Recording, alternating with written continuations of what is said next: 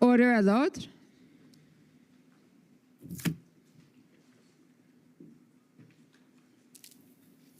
The Public Order Emergency Commission is now in session. La commotion sur l'état d'urgence est maintenant ouverte.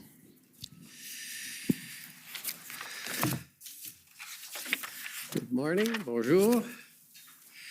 J'espère que tout le monde a eu une bonne fin de semaine. I hope everybody had a nice weekend. I hope everyone enjoyed the weekend. So I understand this morning we have a presentation of an overview report. Is that okay?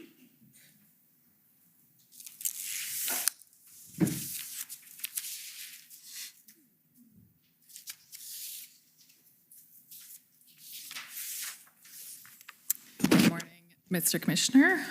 Nasser Khan, Commission Counsel. I'll just wait for the PowerPoint to be pulled up on the screen there. Okay, perfect. So I'll be presenting the overview report titled Federal Government Entities Involved in the Decision to Invoke the Emergencies Act. This overview report is now available to the parties on the party database and will be posted on the Commission's website for the public very shortly. The document ID for this report is com.or 708. Next slide, please.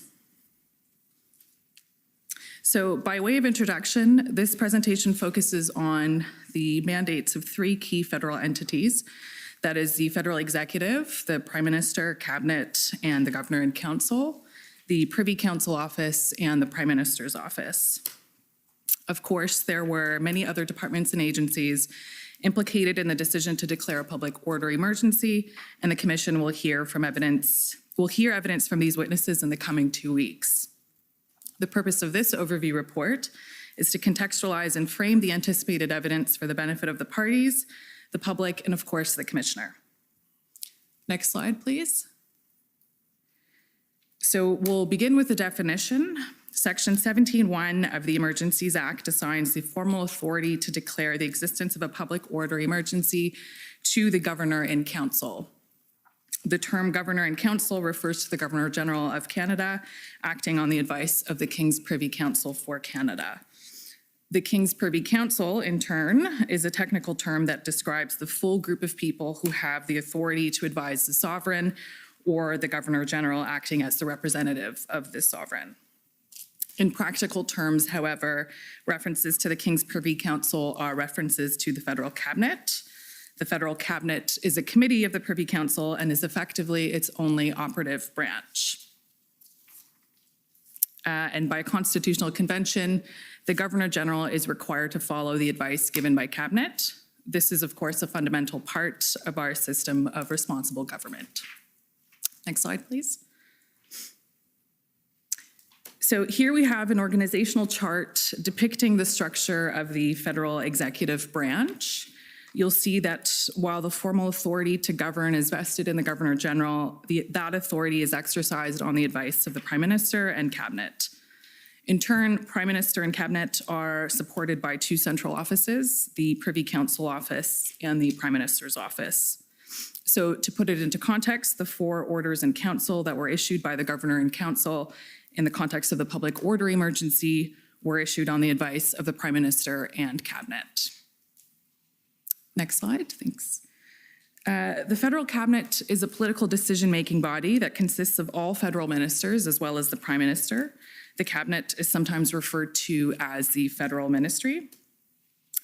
Cabinet is the forum wherein the government of the day sets its priorities and decides how to advance these priorities. The Prime Minister sets the agenda and will lead ministers to agreement in making cabinet decisions, but the final and ultimate decision-making authority rests with the Prime Minister. Cabinet members are governed by two related conventions, cabinet solidarity and cabinet confidentiality. Cabinet solidarity requires that ministers, as a group, be held accountable to Parliament for their government's actions. Cabinet confidentiality requires that ministers not disclose the substance of their cabinet discussions to the public. The two principles are, of course, intertwined because cabinet confidentiality allows ministers to frankly and vigorously discuss their views with their colleagues in private while remaining united in their decisions to the public. Ministers are also individually responsible for the federal departments they oversee. The powers and duties in respect of their departments are set out in their departmental statutes. In practice, however, the day-to-day operations of a federal department or agency are carried out by the deputy minister and civil servants. A deputy minister is the senior-most member of the professional, nonpartisan public service. Finally, every minister is supported by a ministerial office consisting of a political staff in carrying out their duties as members of parliament. Political staff are sometimes referred to as exempt staff because they are not bound by the strict impartiality rules that apply to the public service and are instead temporary political appointees. So there's a clear separation between political staff and the public servants who work within federal departments, in that political staff do not have the authority to give direction or instruction to public servants. Next slide, please. So here we have another organizational chart that depicts the work of cabinet and cabinet committees. The work of the government is also carried out by several cabinet committees. The protests and the government's response to the protests were discussed by two cabinet committees in particular. The first was the Cabinet Committee on Safety, Security and Emergencies, or SSE, which was chaired by the Minister of Emergency Preparedness. The SSE met on February 3rd, 6th, and 8th. The second cabinet committee was the Incident Response Group, or IRG. The IRG took over the management of the issue after February 8th and was chaired by the Prime Minister and therefore had decision-making authority. The IRG met on February 10th, 12th, and 13th, and then daily thereafter between February 16th and February 23rd.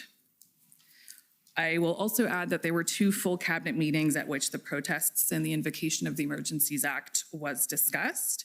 These meetings took place on February 3rd and February 15th. Turning now to the Prime Minister's office, the PMO is a central political agency supporting the Prime Minister in his three roles as the head of government, the leader of a political party, and a member of Parliament.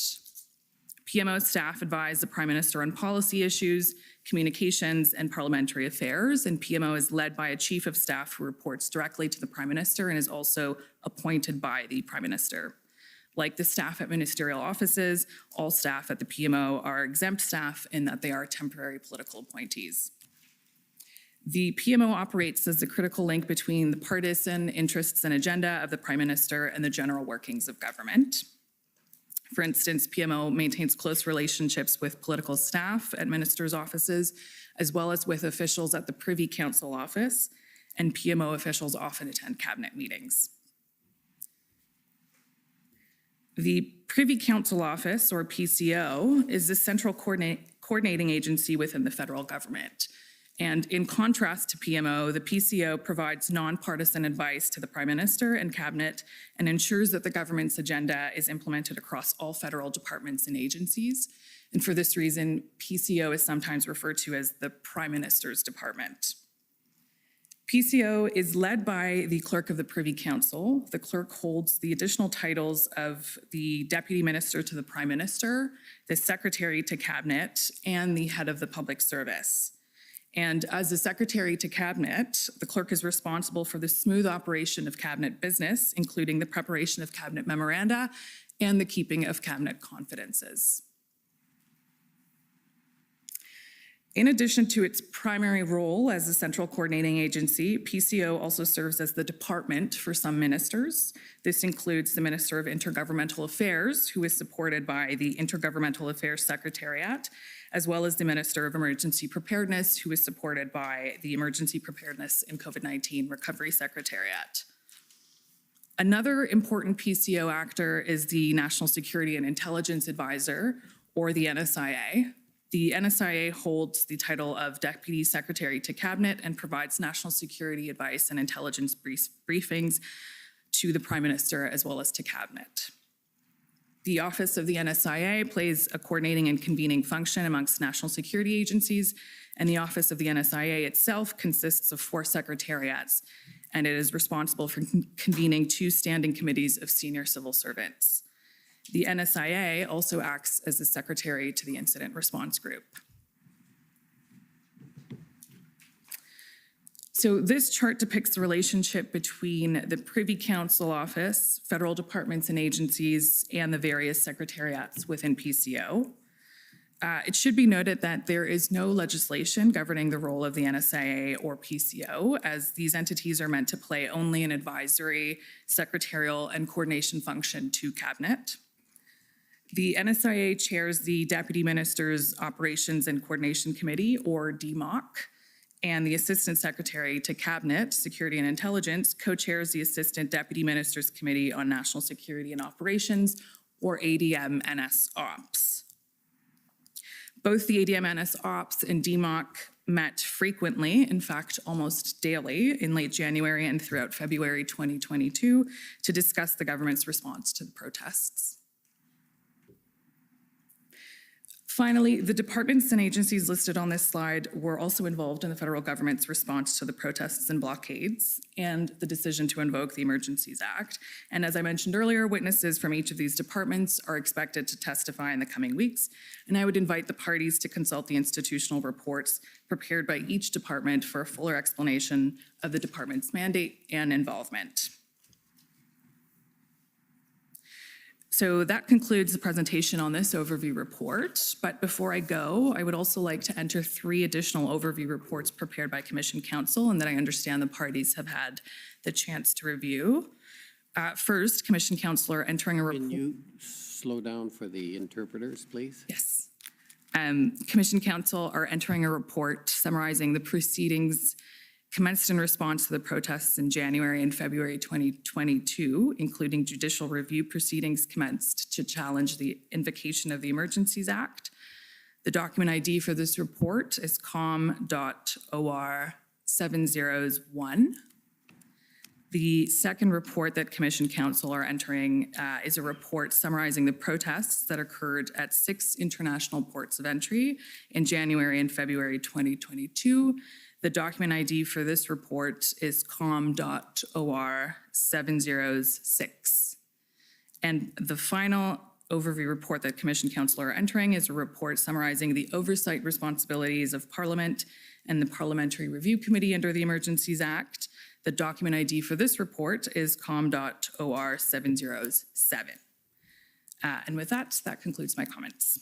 Thank you. Thank you. And the parties will find that document, the overview report, useful for determining who they should be questioning as we go through the various departments, because for obvious reasons, the amount of time for cross-examination is limited for each of the parties. So you should be, as much as possible, targeting the departments and witnesses who are likely to have the answers to the questions you may pose. So with that brief introduction, I'll call on the next witness. I think it's a panel, as I understand it.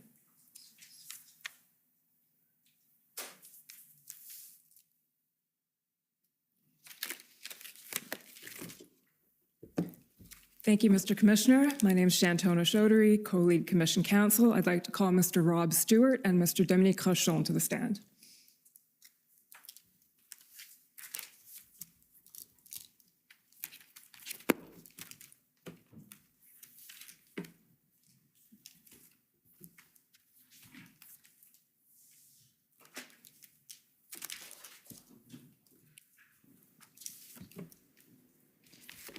Mr. Stewart, will you swear on a religious document or do you wish to affirm? Affirm. For the record, please state your full name and spell it out. Robert Neilafleck Stewart. Spell it. Yes, please. Robert Neilafleck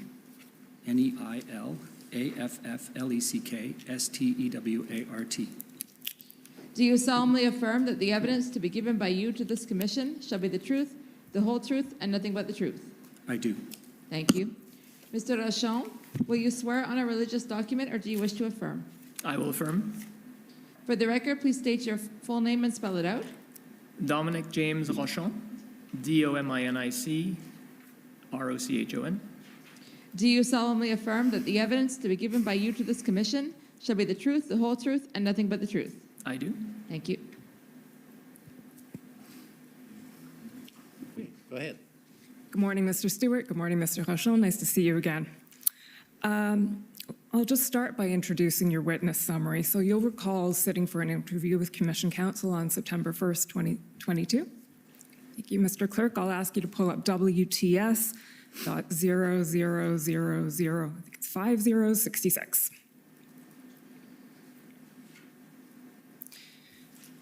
Okay, so Mr. Stewart and Mr. Rochon, you'll recall that some of your colleagues who are not with us today, were not called to testify, also sat for that interview, namely Mr. Talal Dakalbab, I'm not sure I'm pronouncing that right. Dakalbab. Pardon me? Dakalbab. Dakalbab, thank you. And Mr. Derek Treherne also participated in that interview.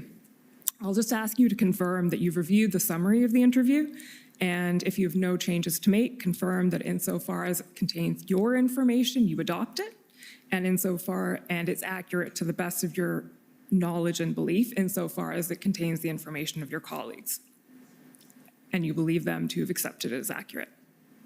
I accept it. I believe it's accurate. Thank you. Mr. Stewart, at the time of the Freedom Convoy events in January and February, you were the Deputy Minister of Public Safety, is that correct? That is correct. Okay, and you've since moved on to become the Deputy Minister of International Trade? That is correct. And when was that? Just recently, 17th of October. 17th of October, okay. Mr. Rochon, at the time of the events, you were the Senior Assistant Deputy Minister of Public Safety's National and Cybersecurity Branch, is that right? That's correct. And you've also since left public safety to take another position, is that correct? That is correct. Okay, Associate Deputy Minister of Transport, Correct. and when was that? October 31st was my first day. Okay, so also very recent. The next thing, I'll just ask you to introduce the Public Safety's institutional report, despite the fact that neither of you are currently with Public Safety. Mr. Clerk, that's DOJ IR 608.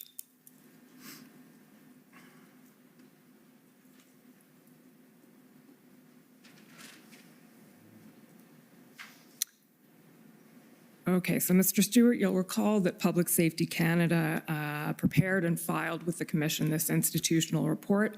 Have you reviewed it? I have. Okay, and is it accurate to the best of your knowledge and belief? Yes. Okay, and can you confirm that it's been filed with the Commission as part of Public Safety's evidence? I believe it has. Okay, thank you.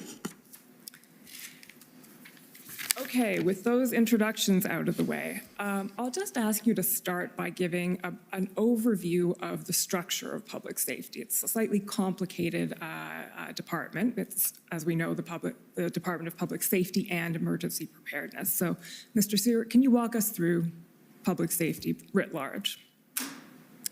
By all means. Public safety is a relatively small department that covers all matters associated with the security of Canada. It has three main branches, which deal with national and cybersecurity, that's one branch, crime prevention, that's another, and emergency management, that's the third. It has other branches which do more coordinating or corporate work. Okay, but the three that you mentioned are the ones that were most implicated in the events of the convoy, is that right? Those are the policy branches. Okay. And Mr. Rochon, I understand that the National and Cybersecurity Branch manages 5 directorates. Can you tell us about that? And if you'd like to have the reference for your notes, it's DOJ IR at page 8, paragraphs 25 and 26, so we can just pull that up.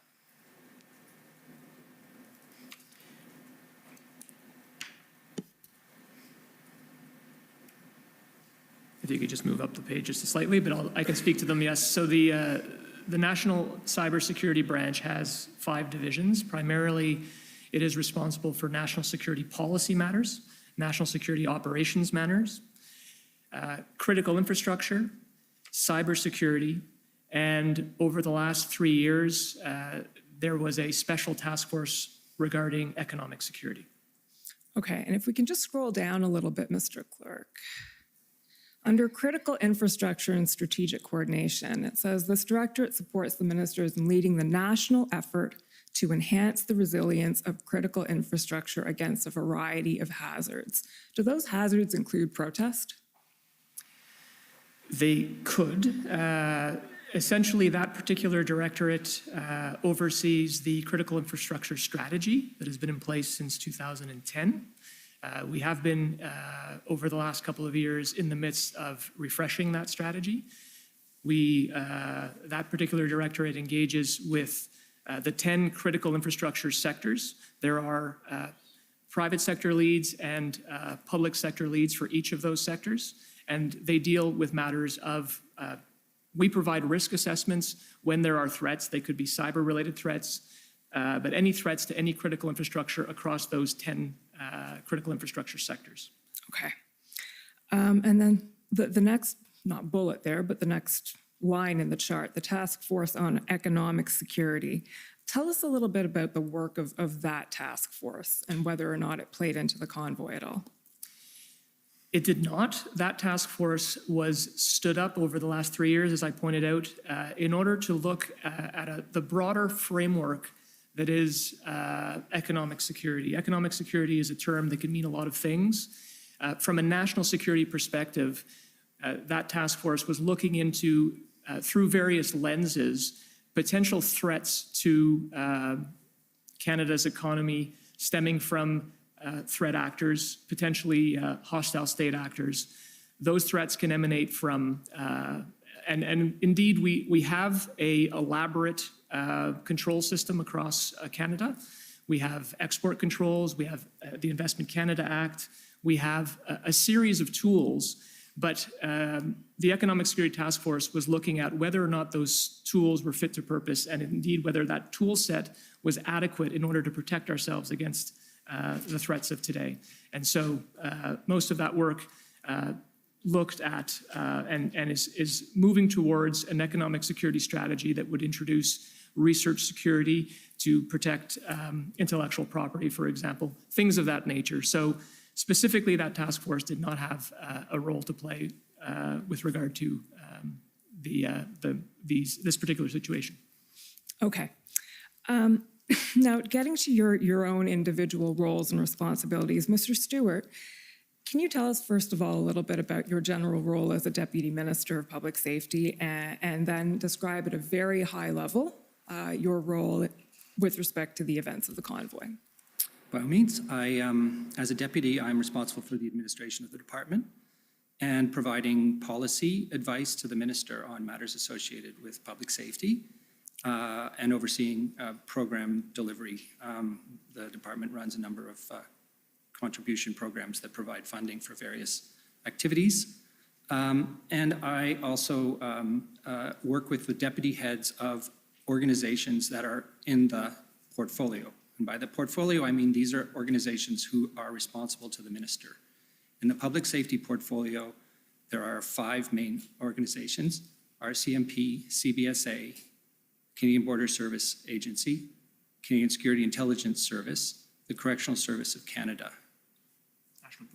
and the Parole Board, thank you. They all are independently accountable to the minister, but we work together as a group and provide advice, and if necessary, the department will do legislation or regulation on their behalf. Okay. I'm sorry, go on. In the context of the protests, I was working with a subset of that group who were involved in daily calls and briefings. That would be the RCMP and CBSA primarily, and to a degree, CSIS. I think we're going to hear a lot more about that shortly. And thank you for speaking without acronyms. It's appreciated. On the first day of federal government evidence, we're still getting used to all the acronyms. I think CSIS we can handle and probably CBSA, but when it gets deeper than that, it's going to be a struggle. Okay, Mr. Rochon, can you tell us at a high level, first of all, your role at the time and your role in the convoy? I would describe my role specifically, having gone through the 5 directorates in my branch. The one directorate in particular, the National Security Operations Directorate. Through that directorate, I have a responsibility, and I'll refer to the presentation that was given to us this morning, where we highlighted the Privy Council Office and its role. With the Privy Council Office, they have a Security and Intelligence Secretariat.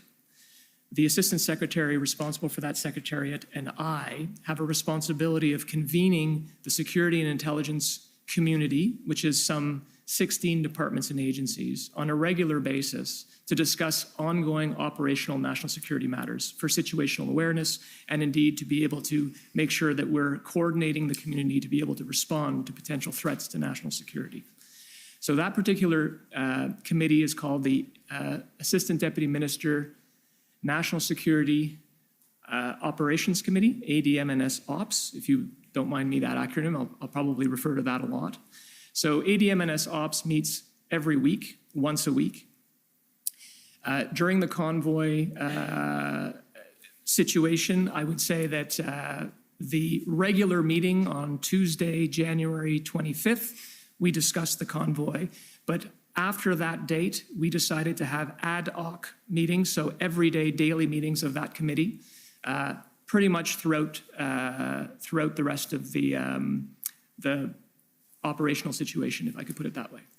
So I guess my role primarily was to convene, along with my PCO colleague, the Privy Council Office colleague, all the various representatives of these departments and agencies in the security and intelligence community, and I'm happy to walk you through who they might be.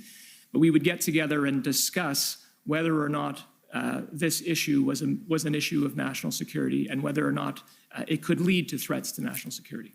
Okay, I certainly do want you to elaborate on that. But first of all, who was your PCO colleague? Who Mike McDonald is the Assistant Secretary to the Secretariat for Security and Intelligence. Okay, well, you've anticipated essentially my next question, because the first sort of broad topic that I think we're going to cover here is public safety's preparation for the convoy. And that feeds into, Mr. Rochon, what you were telling us about public safety's intelligence role. So at this point, I'll ask you to, yes, please explain that and explain how it fed into public safety's preparation. So I'll start by explaining that intelligence, with regard to the federal family, you have collectors of intelligence, you have assessors of intelligence, and you have consumers of intelligence. Public Safety Department is a consumer. We don't per se collect intelligence and we don't assess intelligence, we consume it. Why does one consume intelligence? In order to be able to be better informed so that decisions can be made. And those decisions are made across all departments and agencies. The key collectors of intelligence, CSIS, the Communications Security Establishment, CBSA to a certain extent, what they collect and what they see at the border, RCMP, but indeed, beyond the federal family, there's also collection of intelligence that occurs within police of jurisdiction, which I'm sure you would have heard about at the municipal level, at the provincial level, et cetera. Intelligence can be very broad. It's not an exact science and really only provides a piece of information at a moment in time. The federal family also has assessors of that intelligence, which means they pull different threads of intelligence together in order to be able to fuse it and provide a more holistic picture to, again, better inform potential decisions related to national security matters. Assessors are the Integrated Terrorism Assessment Center, ITAC. You have the Privy Council Office also has a secretariat, the Intelligence Assessment Secretariat. But to a certain extent, CSIS, the Communications Security Establishment, perform their own assessments and are able to provide reports, as does the RCMP. When we convene the ADM-NS Ops group, typically we will use different pieces of intelligence in order to be able to inform us on various issues that are happening all over the world that could lead to or are posing a threat to national security. So throughout the particular situation with the convoy, I would say that there was some intelligence that was likely being pulled together at a police of jurisdiction level, that isn't something that would make its way to our federal family table as a matter of course. The RCMP sits at that table and would bring any information that they would learn as they're stitched up with different polices of jurisdiction across the country. They would bring that information to the table if there was something relevant that needed to be flagged. But there is a distinction between something rising to a national security level and something that is a police matter that they might be dealing with throughout the country. Okay, and in your interview, we're going to go back to some of that as we go along, but you explained that prior to the convoy's arrival, this is taking you up on your last point, NCSB, so the National Cybersecurity Branch, wasn't gathering or disseminating intelligence about the convoy because at that point there was no indication that the event would be a national security threat. So can you explain and elaborate on that a little bit, what that threshold is and when, if at all, NCSB did start doing that and why? So again, our branch does not collect intelligence. We're consumers of it. So we would be receiving that intelligence from different parties, be it CSIS or be it the RCMP in the federal family context. The Government Operations Center is another element of public safety. They fall under the Emergency Management Branch. They don't fall under my branch. Nevertheless, the Government Operations Center, otherwise known as the GOC, does have a role to play with regard to any potential emergency in terms of pulling together information and disseminating that information about a potential emergency. They're a 24/7 ops center at public safety.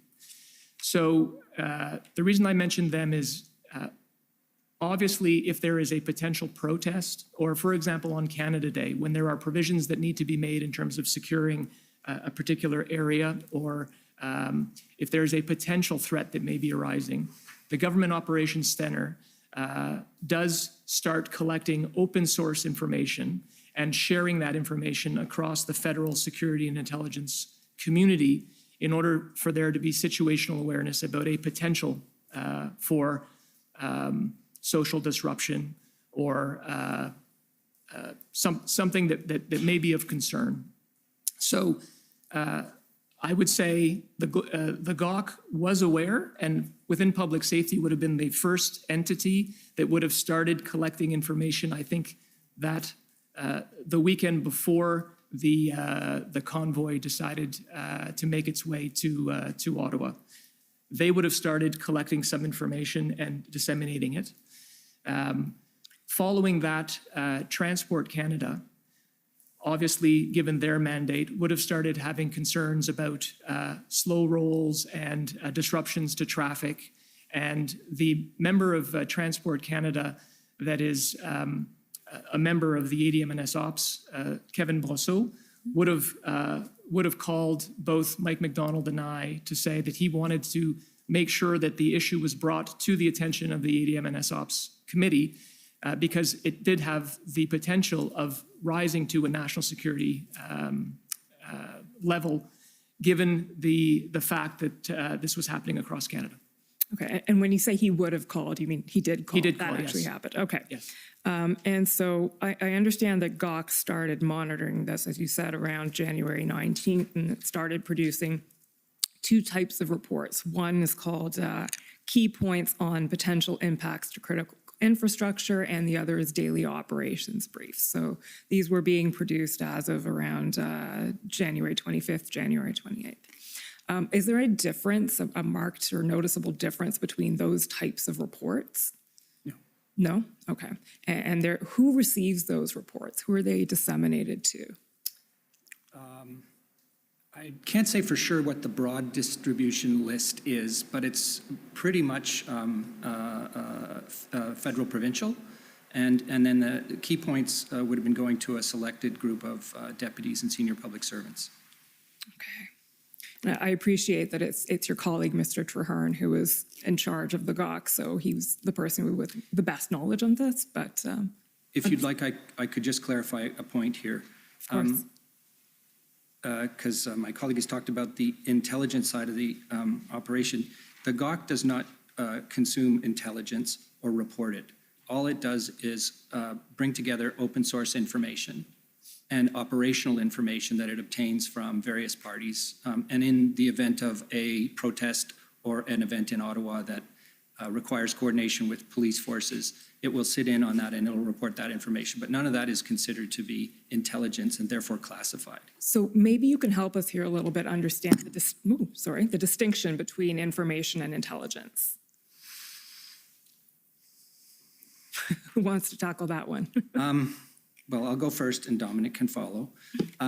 Information is anything that you can obtain via open source and is not by its nature classified to any degree. I suppose you could, quibble about that, but as a general matter, and to the point that I was making, it really isn't needed to be protected in any way. Whereas intelligence, which is classified at various levels, needs to be guarded and protected, and it represents a threat to the security of Canada if it's disclosed. I would just elaborate that there are different forms of intelligence. You have human source, so human intelligence that you get from human sources. You have signals intelligence. So there are a whole series of different types of intelligence that can be collected, and different departments and agencies can collect that intelligence under their respective mandates. So they can only collect that information provided that it follows the various legislation that underpins their existence. Okay, and appreciating that public safety is a consumer, neither a collector nor a gatherer of intelligence, and the fact that we're going to be hearing from both CSIS and ITAC next week. I won't spend too much more time on this, but there's one thing I did want to raise with you. Mr. Clerk, could you please pull up TRN 5011? So this is an excerpt from a transcript of Commissioner Carrique's evidence from a couple of weeks ago. I'll set the context for you, and then I'll ask you to maybe elaborate a bit on what he was discussing. So the reference is page 90. We can just pull that up. So the context here is Commissioner Carrique was being questioned by my colleague, Monsieur Brousseau, about a reference in an OPP Hendon report. And I'll just stop there. In the interview, the Commission's heard quite a bit of evidence about Project Hendon and OPP's Hendon reports. And in the interview that we had in September, you told us that neither of you had heard of Project Hendon at the time specifically, and that the Project Hendon reports hadn't been fed up to you. And I take it that goes to your point of provincial law enforcement intelligence would likely not be directly fed up to you. But I'm wondering if you can, or if it did, it would be through the RCMP. But I'm wondering if you could just elaborate on that a little bit.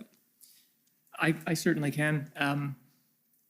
I would say, and you'll have the opportunity, I assume, to speak with the RCMP and with CSIS, as you have with police of jurisdiction, whether it be provincial or municipal. At every level, I would assume, and I believe is the case, there are intelligence bodies that pull together intelligence on a wide variety of issues. And if there's a particular incident that is occurring, they will pull together a particular operation and start collecting intelligence about that particular issue. So I'm assuming here, in this case, that the Ontario Provincial Police would have started Operation Hendon.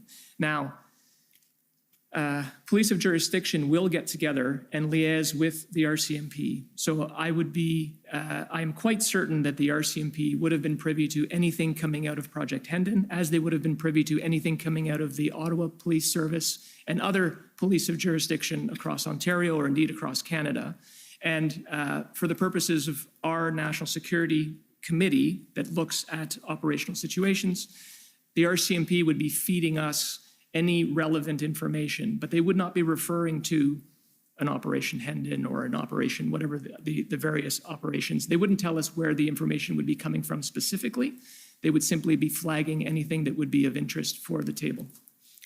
Okay, so if I can just summarize that, if the RCMP was privy to anything from Project Hendon that was relevant, you would expect to have knowledge of that through them. Yes.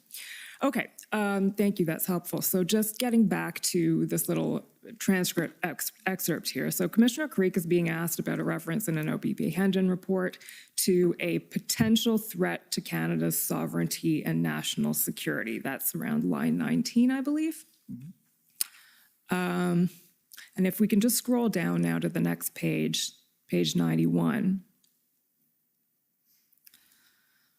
97?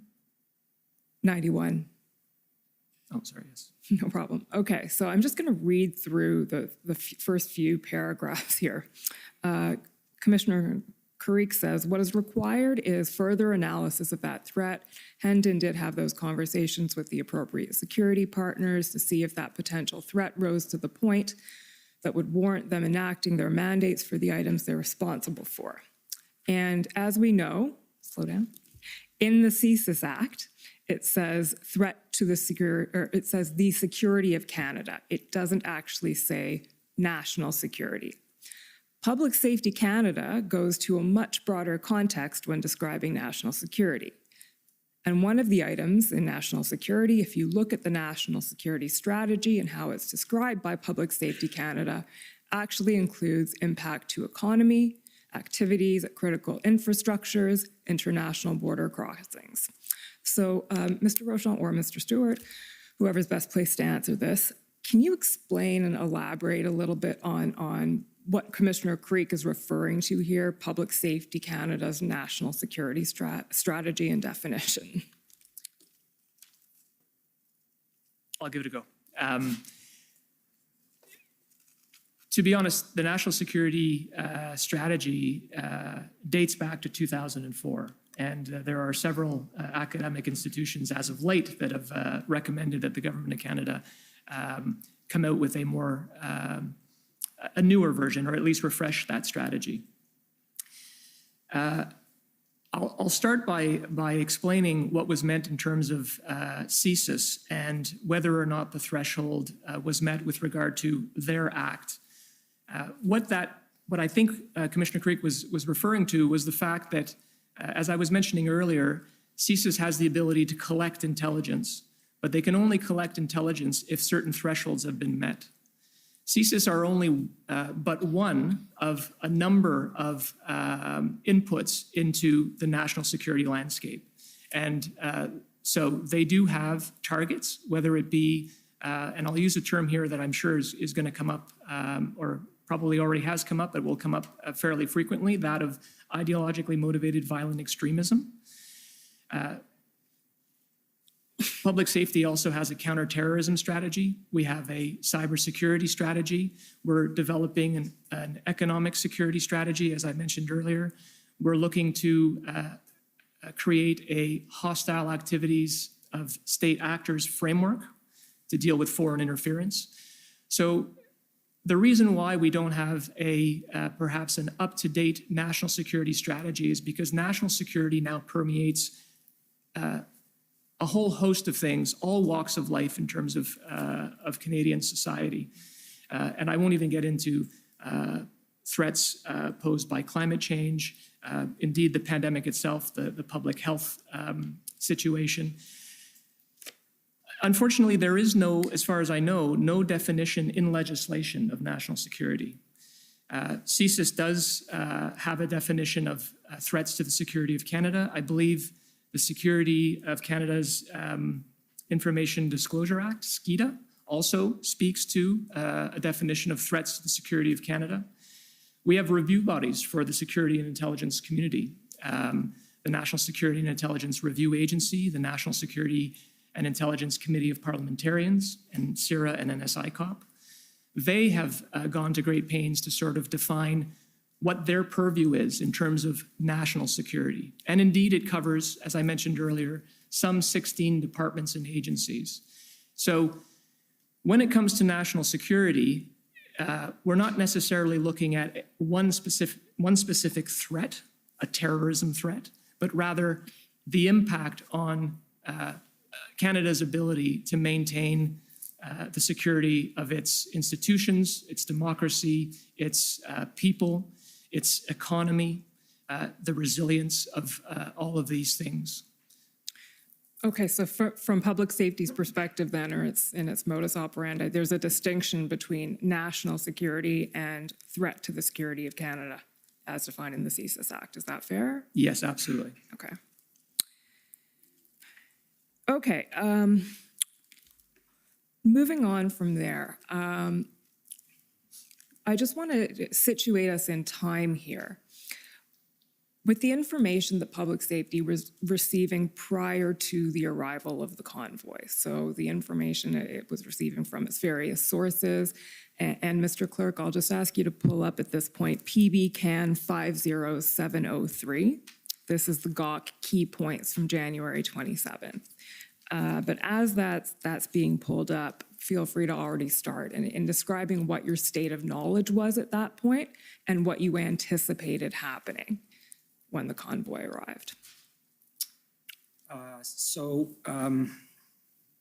Maybe I'll back up just one step for that, is just to say that we were monitoring, as you noted earlier, the rising level of protest around the vaccine mandate, which came into force on the 15th of January. So we were, through various groups, monitoring just that there were protests that were likely to arise. And we started getting word of the convoy's formation on around January 20th, and were through the GAWK and its connection to planning and coordination groups, and one in particular called Intersect, which is a group that brings together all the police of the region and various other entities that have an interest in the security of the national capital. That would have been meeting and talking about that, and we were hearing reports, and then they would be reflected in these key points, those discussions. So this would have been January 27th is on the eve of the arrival of the early in Ottawa of the trucks, and I believe just prior to the blockade at Coots. But so we were growing, paying a lot of attention to it, getting somewhat concerned about how it would manifest, how many trucks and from where, and there were many convoys coming from east and west, and I believe south, and so we were trying to get a handle on that, and the RCMP were informing us about the numbers of trucks and when they were likely to arrive, and we were asking questions about what is the plan for managing this protest when it manifests. Okay, thank you. Mr. Clerk, if we can just scroll up, I guess, or down, sorry. Keep scrolling, keep scrolling, keep scrolling. So as you've mentioned, convoys coming from several directions. Keep scrolling. Mr. Stewart, I think you covered most of this in your introduction. Keep scrolling. Okay, stop around there. So we see Ottawa police are planning for around 1,000 to 2,000 vehicles. The convoy is going to be directed to Sir John A. The second to last or third to last bullet there, near Vanier Old Jet Forum Park will be used to park trucks and passenger vehicles with cabs and LRT available for demonstrators to get downtown. So we've heard a lot of evidence on at the commission already about what the plans may or may not have been, but I understand this reflects the notion that protesters would park at, I think what's now referred to as, in common parlance, as Coventry Road, and then be bussed in from there or from various locations. And then if we just scroll down here to assessment, Ottawa Police Assessment determines there's no need for people to stay home or businesses to close. OPP is advising motorists to avoid travel because of the delays.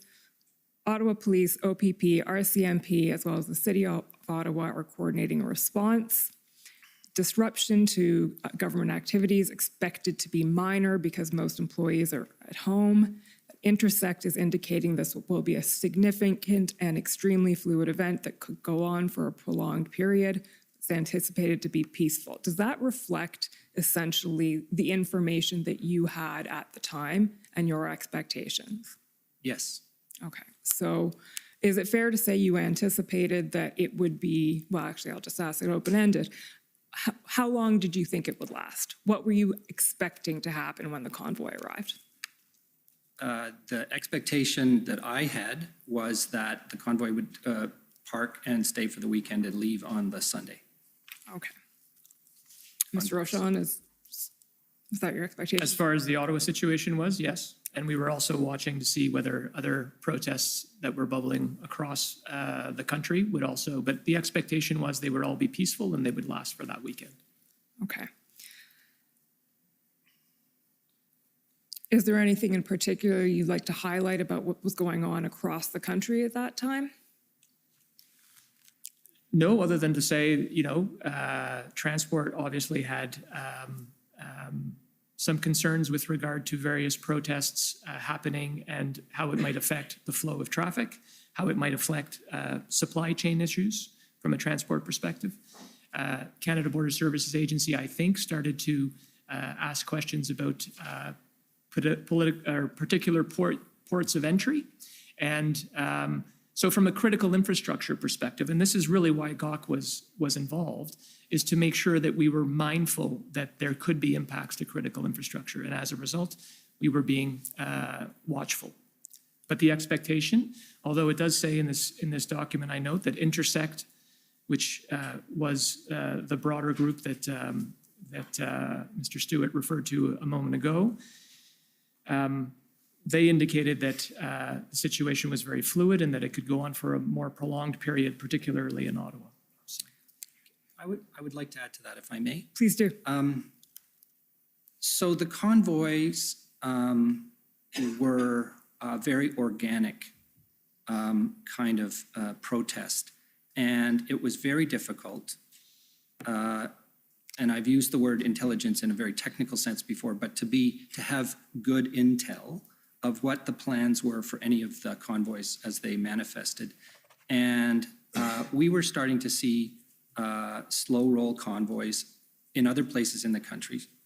And as Dominic has said, we were concerned that this movement would grow and it wouldn't be just a one-time only event, but this would in the end manifest across the country in various places. And I believe right by the end of January, we were starting to see the blockade in the Coutts port of entry. So therefore, we had evidence that it could in fact impair critical infrastructure and the economy and the lives of Canadians. Okay, so one eye open that this could develop into something, but essentially, with respect to Ottawa at least, the expectation was that it would end after the weekend. And as we know now, that didn't happen. And it didn't end after the weekend. Some trucks stayed, many protesters stayed.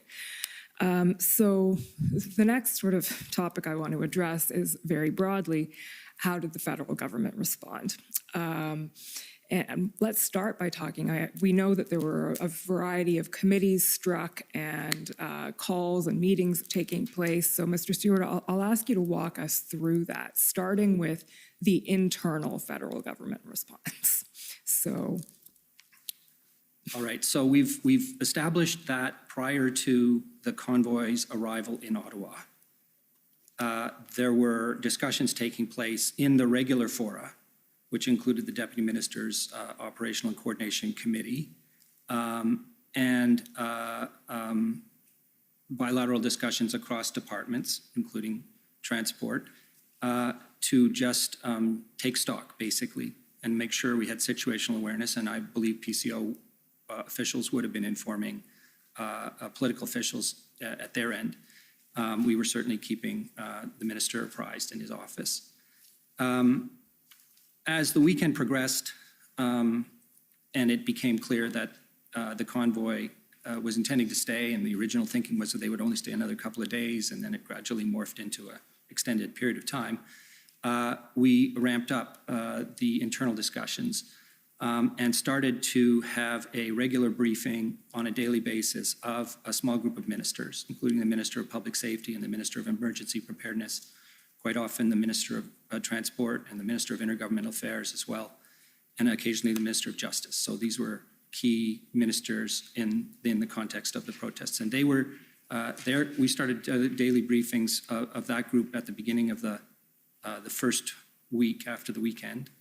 And they were supported by regular daily meetings of the DMOC, Deputy Minister's Operational Committee and Coordination Committee meetings, as well as other discussions that we were having, and that goes outside of government, but with other officials around the country.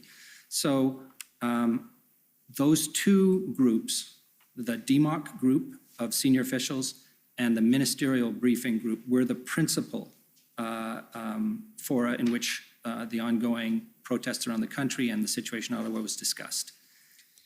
Okay, so DMOC is another acronym that we're going to have to get used to pretty quickly. So no, this one is going to come up a lot over the next couple of weeks, so we'll learn it now. Deputy Minister Operations Committee, the DMOC. Who attended the DMOC? Who participated in it?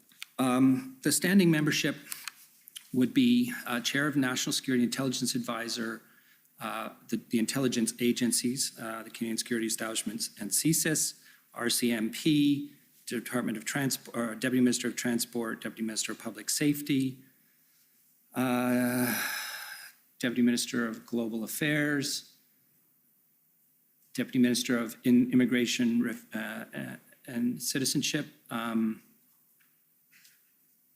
going to miss one here. The Chief of Defense Staff. Sorry, I'm CBSA? CBSA. Yes, of course. FinTrack. Defense. Okay, and sorry, you referred just now to the Communication Security Establishment. Can you just explain what that is? It's one of the two primary intelligence agencies that does signals intelligence. Signals intelligence. Can you explain what signals intelligence is? Foreign signals intelligence, I should point out the Communication Security Establishment is responsible for two things. One, collecting foreign signals intelligence on non-Canadians outside of Canada. It's a very strict mandate. But they also have the responsibility for the Canadian Cyber Centre. So they produce threat assessments, for example, for cyber incidents and things of that nature. Thank you. Okay, Mr. Stewart, sorry about that little interlude. So there was the DMOC, and then you said there was these daily ministerial briefings. And at a high level, can you explain what those daily ministerial briefings were about? They had multiple purposes. The first was, of course, situational awareness. So there was a briefing at the beginning of it, typically by the Commissioner of the RCMP, and as well by the President of the Canada Border Service Agency on the situation on the ground across the country. That would be supplemented by any information obtained from other sources. If I had conversations with other officials elsewhere, I would report on that. And then we would discuss, the federal government's ability to deal with the protests, what we were able to mobilize or what we were doing, such as the provision of RCMP officers to support the Ottawa Police Service. And we would also discuss, what ministers' messages would be for Canadians because they were making frequent public appearances. Okay. And you mentioned that the principal briefer was often Commissioner Lucky from the RCMP. Yes. Why was that?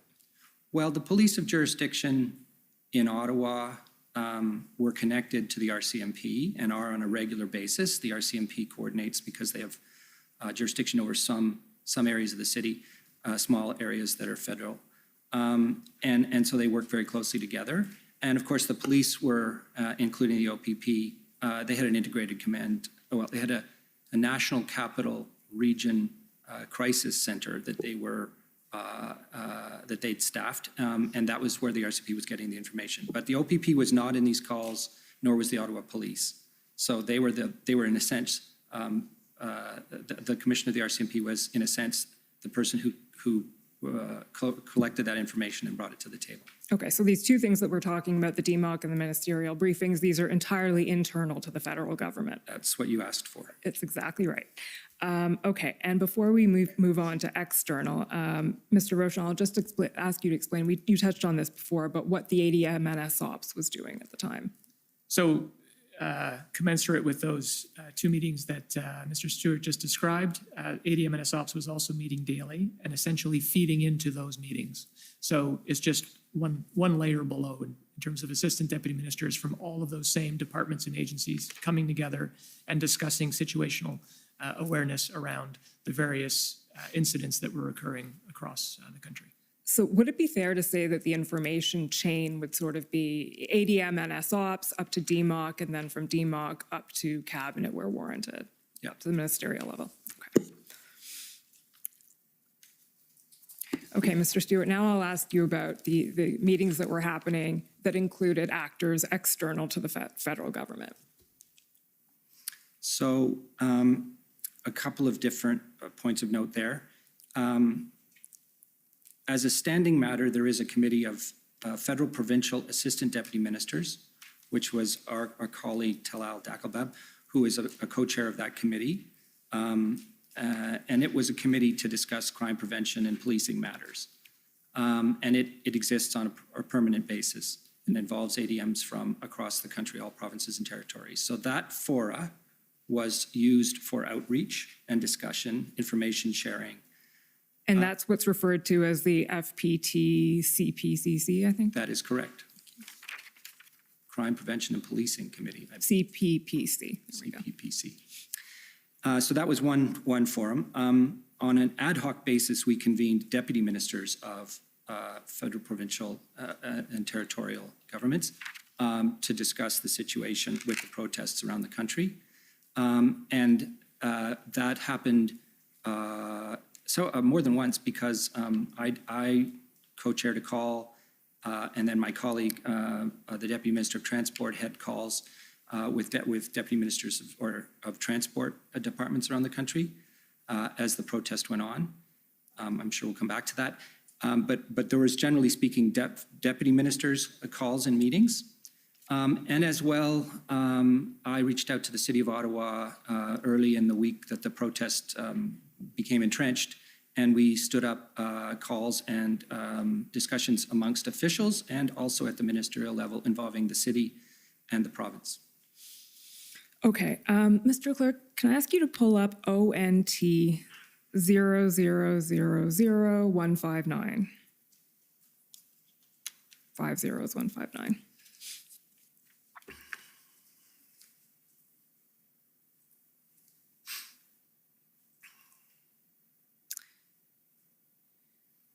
These are notes that we received from Ontario from a meeting on February 6th, which I understand was one of the situation in Ottawa meetings that you described, Mr. Stewart. And as you said, I believe you convened these meetings in order to have some input on what was going on in Ottawa and assist with that situation. Okay, so just want to take you to the various things that you're reported to have said in this meeting. So the first thing is you convened the meeting and you were looking to get a sense of what was going on the ground in Ottawa and steps to resolving the situation. First thing is you noted that some of your federal ministers were concerned and wanted a quick resolution to the matter. In addition, there continues to be concern from the federal ministers about coordination of activities federally and with other partners. Can you just elaborate on what you were reporting there?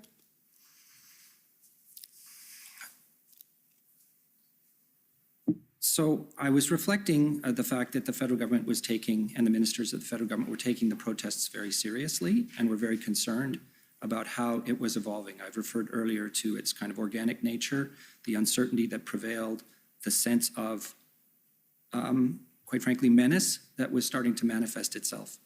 And given that it was happening on a national basis, ministers were actively, to the best of my knowledge, talking to counterparts across the country and trying to bring things, bring powers and plans to the table.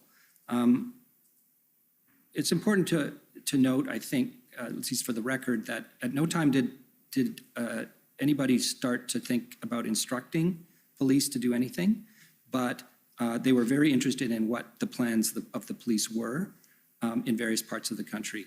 And as well, how we would mobilize, for border crossings with the Canadian Border Service Agency and local police. So the sense here that, there was a growing set of protests occurring, that it was taxing the abilities of local authorities to manage or to address them, and the lack of, at that point in time, a particular sort of coordinated federal provincial approach. That was what I was referring to. Okay.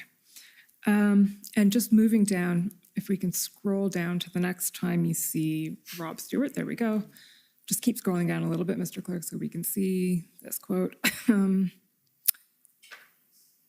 Sorry, scroll down a little more. Keep going.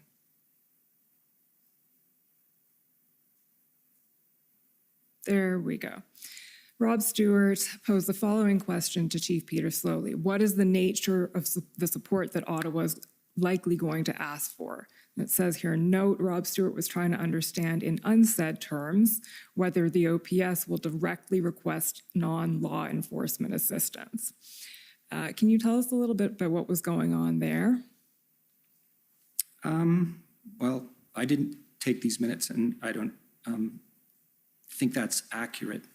The chief, Chief Slowly was saying very openly, almost right from the beginning, after the weekend, that he needed more resources. And fairly early on, the RCMP did add resources to help the Ottawa Police.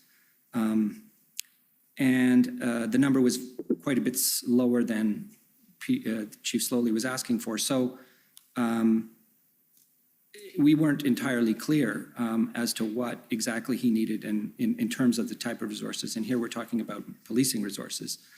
I had already spoken to the city, and here I mean City Manager Steve Kanalakos, and clarified that the federal government had no intention of mobilizing the Canadian Armed Forces to deal with the protests. And so it was not really, I think, a subject of discussion at that time. And the issue was more just the scope and nature of the policing resources that the city was calling for. Okay, and the next bullet point is, what are the obvious and visible successes that ministers can be told and can also see? What were you referring to there? What were you asking Chief Slowly about? Well, Chief Slowly, and I think the document does give some clarity to this, was reporting on what the Ottawa Police Service was trying to do to limit and contain the protests. And there had been, for instance, a kind of a shack erected in one of the parks, federal parks, which was causing quite a lot of heartburn, and that the police were successful in negotiating being taken down. It was storing gas and was actually, I think, a barbecue stand. But that was, as an example, one of the things that, Chief Slowly was reporting on the police having achieved. He was projecting a sense of intention that they were going to continue, the Ottawa Police, to the best of their ability with the resources that they had, stretched as they were, to take steps to interdict and to disrupt the protest. And so this is what that question gets at, is what are your plans in the short run to do that kind of thing? This is not predicated on, at that point in time, the expectation that the Ottawa Police would be able to actually bring the protests to an end. Okay. And that, I suppose, reflects the fact that these meetings are sort of information sharing and aimed at sort of information sharing and attempting to sort of brainstorm solutions. Would that be fair? Okay. Now, if we can just keep scrolling down. Sorry, just stop right there. Nope, keep going.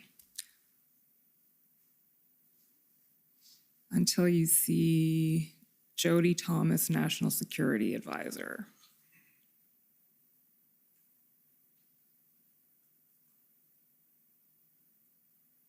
And scroll down a little bit more, please. Sorry, keep going. Will be the next one. It's a long minute. Okay, there we go. So, Mr. Stewart, I just want to ask you a little bit here about these meetings were meetings at the officials level largely. Is that right? Yes, Okay. And there was participation from Ontario. Mr. Di Tommaso yes. would participate in these meetings, and we heard from Mr. Di Tommaso last week. And you'll see that quote that's attributed to Jody Thomas, who is the National Security Advisor, and you've already told us that the National Security Advisor is an official at PCO. Yes. Who is involved in, I think, both chairing the DMOC and coordinating federal government response here. So Ms. Thomas is said to have said, noted that it was a positive meeting and regrets to end on this point, but would the province be looking to the federal government if this protest was happening outside the city of Ottawa, e.g. happening in other places like Kingston? Mr. Di Tommaso, when he was here last week, the transcript reference for this is TRN 5021, page 262, testified that he understood this comment to mean that Ms. Thomas was trying to have the federal government wanting, or this comment indicated that the federal government was wanting to wash its hands of the entire thing. And I was wondering if you could comment on that. Was that your understanding of Ms. Thomas's comment here? Not at all. And I believe Mr. Di Tommaso misinterpreted what she was driving at. I think that it was never the view of federal officials or ministers that the federal government didn't have some degree of ownership of the protest and some degree of responsibility for dealing with it, as it was a national event. So it wasn't predicated, the question I don't believe was predicated on the federal government looking to not take action. In fact, it was the opposite. I believe that the concern here was that the province was not taking as much action as they might be taking. And I want to caveat that by saying that at no time did I think the OPP was not rising to deal with the event. Their response was, as far as I was aware, and through the commissioner of the RCMP, what it should be in terms of coming to the city and participating in planning and response. So, and Mr. Di Tommaso, in my conversations with him, of which there were many, was always assuring me that the OPP was on the job. And this pertained to Ottawa, it pertained to Windsor, it pertained to other places in the province where slow roll protests occurred. So I think, I would interpret this exchange as being largely about whether or not provincial politicians would be coming to the table as federal ministers were coming to the table to discuss what tools and tactics they could contribute. Okay, and that leads into something I want to ask you about more specifically. I think you've already introduced it here, but which is Ontario's general position and attitude towards the Ottawa protests and what was going on in late January, early February. Mr. Clerk, can I just ask you to pull up WTS 5066? This is your witness summary. I'd like to refer directly to some of the things you said in our interview.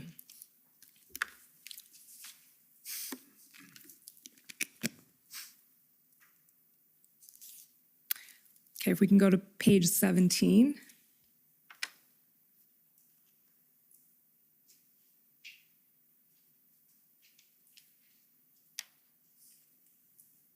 There we go. So in the interview, you said, it was never clear whether the government of Ontario was willing to assist Ottawa. You noted that the mayor of Ottawa, in your recollection, was frustrated. And then you added there's a question about how quickly the provincial government would endorse the OPP, whether it would put its weight behind the OPP.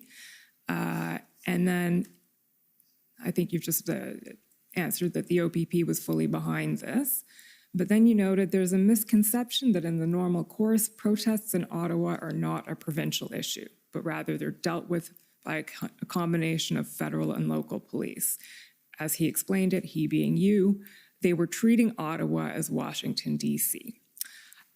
Can you explain what you meant by that? They were treating Ottawa as Washington, D.C., and sort of walk us through what your viewpoint was in the early days in February of attempting to deal with this situation on behalf of the federal government and the response you were getting from Ontario. So in the normal course,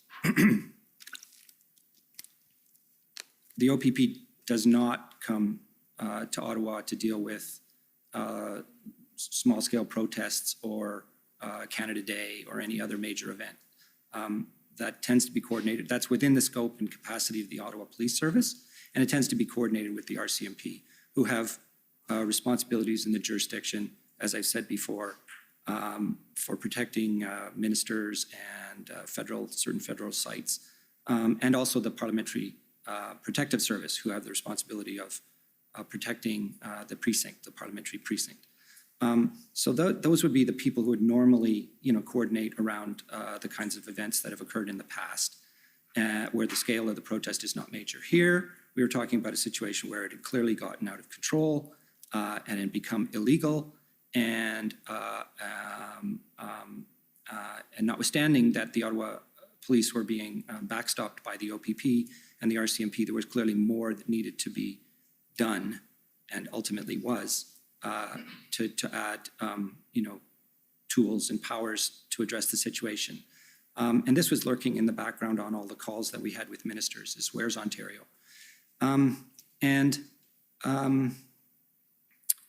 The technical point that I think should be made here, though, is, and I believe Mr. Di Tommaso touched on this, municipalities are creatures of provinces, and under the law, if the Ottawa Police Service is in need of assistance, technically they should be asking the OPP first and not the RCMP. That's according to the law. This isn't normal course, and indeed it wouldn't be the RCMP's, I believe it would not be the RCMP's position that they wouldn't do anything if Ottawa needed help. Police come to the help of each other all the time. But this issue here of Ottawa turning to the federal government and asking for RCMP and not really articulating, how many more OPP they needed, I think was also kind of a question that was floating around in the background. When you say according to the law, they should go first to the OPP, what law are you talking about there? I can't tell you the specific law. It's the one that Mr. Di Tommaso cited. I believe that was the Police Services Act. I believe so. Okay. So in addition to the meetings that we've already talked about then, the DMOC meetings and the ministerial briefings, there were also a series of tripartites convened. Can you tell us a bit about those? So bootstrapping in the same way we did with DMOC and ministers, from the calls that we had with Ontario and the city manager, city police, OPP, Mr. Di Tommaso, we convened ministers and the mayor and invited provincial ministers to attend. In the end, only Mr. Di Tommaso attended those calls, but they were called tripartite because they were the city, the province, and the federal government. And they were of a very similar nature to the kinds of calls we were having with ministers internal to the federal government, a discussion of the situation, a discussion of what people's position and concerns were, a discussion of what we knew the plans to be at that stage, largely a sharing of information and concerns. Okay, and you noted that those calls were not attended by any politicians from Ontario. It did not have political representation from Ontario. Who convened the tripartites? I think the federal government did, although it was very much collective with the city. The city manager and I would agree that this needed to be done.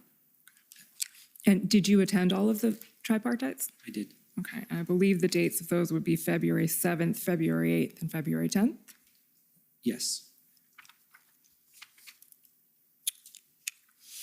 Before we leave this document, your witness summary here, the other statement I wanted to ask you about was the one where you say the provincial government was more engaged in Windsor because the Ambassador Bridge blockade impacted the Ontario economy. And I realize we haven't talked about Ambassador Bridge and Windsor here yet this morning, but we heard several days of evidence about it last week. So we're aware of what happened in Windsor. Can you speak to a little bit that viewpoint that you held or hold, that the Ontario was more engaged in Windsor than it was in Ottawa?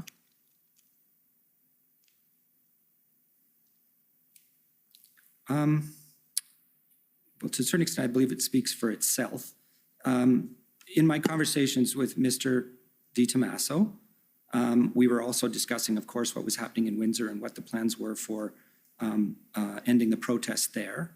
And it was clear that there was a lot of attention being paid to it at the provincial government level. And there was, in part because it was a smaller scale protest, a much more active set of plans going on to bring it to an end. So in other words, as I understand it, I'm not a police official, there are different skill sets the police have. And one of the skill sets, or one of the types of policing units that was necessary in both Ottawa and Windsor was public order units, who wear the helmets and carry the batons. These were needed and had to be mobilized from across the province. And so I was aware that that was the plan that was underway, that they were mobilizing to take out the protest in Windsor. And therefore, this would support the comment that I made here. Okay. The next series of meetings that I'd like you to tell us a bit about, you've already referred to. The acronym is FPT-CPPC, so Federal Provincial Territorial Crime Prevention and Policing Committee. Mr. Clerk, can I ask you to pull up PBNSC CAN 605?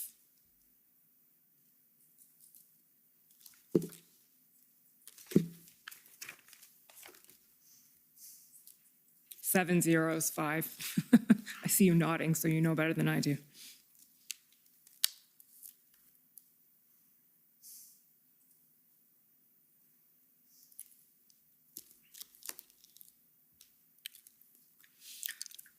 Okay, can we just scroll down? So these are, this is a readout of the FPT. Actually, this is a FPT DM's ad hoc meeting on February 7th. Do you recall this meeting, Mr. Stewart? Yes, I mentioned it earlier. Okay, perfect. So here's the readout. And the first comment I want to take you to is just at the sort of the end of that first paragraph where it says, Intel, there has not been significant element of violent extremism. We've discussed this before, can set up another meeting with CSIS and how monitoring threats to democracy. For now, there's no planning going on, no degree of violent extremism going on, not saying that this will happen. Can you just tell us a bit about what you were saying there? So CSIS officials and the CSIS director was on many calls, minister calls. In fact, I think attended a tripartite meeting call. And actually, can I just ask you to tell us who attended this particular meeting? What was this meeting? This particular meeting, this would have been all the deputy ministers, those at least that were available across the country from provinces and territories. Okay. Plus myself, and I believe Michael Keenan, the Deputy Minister of Transport. So would these be all public safety deputy ministers, or? Yes. Okay. Yes. I mean, they're not all called public safety in various jurisdictions, but that's what their responsibility is. And the purpose of this call was to share, as I've mentioned, information, help people come to terms with what was going on, make plans in their own jurisdictions. And as we know, police jurisdiction across the country learned very quickly, but there was still the broader issue of why are these protests happening and what can we do to de-escalate them. So the director of CSIS had been reporting fairly consistently that in terms of the threshold for monitoring under the CSIS Act, he was not observing any increase in activity or any evidence of plans. And this is, to be clear here, a very high threshold. CSIS, and my colleague Mr. Rochon can explain this in more detail if you wish, can only monitor people that they believe to be threats to the security of Canada. And that's a high bar for them. And so it's not a very large number of people that they're monitoring. It's quite small. It does not, as a general matter, include the population or large elements of the population. They are very targeted in their activities.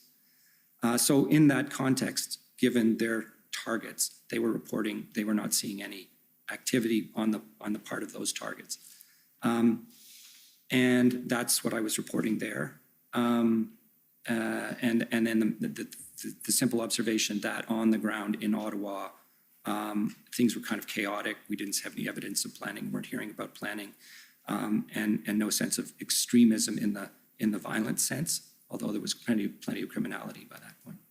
Okay, and we will be hearing from CSIS directly next week, but I think it might be useful, if Monsieur Rochon, you can just elaborate briefly on what CSIS can and cannot do and what it was and was not monitoring here, following what Mr. Stewart said. Well, in this particular case, it again refers to extremist elements. So from a terrorism perspective, I had mentioned earlier the ideologically motivated violent extremism, which is something that CSIS is coming to grips with, and indeed have provided language in and around defining that, because historically, I would say individuals are influenced by a singular definable belief system, and that's how we used to treat terrorism. There's been an evolution with regard to terrorism as of late. Now there is a confluence of a whole series of grievances that can come to bear, and it becomes a lot more difficult to track exactly how a particular threat can manifest itself in this IMVE environment. So there are xenophobic violence, anti-authority violence, gender-driven violence, other grievances that CSIS now have to wrap their minds around. How do we go after and collect information to protect Canadians against these emerging threats? When it can, as opposed to as I mentioned earlier, a belief system where there is a clear head and a org structure behind a particular organization. In today's world now, we're seeing more and more that a lone wolf, a lone actor, can actually perpetrate a particular extremist violent event. Nevertheless, the tools at our disposal and at CSIS's disposal is very much the CSIS Act that was written in 1984, and there is Part 2C of the CSIS Act, indeed Part 2 of the CSIS Act gives 4 different distinctions as to what they can collect intelligence on, and it describes threats to the security of Canada. So in this particular instance, what we were referring to, as you could appreciate, provinces and territories representatives would be under the impression that federal government is sitting on a treasure trove of classified intelligence.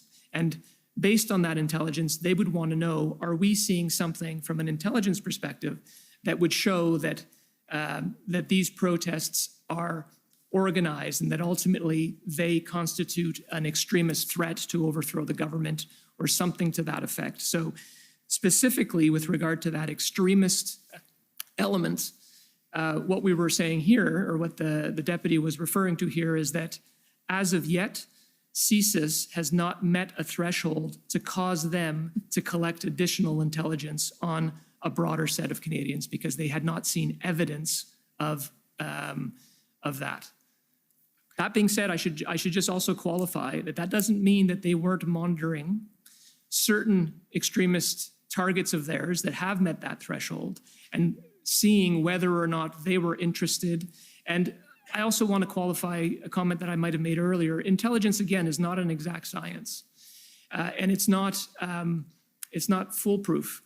So just because you have a piece of evidence, or a piece of intelligence rather, doesn't mean that you have the full picture. And it becomes a very difficult mosaic to try and pull together in terms of pulling together intelligence emanating from CSIS, emanating from police forces, emanating from Canada Border Services Agency. Pulling that picture together to determine whether there's a national security threat is a different proposition than indicating whether or not CSIS specifically had evidence of a violent extremism meeting their threshold. Thank you. That was helpful in understanding that. So the second bullet point then, to go back to Mr. Stewart, on people protesting in accordance with the law. In Ottawa, the law has been disregarded, norms of behavior and laws. You talk about what's going on in downtown Ottawa. Police have not been able to control. Have heard comments made to federal ministers, do something. CBSA, Transport, and PS, that's public safety officials, have heard from our ministers. Roles of police and government have not tried to get involved in enforcement, but staying in touch with police. Police, including RCMP and outside Ottawa, have supported, I think that's probably stayed in close touch. Political layer is engaged, and then the last line is strong desire not to engage protesters and to let enforcement take its course. Do you recall what that referred to, in particular that last line? That last line refers to essentially the decision by ministers not to speak to the protesters. Okay, so this was, to situate us in time, this was on February 7th, and at that point, that was the position being taken. That was the position. Okay. Mr. Clerk, we can take that document down. And the next one to pull up is ssm.nsc.can 50246.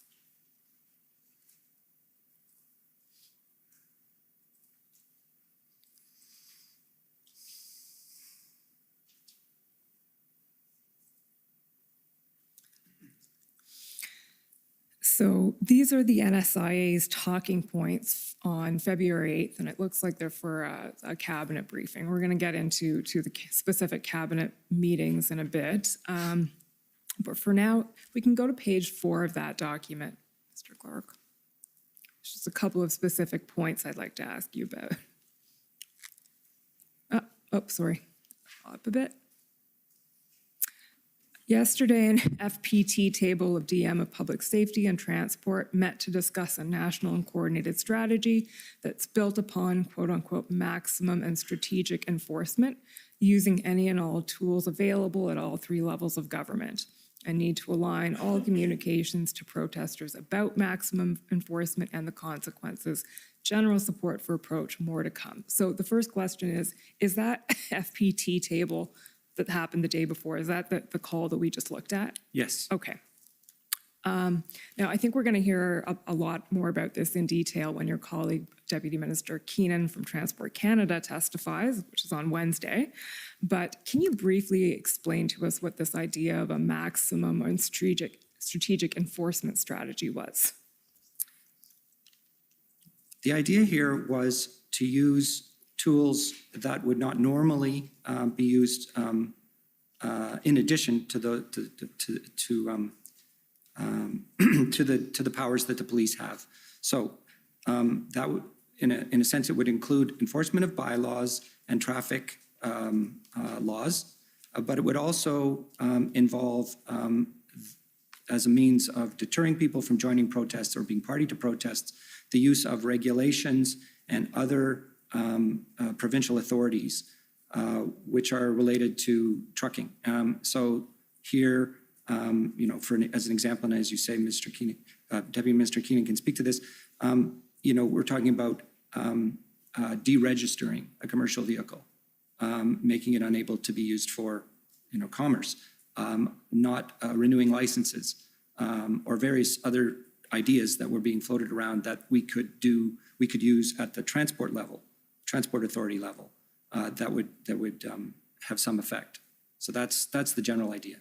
Okay, and if we just scroll down a little bit more to page 5. Departments have developed a Rolodex of quote unquote creative alternatives to be explored in addressing this matter.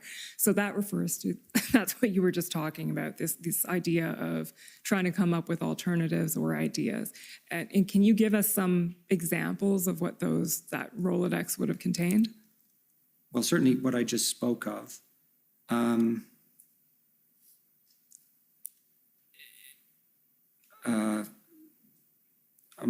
I would really need to refer to the lists that we developed to be accurate, and there are lists in evidence. There are. Which come up or manifest a little bit later. So off the top of my head, I don't recall any other specific things other than in the transport realm. Okay, well, again, I think Deputy Minister Keenan will be taking us through this in great detail, but sort of skipping to the conclusion. What happened with the idea of the maximum enforcement strategy? Did that ever materialize? Were steps taken by the provinces to our municipal authorities to actually implement some of these? Well, the most obvious manifestation of action would have been the Ontario emergency order on the 11th of February. Okay. Before we get there, there's another topic I'd like to ask you about, which is requests for federal assistance. So this again falls within the rubric of what was going on between the provinces, the municipalities, and the federal government at the time. So request for federal assistance, I understand that that's a responsibility that falls to the GOC. So can I ask you to an extent at least, to be processed through the GOC, if I can put it that way. Can you explain, Deputy Minister Stewart, how that process works? So it's under the Emergency Management Act and a responsibility of the department, and then that's delegated to the Government Operations Center to coordinate. And the Government Operations Center, for the record, is a coordination unit, a surveillance and coordination unit. It doesn't have powers, it doesn't it doesn't have authorities, it just works to bring partners to the table. So an RFA is in essence a situation in which the provincial capacity to deal with an issue, or yes, a provincial and territorial capacity to deal with an issue has been surpassed, and they need federal assistance. And the role of the GOC is to discuss the request and to coordinate the response. They occur most frequently in the world of natural events, fires, floods, but there were many in the context of the pandemic as well. In fact, there were, I think, well over 190 in the last 2.5 years or so, which is way, way beyond the normal level. In the context of the protests, there were only 3, and some of them can be very routine. So one of the first one was for to use a federal space, the Cartier drill hall, to park police vehicles, and that's a federal land. It needed a permission granted. There was also an RFA from the Parliamentary Protective Service at one point in time to make sure that they could be supplied with food and support in the event that they were barricaded in due to police enforcement. So those are 2 RFAs that occurred. The main RFA that I think is of note is the one that came in from Alberta, and that one did not follow the normal course. The normal course for an RFA is it to be flagged by a provincial emergency authority to the GOC, allows for some back and forth about, is this possible? Can we meet this need? How are we going to respond to this? And that just smooths and expedites the process. In this case, it came in by letter from a Alberta minister directly to a federal minister, and we had no forewarning of its appearance. So do you want me to further explain the ask? Sure, and maybe actually at this point it would be helpful to bring up the document. It's PB Can 50718.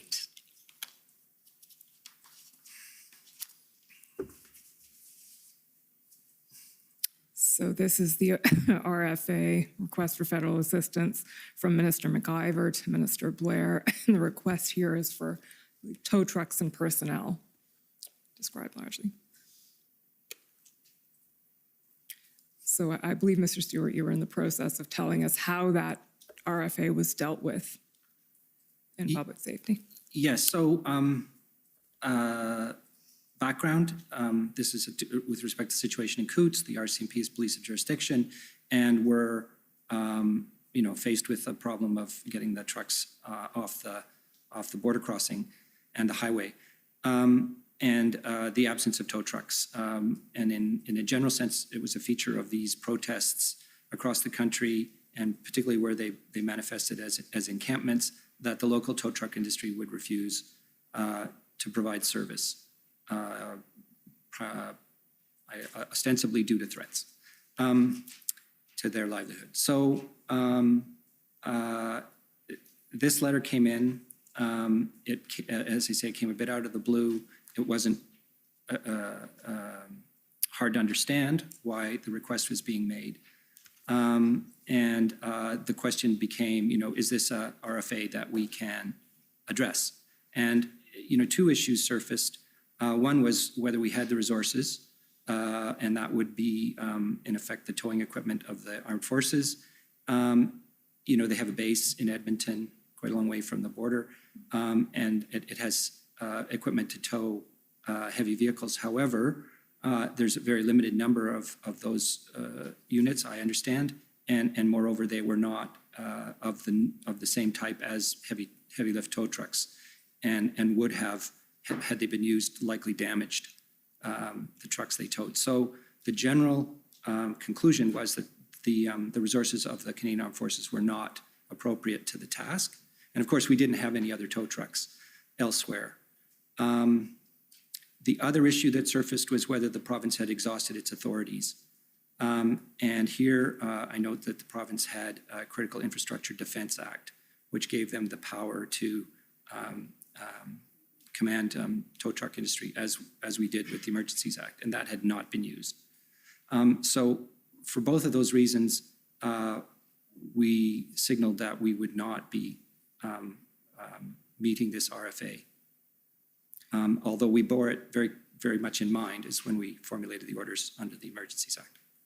Okay, so just to make sure I understand that, on the one hand, it was determined that the Canadian Armed Forces did not have the appropriate equipment, that it was not suited to task, and on the other hand, Alberta did have in its own powers the ability to compel tow trucks under its Critical Infrastructure Correct. Act. Okay.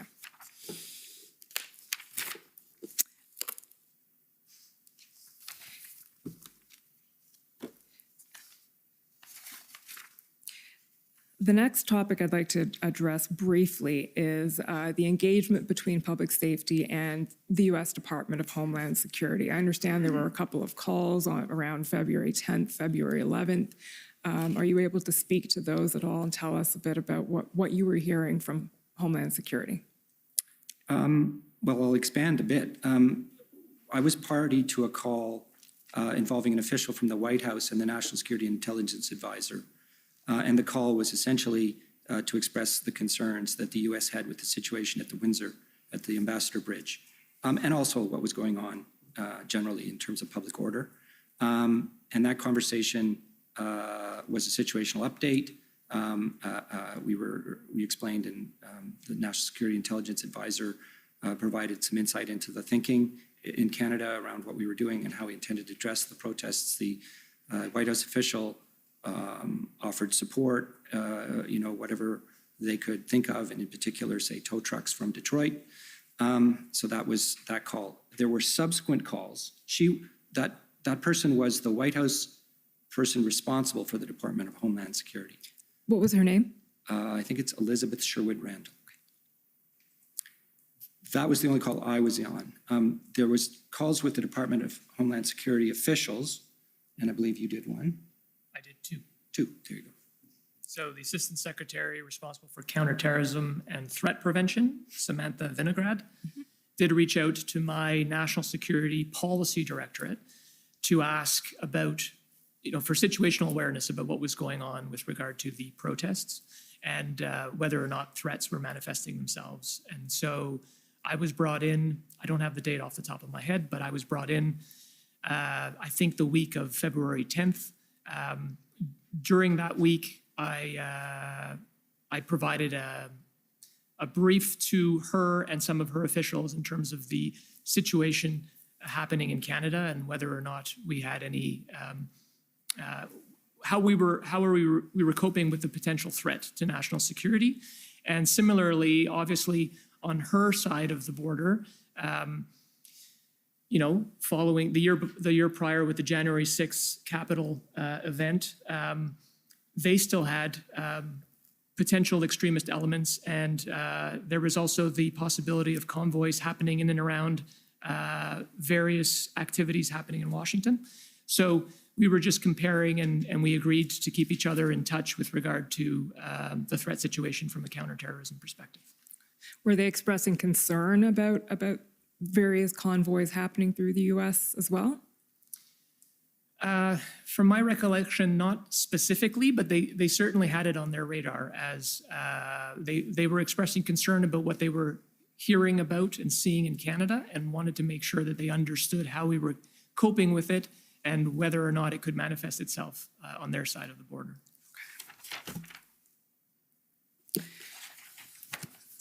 The next topic I want to get into is the inputs that you were providing to Cabinet over the course of the convoy. So, Mr. Commissioner, I don't know if you'd like me to start now or if this would be a good time for the break. If it's a good time for you, it's a good time for me. Always So a good time for me. We'll take a 15-minute break and come back in 15 minutes to continue. The commission is in recess for 15 minutes. La commission est levée pour 15 minutes.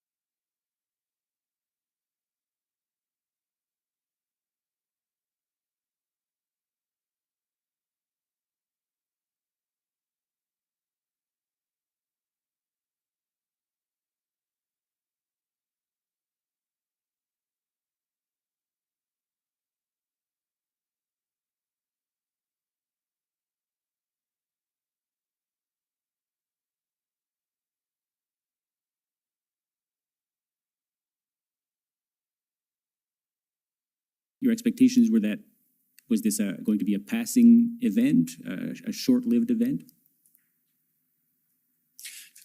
I don't know what my expectations were. My expectations were that Ottawa Police Service, in conjunction with the OPP, with those resources, would be in a position to deal with the situation. There was conflicting information as to the size and the scope of the actual protest, the number of truckers, the number of people, and the length of time that they would be staying. Okay, and that information, that conflicting information was before the weekend started? Correct. Okay.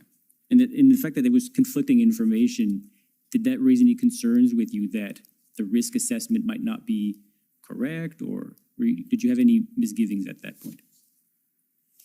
I did not. From my perspective, this was a policing matter that was being dealt with by both Commissioner Creek and Chief Slowly. Okay. Now, what changed after that first weekend? Well, what changed was that there was not an exit plan for the truckers, that the truckers were well entrenched, and there was certainly a very well communicated refusal to leave. So that first weekend, in my mind, caused me to believe that this protest had morphed into an occupation. And so that's what changed after the first weekend. And you said that at first you were comforted by the fact that there was a plan that they would not be entrenched downtown. And once they were entrenched downtown, that surprised you? Yes, yes, it did. My understanding was that there would be a plan to bus these protesters in from the outskirts of Ottawa into the downtown area. So I was questioning the issue of, how did they get downtown? Okay, and did you get any answers to that question at the time? I did not.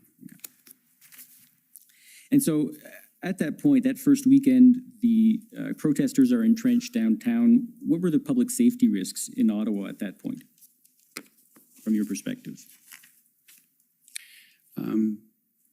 I was not aware at that point in time that there were any significant public safety risks. And when I say that, I mean in terms of criminal code offenses, in terms of robberies, aggravated assaults, that type of thing. The impact that I saw was primarily significant harm being imposed and committed on the community. So the community's sense of well-being and mental health, that was certainly being impacted by this protest. And but I did not hear of any significant violations of the criminal code in terms of violent assaults. And when you say you didn't hear about it, do you mean you didn't hear about it from Commissioner Karik? Correct. Okay. If we could bring up the first text, it's ONT 405311, please.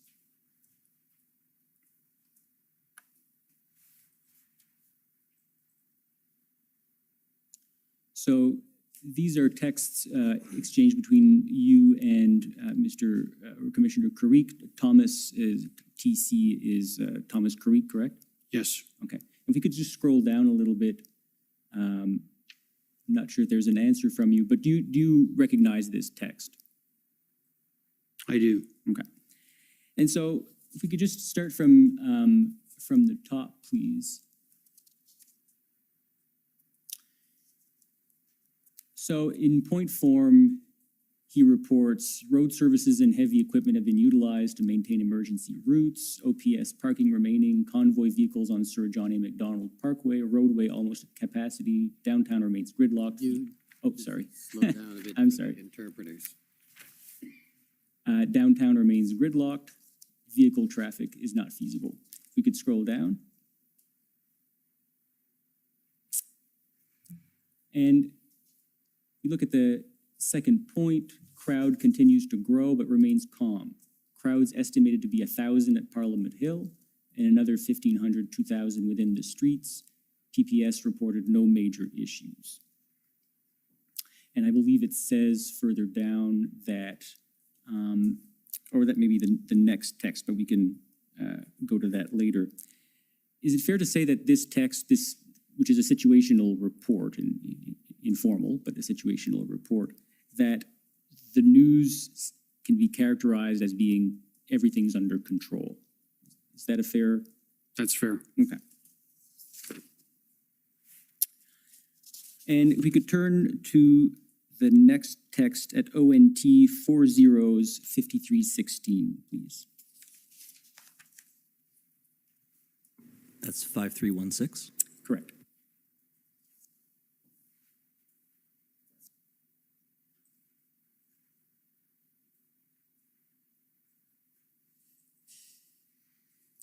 I believe that's the continuation of that text chain. Starts with crowd diminished overnight, but remained in good spirits. Again, PPS, OPS reported no major issues and other pieces of information. Again, is it fair to say that from your perspective, everything's under control? Yes. Okay.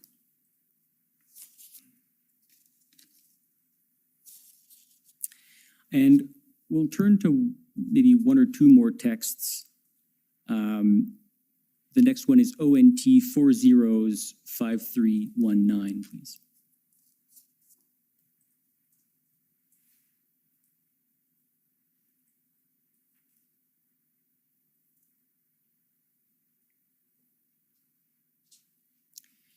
So here's a piece of news that is a bit more concerning, perhaps.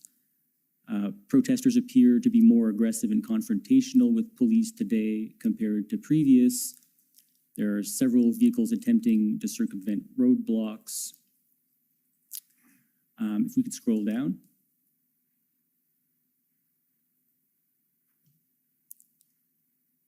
And we see that a convoy 50 kilometers in length may be headed to Ottawa. Convoy is unconfirmed. I don't know if that changes anything from your perspective of things being under control. So what's the date of this particular text? You could scroll up. I think it's January 31st. Oh, we don't have the date. But I believe on the previous one, it said January 31st, and this is the continuation of that text.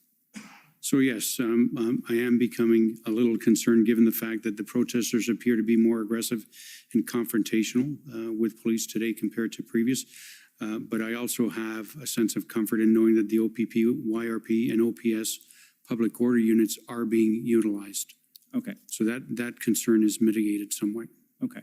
So it would be fair to characterize it this way, that there are issues going on in Ottawa that, of course, require law enforcement to intervene, but there are no issues with law enforcement at that point from your perspective. That would be correct. Okay. Now, on February 3rd, you had a call with Rob Stewart, who at the time was a Deputy Minister of Public Safety Canada. Do you recall that phone call? I do. Okay. And we'll turn to your notes for that one, just to jog your memory if you need to. That's ONT 405153, please.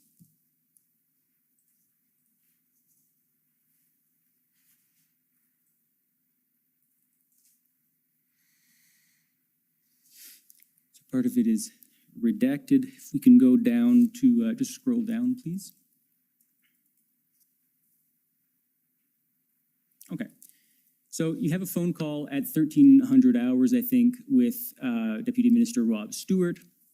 He says that there are 300 commercial, CMV, that's commercial vehicles. Yes.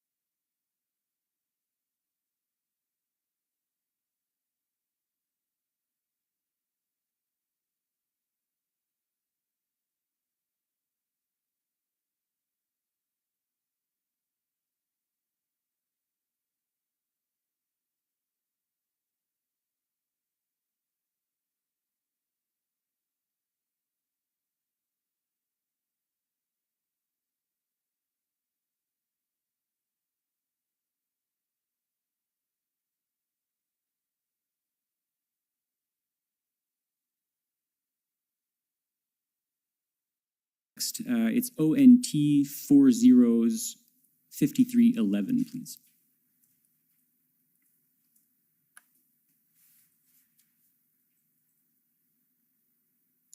So these are texts exchanged between you and Mr. Commissioner Carrick. Thomas is TC is Thomas Carrick, correct? Yes. Okay. If we could just scroll down a little bit. I'm not sure if there's an answer from you, but do you recognize this text? I do. Okay. And so if we could just start from the top, please.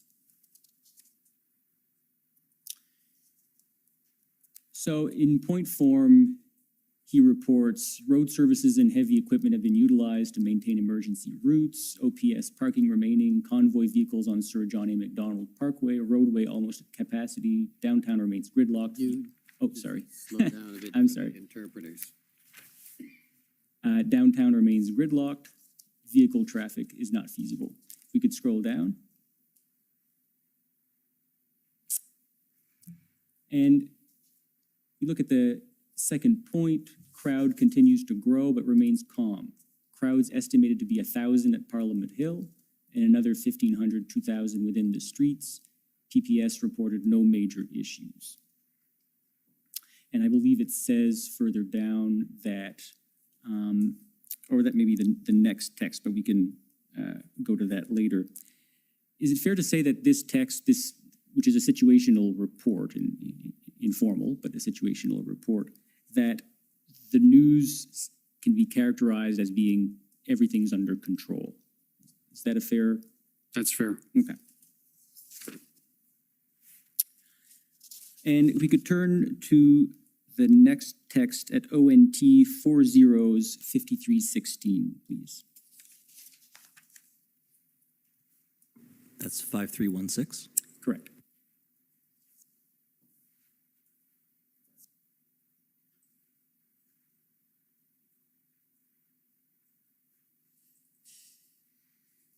I believe that's the continuation of that text chain. Starts with crowd diminished overnight, but remain in good spirits. Again, PPS, OPS reported no major issues and other pieces of information. Again, is it fair to say that from your perspective, everything's under control? Yes. Okay.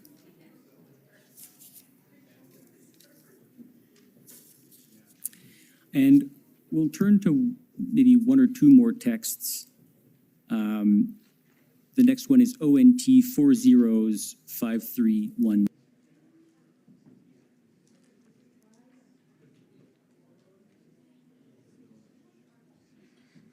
Order à l'autre.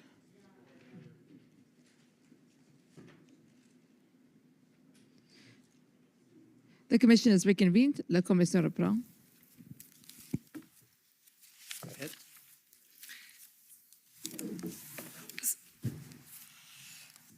So as I mentioned before the break, the next topic I'd like to address with you is the various inputs that you were providing to Cabinet over the course of the convoy. So, Mr. Clerk, I'll ask you to pull up SSM NSC CAN 50292.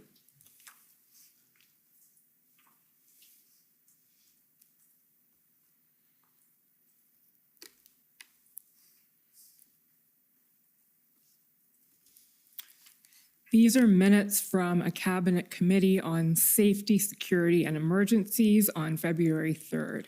So, Mr. Stewart, the first thing I'll ask you to do is, can you tell us what the Committee on Safety, Security, and Emergencies, or SSE, is? It's a standing committee of Cabinet under the current government, created to provide a forum for discussion on issues associated with its title. And is chaired by Minister Blair, meets periodically, and generally is a forum for bringing forward policy and expenditure items in this domain. But it also is a forum for discussion of extraordinary events. Okay, and I understand that the SSE committee met 3 times in relation to the convoy, and this was the first meeting that addressed the events of the convoy. Is that right? I think that's right. I could quibble a bit and say, I think one of those meetings was a regular meeting and they talked about the convoy, but I believe there were 2 ad hocs. Okay. If we can just scroll down to page 5, Mr. Clerk. We'll see about halfway down that page, the there we go, Deputy Minister of Public Safety. So, Mr. Stewart, I'll read this slowly for the benefit of the interpreters. The Deputy Minister of Public Safety provided an overview of engagements to date with the City of Ottawa and the Province of Ontario. The Deputy Ministers stated that the view of the Ottawa Police is that they will not be able to bring the protest to a conclusion without the assistance of the federal government due to concerns for public safety. There is a risk that increased enforcement will provoke some protesters. There is work being done by the city on an injunction, however, there is no timing on if and when it could be issued. Finally, Ottawa may seek compensation for policing costs and consideration for compensating the businesses and people impacted. So if I understand correctly, what you were putting forth to Cabinet at that point was the result of all of the various conversations you were having both within the federal government and with counterparts from Ottawa, Ontario, et cetera. So this was the state of the situation that you were reporting on February 3rd, is that right? That's correct. Okay. So a couple of specifics in here. The view the view of the Ottawa Police is that they will not be able to bring the protest to an end without the assistance of the federal government. Can you tell us where that view that you're expressing comes from? Chief Slowly. Okay. And more generally, what was he expressing? And also, you say specifically here, without the assistance of the federal government. Was it federal specifically, or was it both provincial and federal? So essentially just convey to us what Chief Slowly he conveyed to you and what you were bringing up to Cabinet here. I would say that as a general matter, Chief Slowly was not trying to pick who would come to his assistance and the assistance of the Ottawa Police Service. So I would say I was just focusing on the federal government for the purposes of this meeting. It's implicit that the provincial police would also be required to assist. To meet, I believe the number he was using on or about that time was 1,800 police officers, which is a very large number. I wasn't meaning to suggest that the provincial government was not involved at this stage. But what you're conveying essentially is that at this point, he'd formed the conclusion that the OPS couldn't do this alone, they needed help. Absolutely. Okay. That's enough of that document. Can we go, Mr. Clerk, to SSM NSC CAN 50293?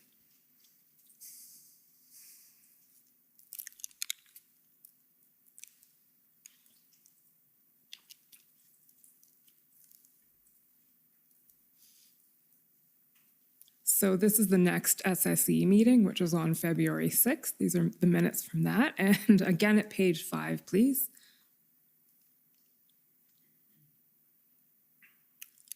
There we go.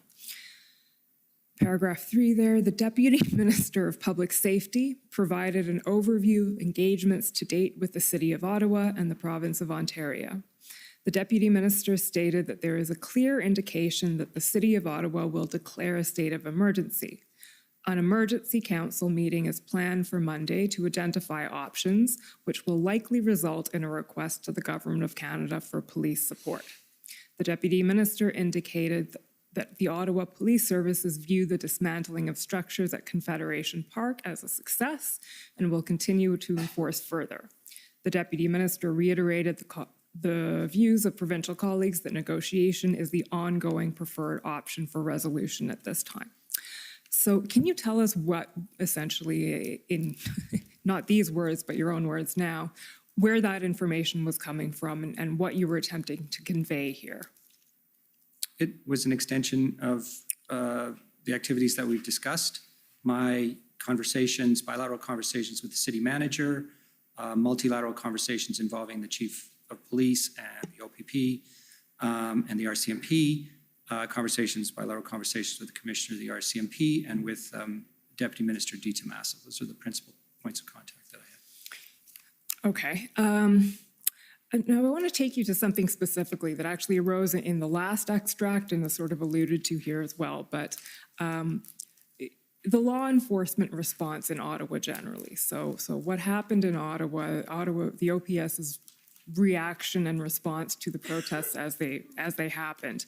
And I'll take us away from the minutes for a second to pull your interview summary up again. So, Mr. Clerk, that's WTS 5066.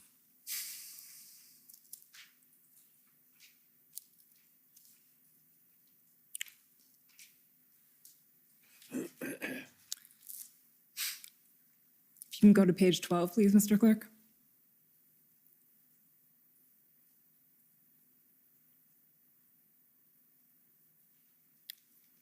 Okay, so this is a topic, Mr. Stewart, that we canvassed fairly in-depth at your interview. And you're starting here, I think, from the very initial reaction of the OPS to the protests. And you say from the beginning, well, you're actually conveying Commissioner Lucky's words here, or her views.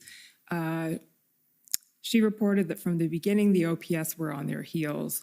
The volume of people exceeded their ability to do policing, and they made a mistake in allowing trucks to come into the downtown core and park on the street. Commissioner Lucky also reported that the NCRCC was not working particularly well because there were personality issues involved. Deputy Minister Stewart explained that he got the sense that as time went on, the OPS pulled it together and the OPP got involved. So I'll just stop there and ask you to describe in general terms what you were hearing about the OPS response and what views you formed about it. My understanding, both firsthand in conversations with Chief Slowly and second or third hand through the Commissioner of the RCMP, was that the situation having come to where it was, in other words, an embedded protest that had formed a perimeter, in essence, that was hard to enter and to do any enforcement within. That there was some considerable debate behind the scenes as to what the strategy would be for enforcement, and kind of a chicken and egg situation where the various police forces involved, and here I'm not just referring to the OPP and the RCMP, but also other Ontario police who ultimately came to Ottawa to assist, were waiting for a clear a plan of action before they mobilized the vast amount of police officers that ultimately came to the city to take action. And that plan, in the early going was very fragmentary in the sense that it involved some enforcement actions, but it wasn't a take down the protest plan. And the formulation of the take down the protest plan took time. In general, I think there were differences, as far as I could tell, of view about what the right strategy would be, and it took a couple of weeks before the right chemistry in behind the scenes in the integrated command center was attained. That was my impression. Okay, and if we can just scroll down a little bit here to page 13.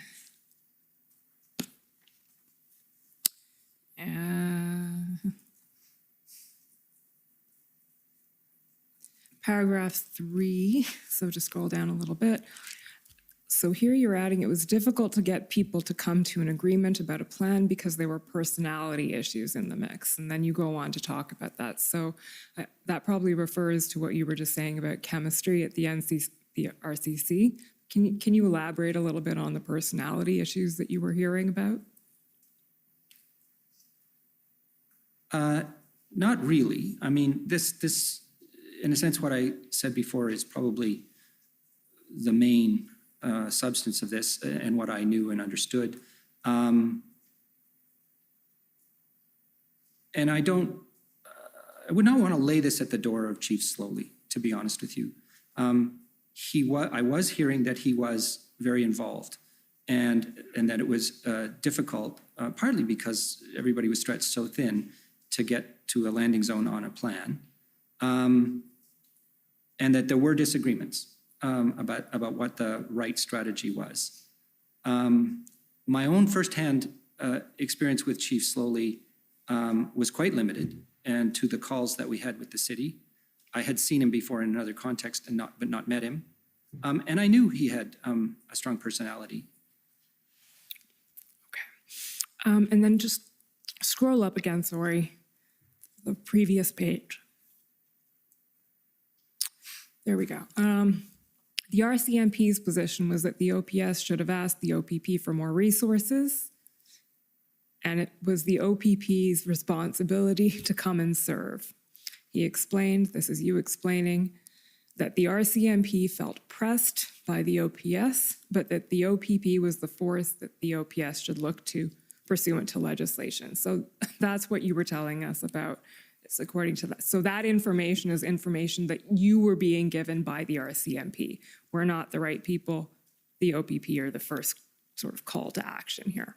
Is that right? I just want to correct the last part. The RCMP was always willing to come and assist and always wanted to, sort of play a role, and were willing to do so. But to get RCMP officers into Ontario is actually quite a significant logistical issue because they only have federal police in the province. They don't have contract police. Now, RCMP is contract police in a number of provinces and territories, which is your regular police and who are trained and equipped to do public order and enforce the law. And relatively speaking, they had very few federal police in Ontario. So to get RCMP officers into Ottawa required them to be mobilized outside the province. And that requires, some paperwork, an agreement and a request of the minister of the jurisdiction and an approval by the Minister of Public Safety. So they were concerned that they were being pressed to do this without a plan, and they wanted the OPP to be first in line to come and help. But they were always willing to help. That's fair. I was sort of talking about the order as opposed to willingness, so that's a fair response. Thank you. The next issue I want to raise here is the issue of swearing in. So if we can just scroll down a little bit, there we go. So there was also the obstacle, you say, of swearing in RCMP officers. So they would have the jurisdiction to enforce municipal and provincial laws. We've heard, again, evidence about this already in the commission. Mr. Clerk, if you can just scroll to page 13. Now, I appreciate here that it was your colleague, not you, speaking. But can you speak to the swearing-in process at all and how that may have played into difficulties on the ground? My understanding is essentially reflected in these comments, which was that when the RCMP had come to a decision about people to bring into the province, they had to go through this administrative process of getting sworn in, which was a decision of the Solicitor General of Ontario. And as for that purpose, then they had to send a detailed list of names. And then when that list was sent, it wasn't coming back. That's what I was hearing. As quickly as it might otherwise. I can't really put a time on that, to be honest with you.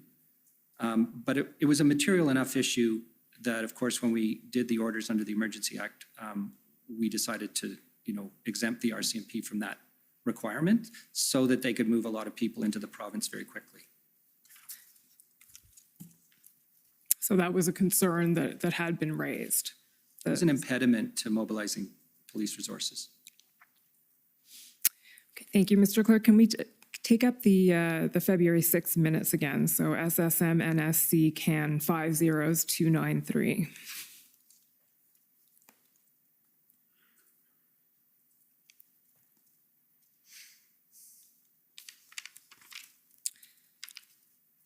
Page 5. So, Mr. Stewart, the last line in that little blurb of what you were saying says, the Deputy Minister reiterated the views of provincial colleagues that negotiation is the ongoing preferred option for resolution at this time. What were you referring to there? Well, two things in essence. One, it was my experience 2 years before when we had the Wet'suwet'en protests. And we had the situation in Tyendinaga where the trains were blocked. And my conversations with, again, Deputy Minister Di Tommaso at that time, where he was very clearly and strongly expressing the view, and this was based on history for the OPP, that de-escalation is very important to managing a protest, and enforcement can only lead to further trouble. And that was certainly seemed very likely in the context of the Wet'suwet'en protests. But I'd say as a more general matter, in the context of the conversations that I was having with him, he just always held that view, that from a policing point of view, and I want to say this, actually I want to say this very clearly, the police, as I understand them, and I've come to know them fairly well in the 3 years I've been in the job, at least the RCMP, are very concerned about public safety and protecting public safety and keeping the peace. And they will always prefer, given the latitude to do so, to de-escalate and to find ways to stop protests and prevent violence from occurring without taking enforcement action, because it's safer for their members and it's safer for the public. And so this is, in a sense, a first principle of policing: protect the members and the public from, things escalating. And in that context, and it's been mentioned, I think, in testimony before, the activities of the police liaison teams is very important. Okay, so this in time, we're on February 6th here, and this was a view that you say you held from your own experience and was being expressed by Mr. DiTomaso from his policing experience. Okay. Mr. Clerk, can we now bring up February 8th minutes, which is SSM NSC CAN 50295.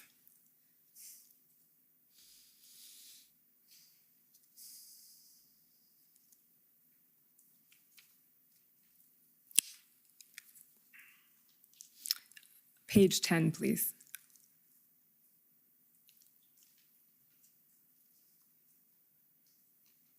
There we go. Paragraph 8. So here, the Deputy Minister provided an update on engagement with Ottawa, confirming that since the injunction has been in place, there have been no horns used in Ottawa by the protesters. The OPS is reporting that their staff are tired and need enforcements.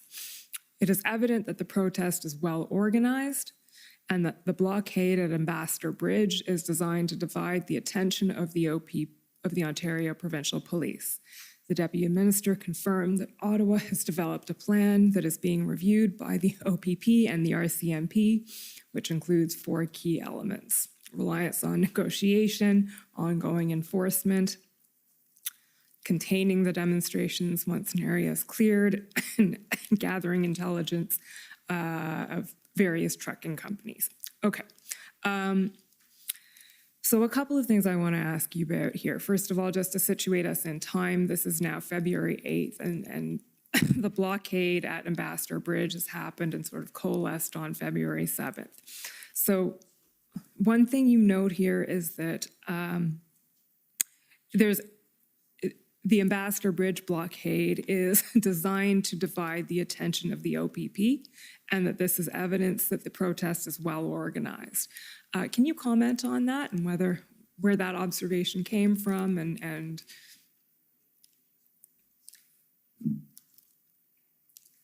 It may have been an overstatement. It is evident that the protests were being organized in a way that attracted a significant numbers of individuals. And it wasn't, in fact, just the Ambassador Bridge. It was elsewhere in Ontario, ultimately, other ports of entry, where convoys manifested. Well is perhaps too strong a word, but there was definitely organization happening. And I want to be a little bit clear here that, we were not well cited when it came to how people were communicating with each other. They were using different social media platforms and maybe others as other tools.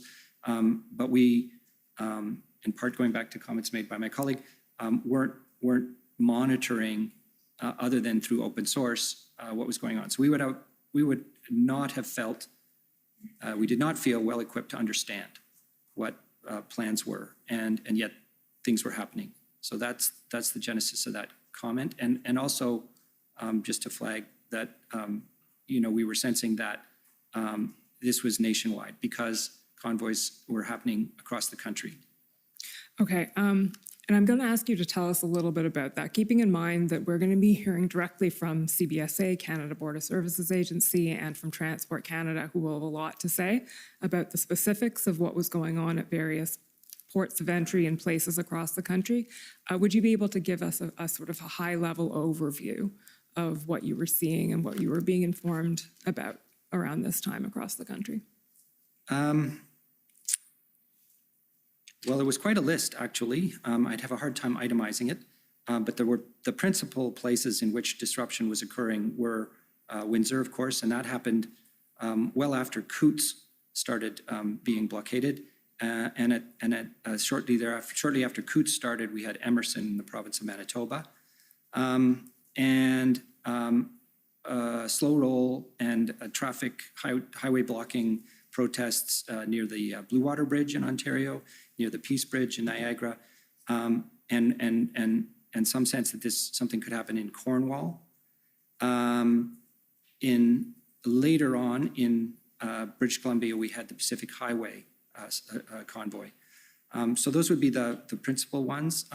Every day in our calls with ministers, CBSA would be reporting across a whole set of ports of entry what they were observing, and they had taken steps to better equip themselves to see what was going on and to talk to local police authorities to see if it could be managed, that if a trucking or a convoy manifested itself, it could be directed away from the port of entry and couldn't install itself in the port or on the bridge or whatever the case may be. Okay. So essentially, as you've said, you in your position as DM Public Safety were looking at not just what was happening in Ottawa, but what was happening across the country. And yes, the federal government was as a group. We were all conscious that this was not something which was limited to Ottawa. Ottawa is the most extreme example.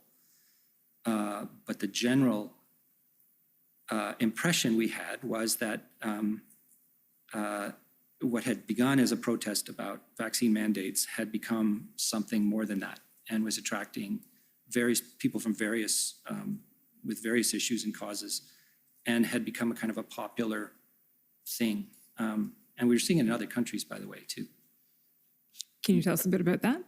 Yeah, there were convoys in New Zealand with Canada flags, which were just essentially emulating the protest. That was happening in Canada? Yep. Okay. Now, let's go to now the February 10th minutes. So this is SSM NSC CAN 50209.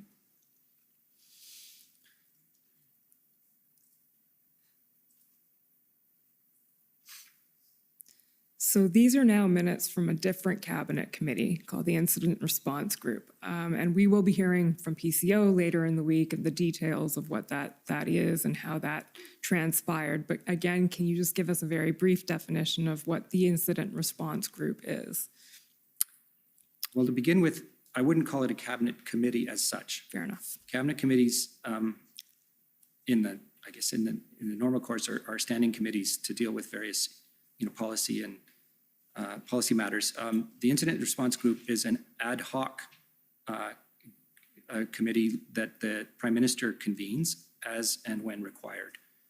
And so it doesn't have regular meetings, and indeed it only meets when something extraordinary is happening. Okay, so, and an IRG, that's the acronym that we'll come to know and love over the next couple of weeks. The IRG was convened on February 10th. So this is the first meeting of the IRG, is that right? That's correct. Okay. Can we go to page 6, please?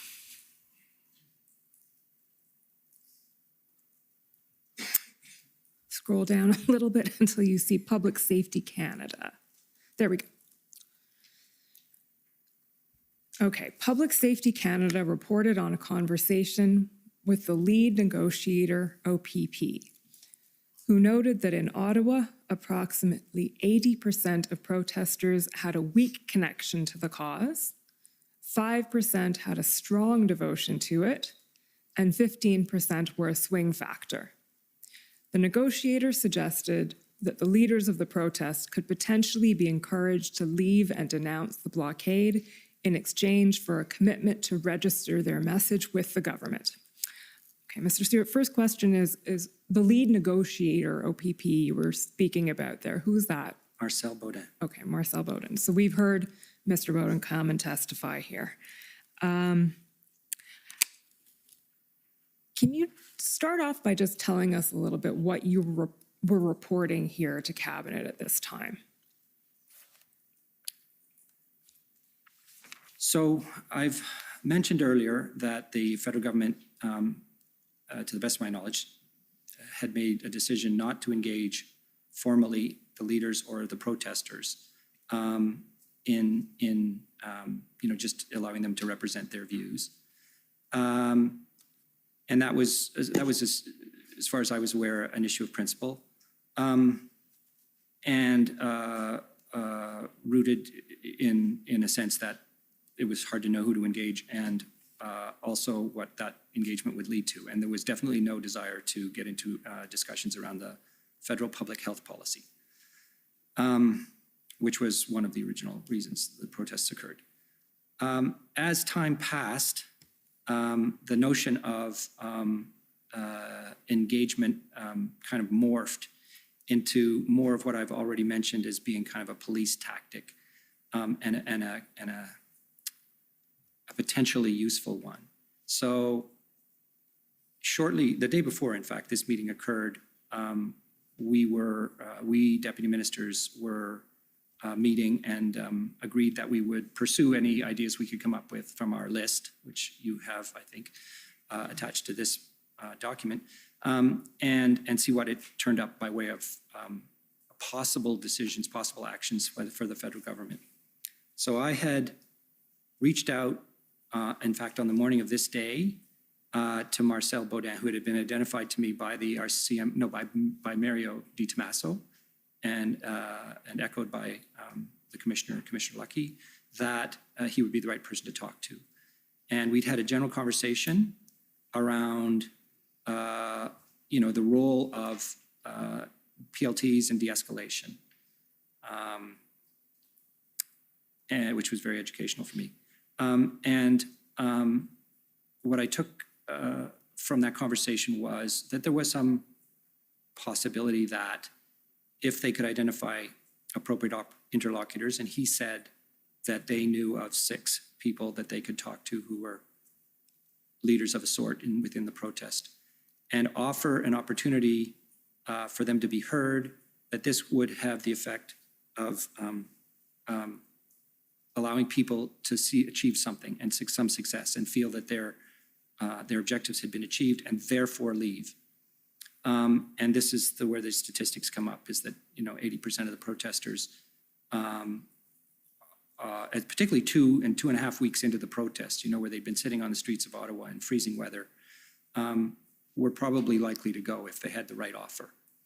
And so we were talking about that possibility, and it was really at that point in time not about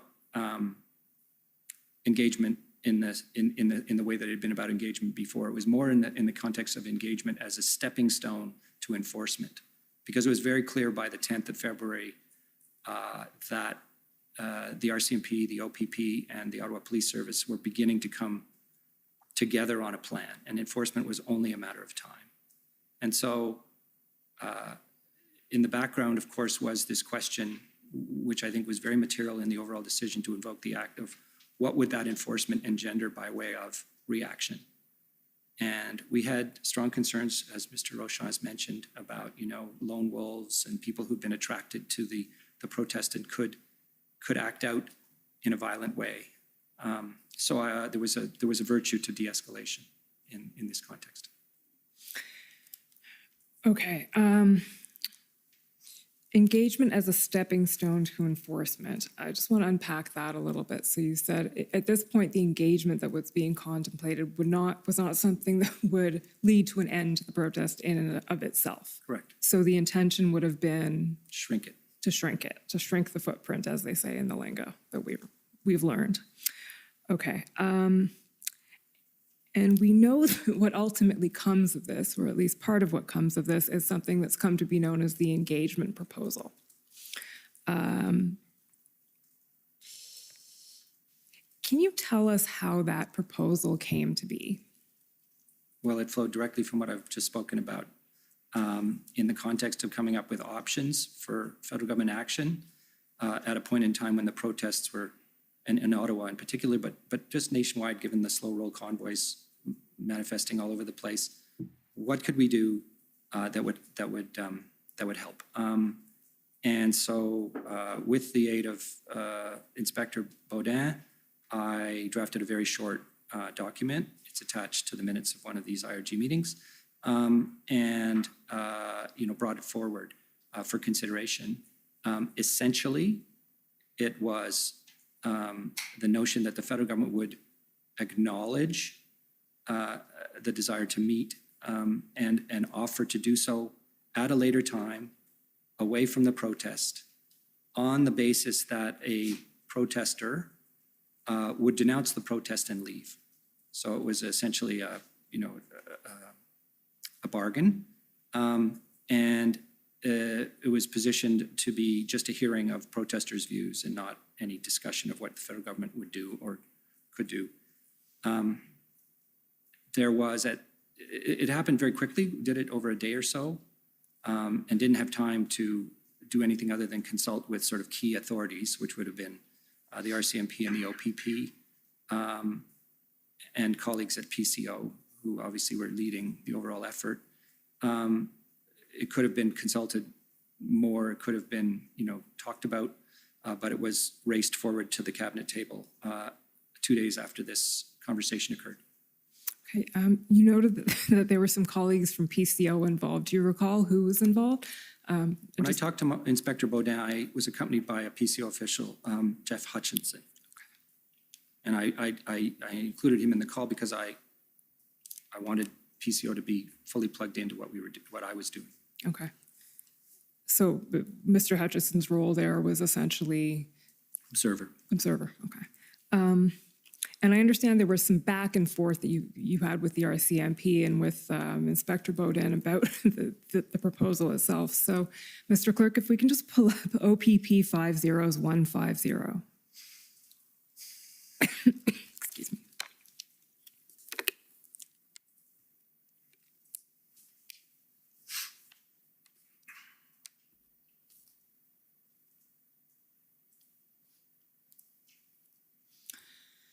So this is an email that is not sent to you, so you may not have seen it before, but this is Commissioner Lucky speaking to Commissioner Carrique and Inspector Bowden, I believe.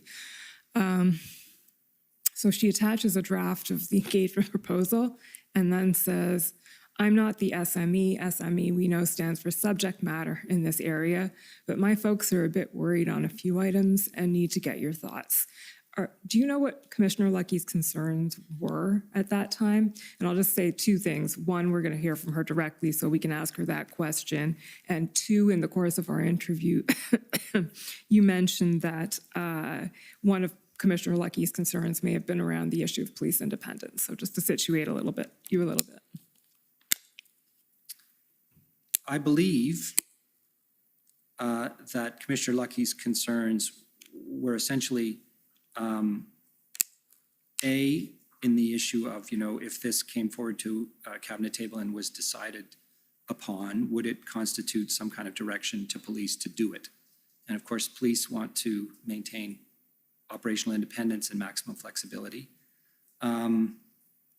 So she did not want it to be construed in that fashion. She may also have had concerns, she didn't express them to me, about how it played out. So were it to have been used as a strategy and failed, would the RCMP or the OPP, PLTs, the police liaison teams, be held accountable for that in some way? So I think the line we've heard expressed is there may have been some concern that it crossed the line between church and state. That would be the notion of police. Okay. One thing you noted when we were speaking in your interview is that the government could benefit from some clarity around where that line is in police independence. Is there anything you'd like to add or share about that in this context? I believe there is virtue in clarifying the RCMP Act on this basis. Recent experience in other contexts has led me to think that too. Sorry, you just said recent experience. In other contexts. And what would those be? The discussions that were going on with respect to developments in Nova Scotia the role of Minister Blair and an ultimately decision to ban assault rifles, which engendered a lot of questions about the communications between ministers and the police.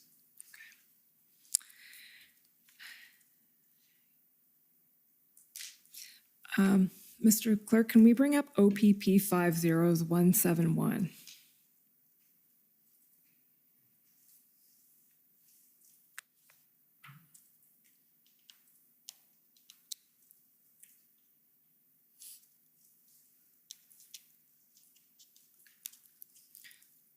So, Mr. Stewart, as you've noted, this is something that evolved over the course of 1 or 2 days, and we're just trying to put together the chronology of how things evolved. So if we can scroll down, top of page 3, I believe.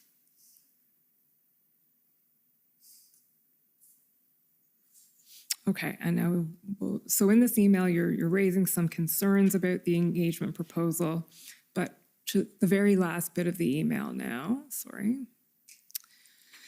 If I can manage to work through this process and the RCMP Commissioner will be privy to the discussion, I think I can assure you that the federal government's commitment will be solid, but we have to get there first. Thanks. So at this point in time, and this is Saturday, February 12th at 11:23 in the morning, what was your understanding of what levels of support there was in the government for this notion and where it came from? I had support from colleagues to bring it to the cabinet table for discussion. I couldn't tell you about the specific, views in terms of whether they thought it was a good or a bad idea. It was just in the option set. Okay. And the next document then that we want to look at is ssm.nsc.can 402958.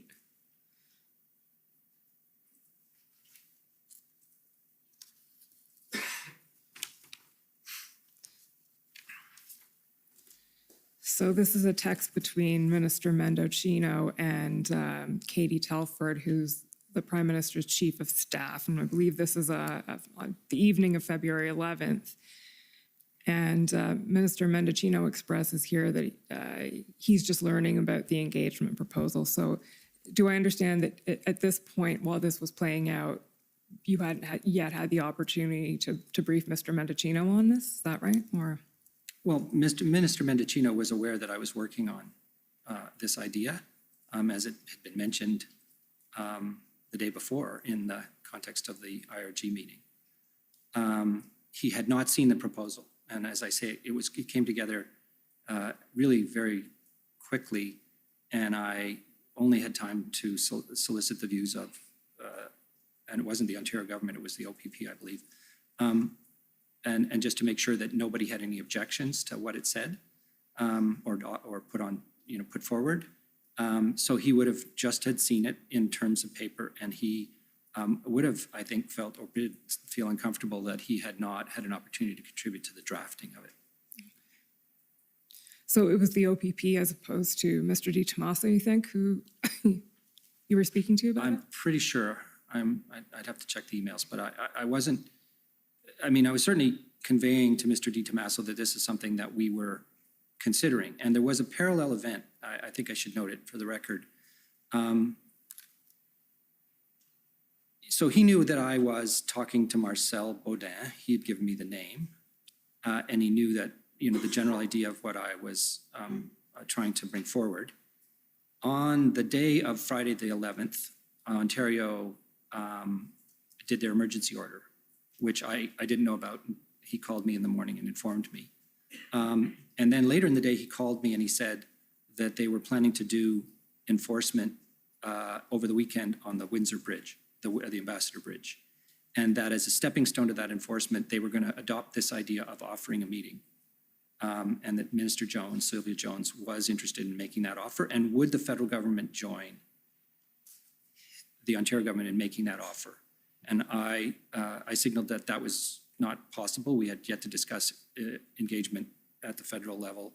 And so, there was no way on an hour's notice that he was going to get a decision to sign on. But he sent me a draft letter that, which is referred to here, that they were going to use with the protesters, the OPP was going to use with the protesters on the Ambassador Bridge. So it was a kind of a parallel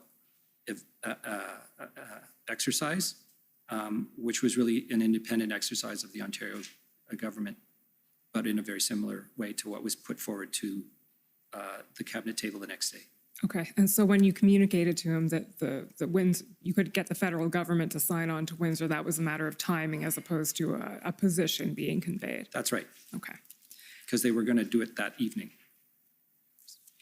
And there was also, we've heard evidence about another potential sort of engagement possibility, which is the mayor of Ottawa's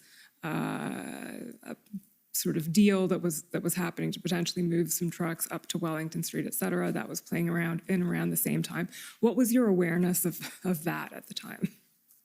I had no awareness of it until it was fait accompli, when the city manager, Steve Canalacos, called me and said we'd made a deal with a representative, somebody ostensibly representing the protesters, to move these trucks. And the mayor is sending a letter. So would it be fair to say that there's sort of these different branches of potential engagement going on with not perfect sight over all of them? No coordination at all. No coordination at all, okay. And what ended up ultimately happening to the engagement proposal? Where did it go? It was not taken up.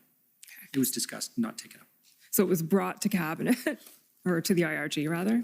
That's correct. Okay, on February 12th, but it was not taken up.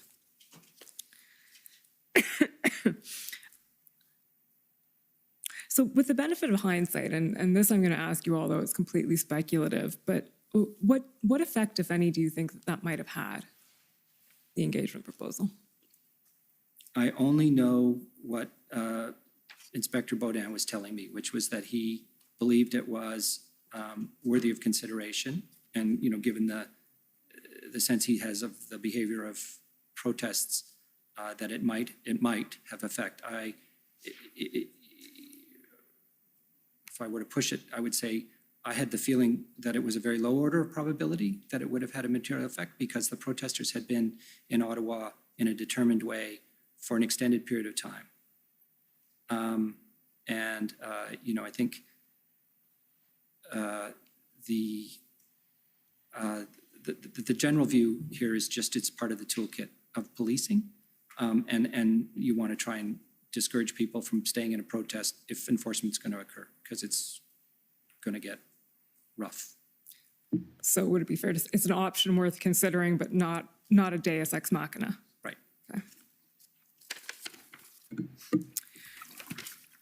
Okay. I now want to move to the invocation of the Emergencies Act itself. And appreciating that we'll be hearing from a lot of people on this topic, I'm going to target my questions quite specifically. You mentioned in our interview that the Emergencies Act started to be seriously considered around February 11th. Is that about right in your recollection?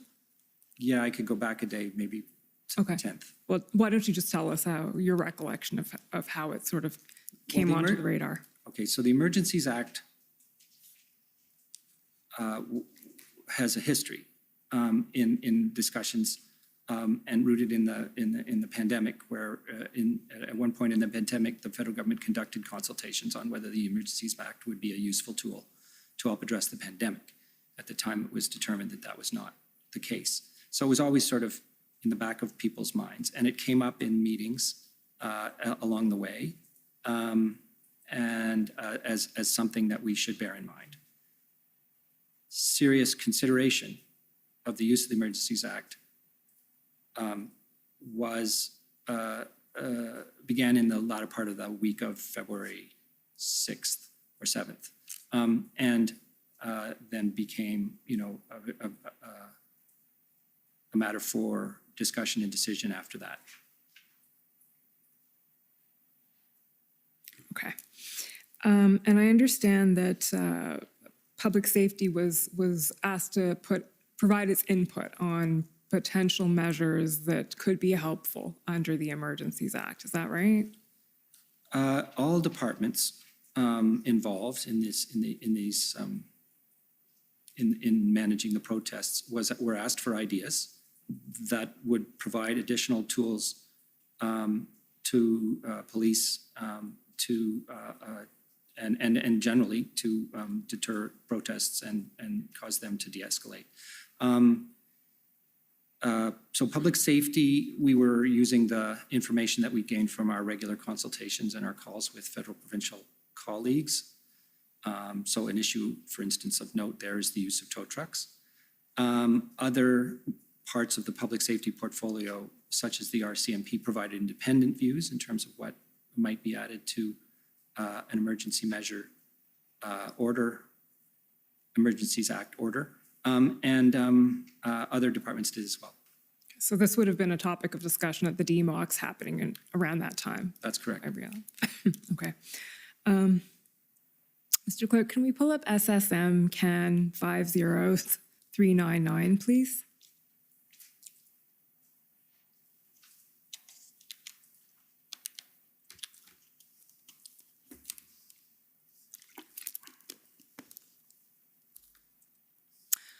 So this is an email, and you weren't on this email, so but it reports something that you said. It's from Mike Keenan, who's the Deputy Minister of Transport, to Kevin Plesseau, ADM, Transport, and it's reporting on the February 13th DMOC.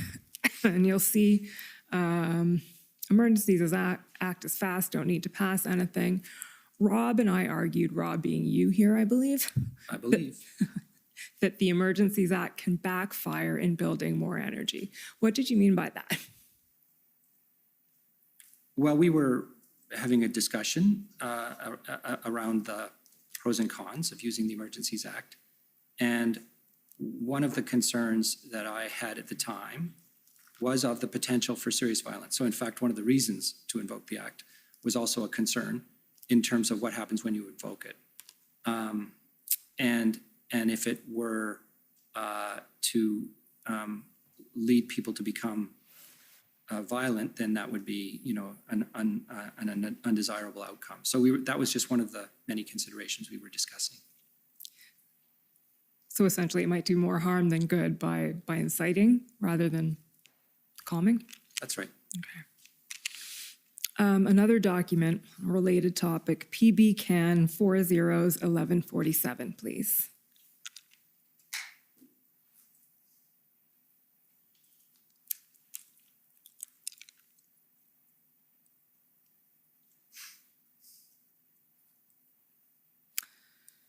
Okay, scroll down a little bit, please, until we see something that says, these are okay, an email from Mr. Stewart.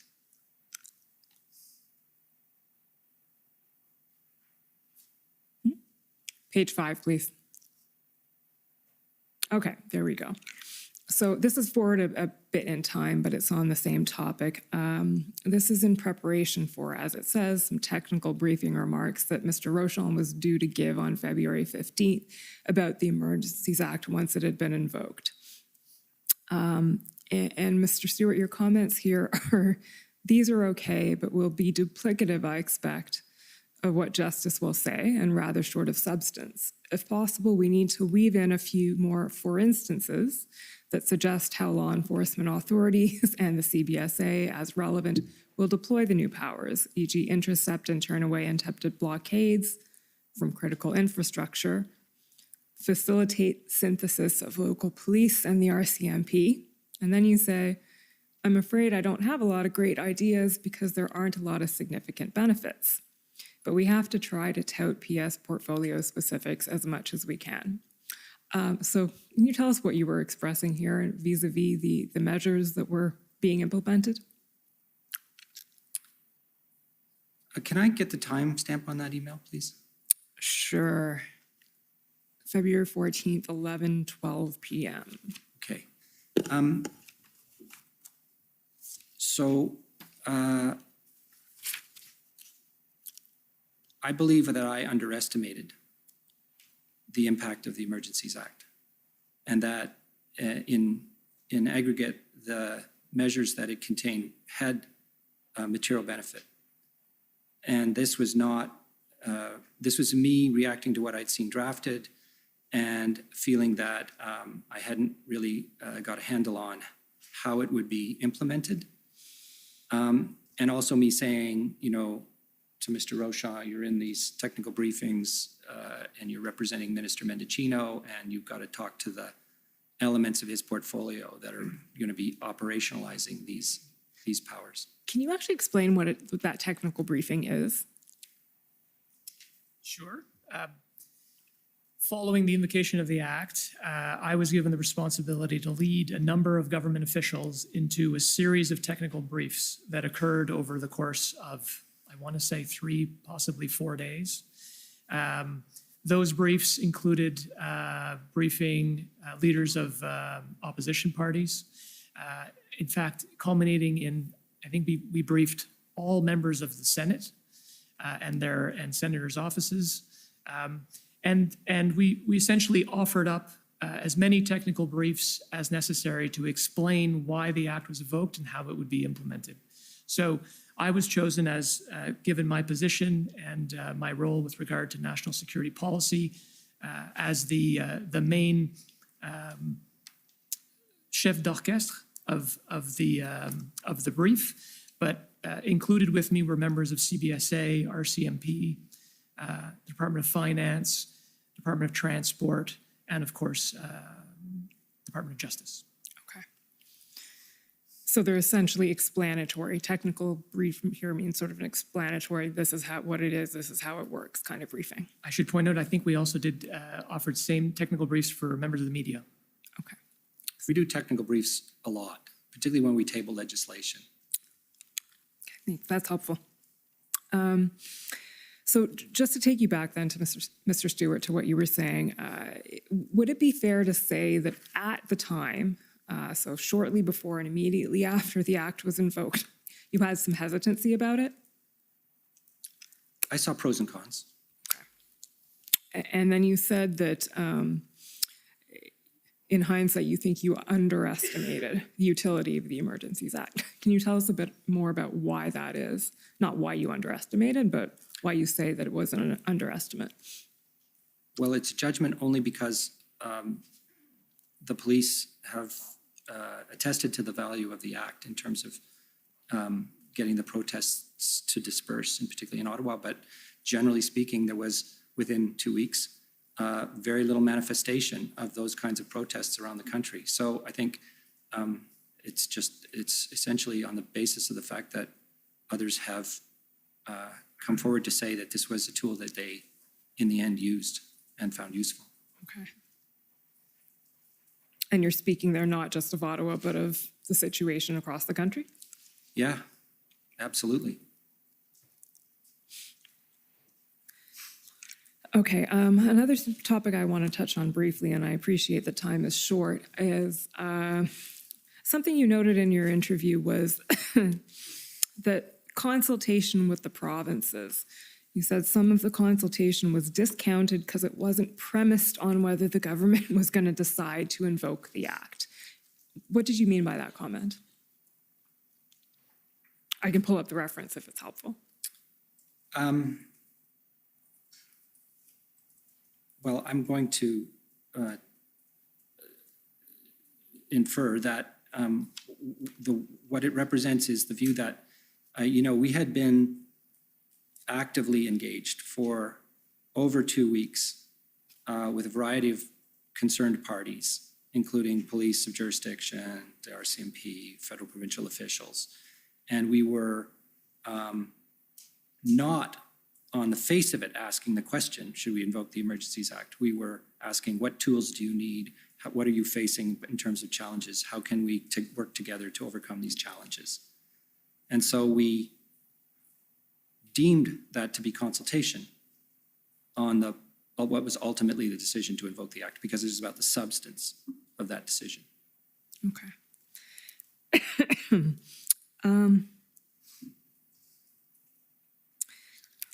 So when Mr. DiTomaso testified last week, and I can bring up the references if we need them, but he noted that you spoke to him on February 13th and essentially gave him a heads up, if I could put it that way,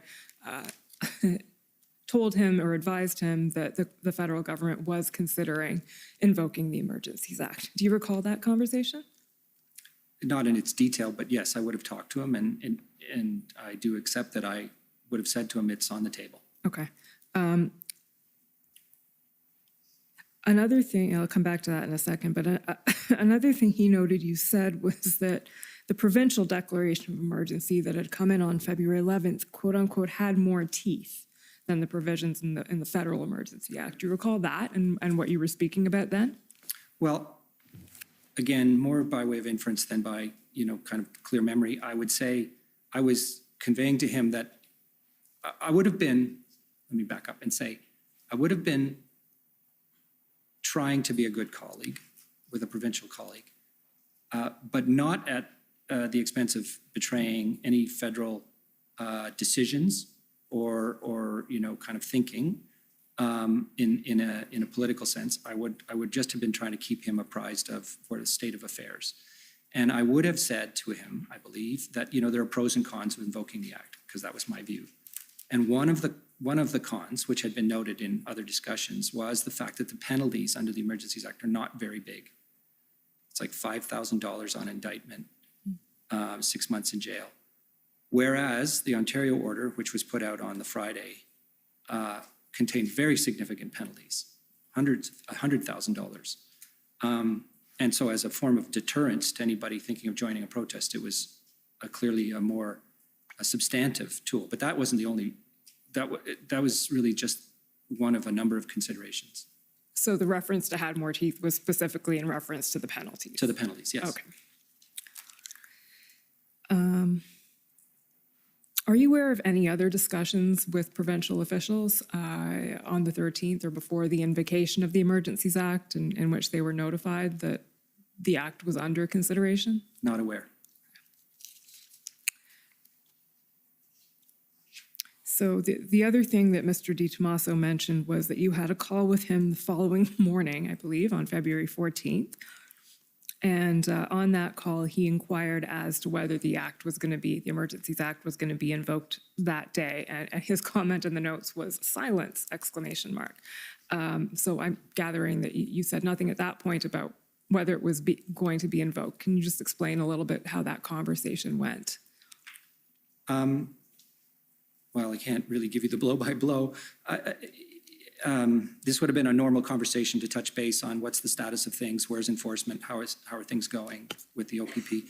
I would have been, because on that morning, I believe, the Prime Minister held a First Minister's call to formally consult on the invocation of the Act. And I was aware that that was going to take place. And I didn't want to do anything that would get in the way of that conversation. So I was not in a position, as I've said before, to convey anything about what the state of federal thinking was at that time. Okay. We're fast forward now to the issue of revocation. So, Mr. Clerk, if I can ask you to pull up SSM CAN 50429.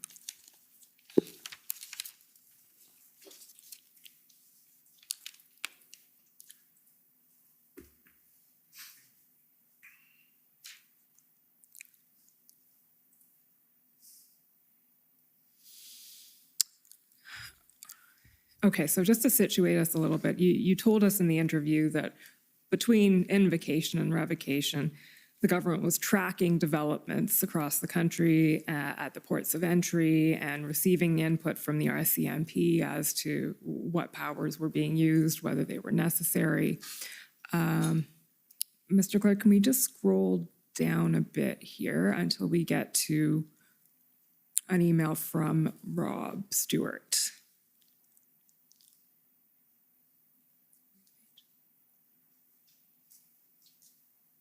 Okay, so we'll see this email probably a couple of times over the course of the next couple of weeks, but this is a discussion that's happening between officials, including yourself, Jody Thomas, the NSIA, several officials from PCO, Mike Keenan at Transport, and others, about what considerations should go into revocation and when the act should be revoked. And your comment here is your quick comment. My quick comment is that while these are probably all worthy considerations, they focus too much on the utility of the act and not its proportionality. In other words, we need to assess the threat in terms of serious violence, not in terms of whether the truckers are hanging around. What were you attempting to convey here to your colleagues? Well, I think in the back of my mind was the grounds for invoking the act. That's a high bar, which ministers decided was met. And in that context, serious violence was an important element. There was economic impacts as well, but particularly from a public safety point of view, the uncertainty and risk of serious violence was an important consideration. And so given that that was the reason for invoking the act, I thought it should be the reason for considering revoking it. Okay. So essentially bring revocation right back to invocation, coming full circle. Same grounds. Okay, that takes us to essentially the end of our time together today. But I'll just, before leaving completely, ask you, is there anything that we haven't covered in the last 2.5 hours that you think we should have? Or anything else you would like to say about the events? I'd just like to do a technical clarification on Intel, if I may. Of course. For the record, because it's used in many different ways. And when we spoke about it earlier today, I conveyed the impression that it was all classified and very, kind of secretive. And in fact, Intel is a vast spectrum of things. And one of the issues that has surfaced in this context, and more generally, frankly, is the compilation of intelligence in the general sense from not just, use of our intelligence agencies, but from open sources is a real challenge.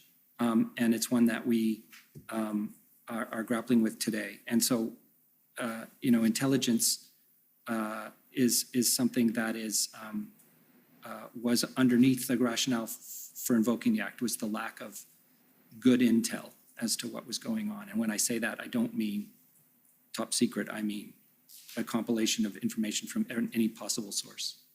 So sort of can you elaborate on what was lacking, essentially?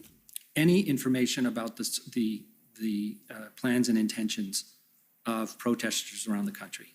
And that was a result of inability to gather that information? Or was it at the gatherings level or the sharing level? Or it may have been both. It was certainly in the context of having a clear line of sight. And when I say plans and intentions, I mean to convoys and slow rolls and obstructing, critical infrastructure. I don't mean the causes that they were espousing. That was quite clear. okay. So maybe some lessons to be learned in the information gathering, sharing, and line of sight. Thank you. Mr. Commissioner, those are my questions. Okay, thank you. So we can now start with the cross-examinations. So first, I'd like to call on the convoy organizers.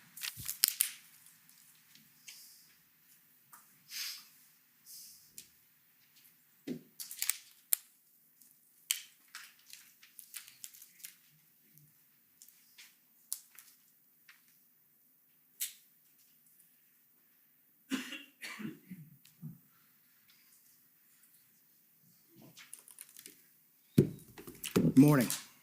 For the record, my name is Brendan Miller. I'm counsel to Freedom Corp, which is the organization that represents the protesters that were in Ottawa in January and February of 2022.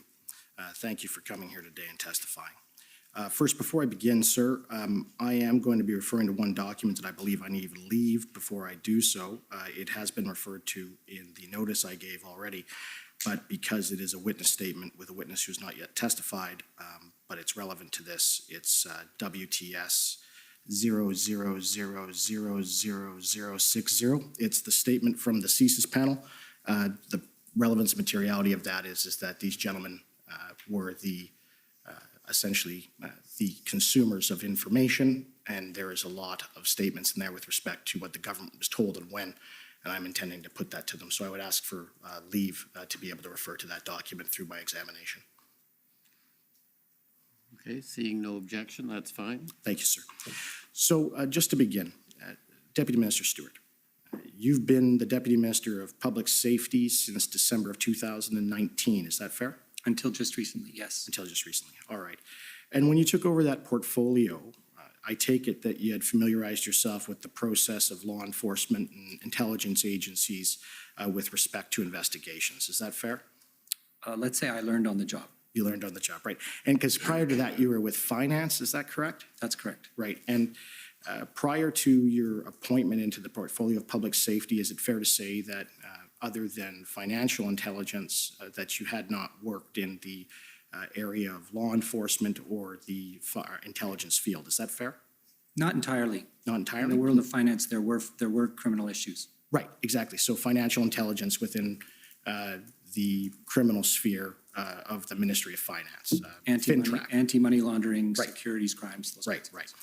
And so in your evidence here today already, you've spoken about the thresholds for investigations in your chief. And I want to discuss that for a moment, okay? So you understand, I take it, that law enforcement and intelligence agencies in Canada, the threshold that you're speaking of with respect to opening an investigation, it's referred to in Canada as reasonable suspicion. Are you familiar with that term? Reasonable grounds to suspect, yes. Yeah, so and we'll get into that. And you can agree with me that that's a pretty low threshold, is it not, in law enforcement terms? I would not agree. Okay. And you're aware that the law recognizes, though, that reasonable suspicion essentially requires more than a mere suspicion, but something less than a belief based on reasonable grounds. Is that your understanding?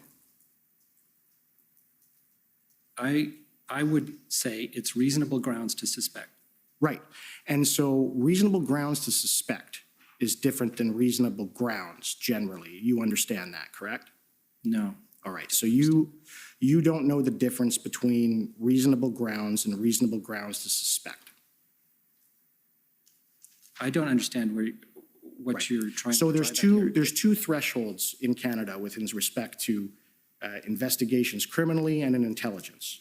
We have the lower threshold of reasonable suspicion, which you call reasonable grounds to suspect, and then reasonable grounds, which is also called reasonable and probable grounds. Reasonable probable grounds is a higher threshold than reasonable suspicion. You understand that? I would have gone the other way. Pardon me? I would have put it the other way, so this just shows what I know. So your understanding is that reasonable suspicion is a higher threshold than reasonable grounds? If you're going to suspect something, you're going to have a particular act in mind. Okay. And it's the same thing with reasonable grounds, right? You also have a particular act in mind. Can you agree that reasonable grounds require some reliable information that there is a reason to believe a person or group could have committed an offense or pose a threat to the security of Canada? Can you agree with that? Yes. All right. So whereas reasonable suspicion, it just requires a reasonable suspicion, right? It's a lesser threshold than reasonable grounds. Can you agree? And you know that. I'm a little concerned about getting into a discussion about legal terminology, on which I'm not an expert. All right. And so can you agree, though, that it is CSIS who is the main agency that administers the CSIS Act? Yes. All right. And they're the agency that's primarily responsible for assessing if there's a Section 2 CSIS Act threat to the security of Canada, right? Yes. And under Section 12 of the CSIS Act, CSIS is only required to have a reasonable suspicion that there is a Section 2 CSIS Act threat to open an investigation. Is that fair? Yes. And they're not required to meet the higher threshold of reasonable grounds to open an investigation. Do you want to comment?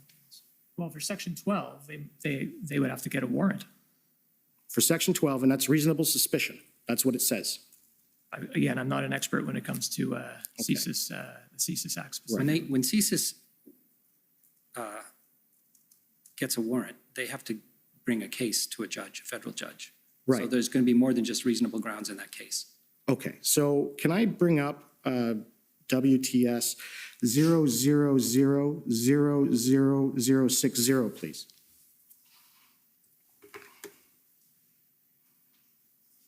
And can we scroll down to page 5?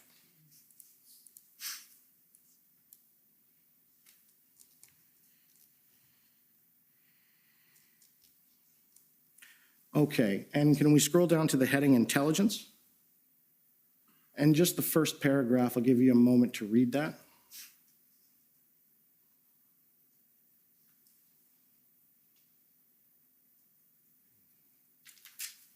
Now, would you help me with the pronunciation of Minister David's last name? We've all been debating about how to pronounce it properly. Vigno.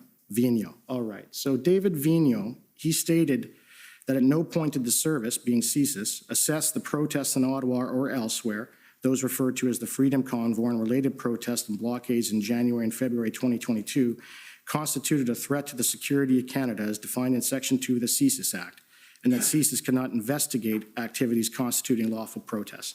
And I take it you were advised of this, correct? Correct. All right. And can we scroll down then to page 7? And go to the heading Foreign Interference. So Director Vigneault explained that the use of the term foreign influence under Section 2 of the CSIS Act refers to foreign state interference as the term is used within the national security community. Can you just slow down, Right. please? CSIS assessed there was no indication of foreign state interference occurring in the course of the protest. CSIS did not assess that any foreign state supported the protest through funding, that foreign states deployed covert or overt disinformation techniques, or that any foreign state actors attempted to enter into Canada to support the protest. And I take it that you were advised of that by CSIS and Director Vigneault. Is that correct? That is correct. All right. And if we can go down to page number 8 and the heading Recommendation to Cabinet. There, Director Vigneault states that he learned that the EA referenced the threat definition set out in Section 2 of the CSIS Act once the federal government began to seriously consider invoking the EA between February 10th and 13th. He requested that the service prepare a threat assessment on the risks associated with the invocation of the EA. He felt an obligation to clearly convey the service's position that there did not exist a threat to the security of Canada as defined by the service's legal mandate. The threat assessment prepared by the service was that the invocation of the emergencies legislation risked further inflaming IMV rhetoric and individuals holding accelerationist or anti-government views. You were told that, is that correct? That is correct. All right. So can we now please bring up document number ts.nsc.can.001 000000206 underscore rel underscore 0001. So in this document, which is already actually in evidence, I just want to scroll down to page 5, please.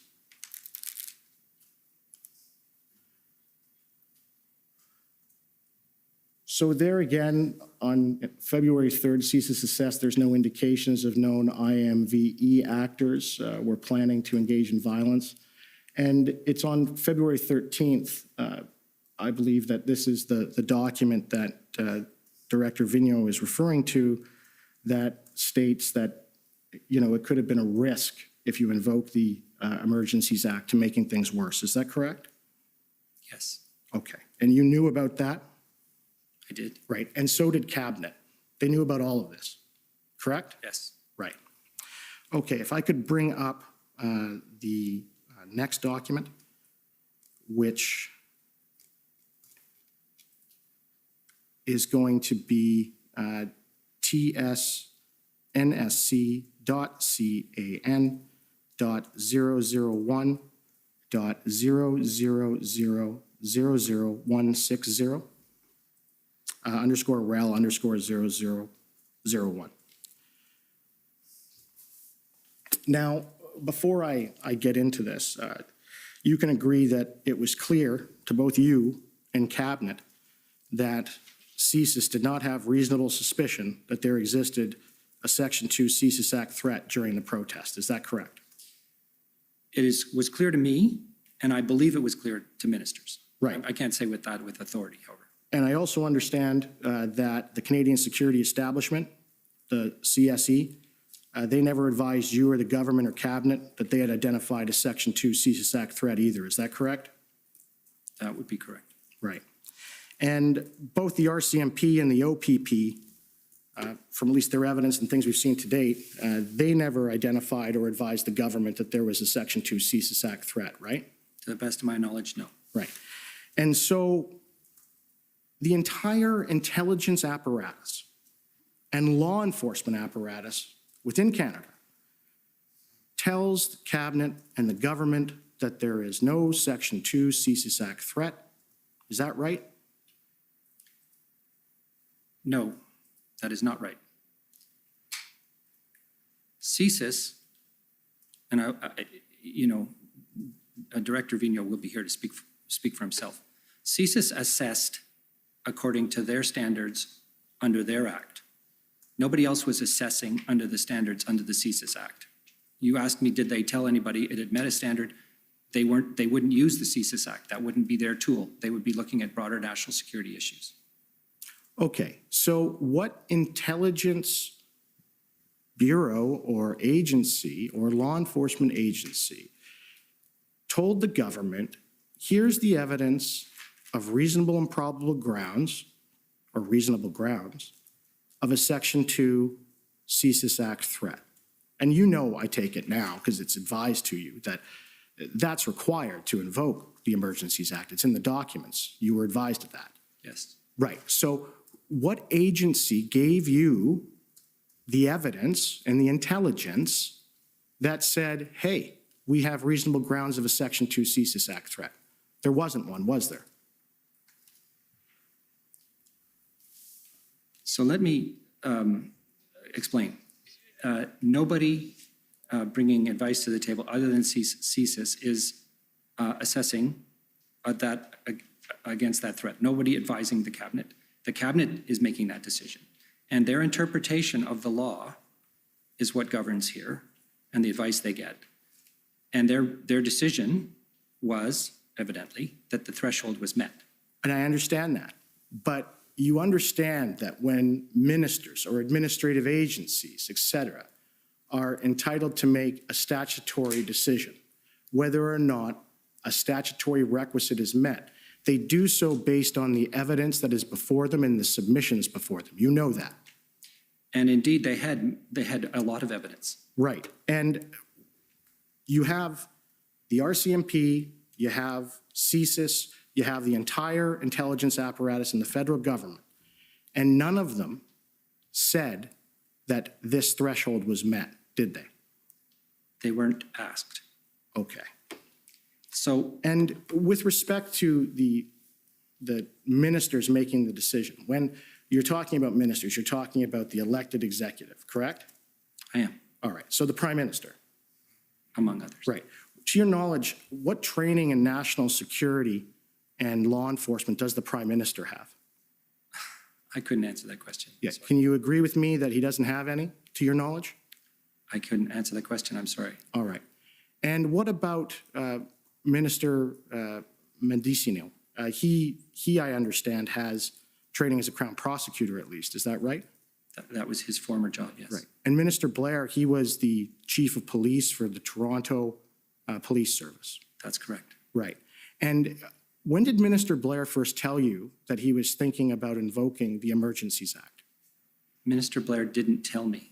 It came up in discussions at the officials level, and then it came up in discussions at the ministerial level. There's a record not yet in evidence that states that Minister Blair's strategy was from February 4th on to invoke the Emergencies Act. Were you aware of that? No. Okay. Can you please bring up the next document, which is, we have the input, and I'll just ask you about these. These are the, if you can scroll up to the top, please. I take it that this is the input that CSIS gave to your ministry, public safety, with respect to the key messages they thought should be put out with respect to the convoy. Is that right? Presumably. I don't have a date on this document, so I'm not really sure where it falls in the overall scheme of things. Okay, so I'm just going to go through it with you then. You're out of time, so you're going to have to do it very quickly. Right. I'll be quick. This document, you agree that none of the messaging from this document was actually incorporated into the messaging from public safety, was it?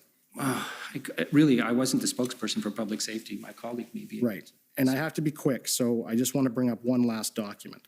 And that's ssm.can.00001079 _rel.0001.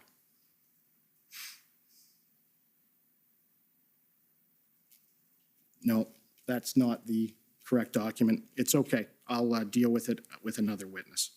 So thank you very much for answering my questions. You're welcome. Okay, well, rather than, or maybe I could ask the city of Ottawa, are you going to be taking your 10 minutes or if, because we can do it after lunch if you prefer. I'm content to either do it now or after lunch. I think we will need our 10 minutes, and there's a better chance we get right under the 10-minute mark if we have the lunch break to shorten it up and tighten it up, Commissioner. Okay. But I am content to go now if that's your preference. Yeah, well, we'll take the lunch break. We'll take another one of our long lunches. We'll come back at 2 o'clock and have an hour and 5 minutes for lunch. The commission is in recess until 2 o'clock. La commission est levée jusqu'à 14 heures.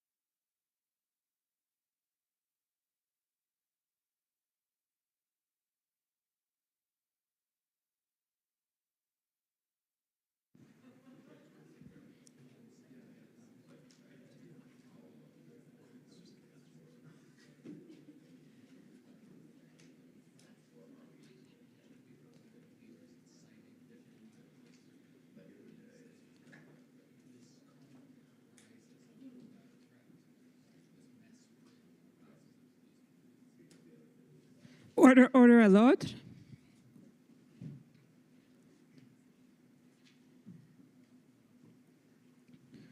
The commission is reconvened. La commission reprend.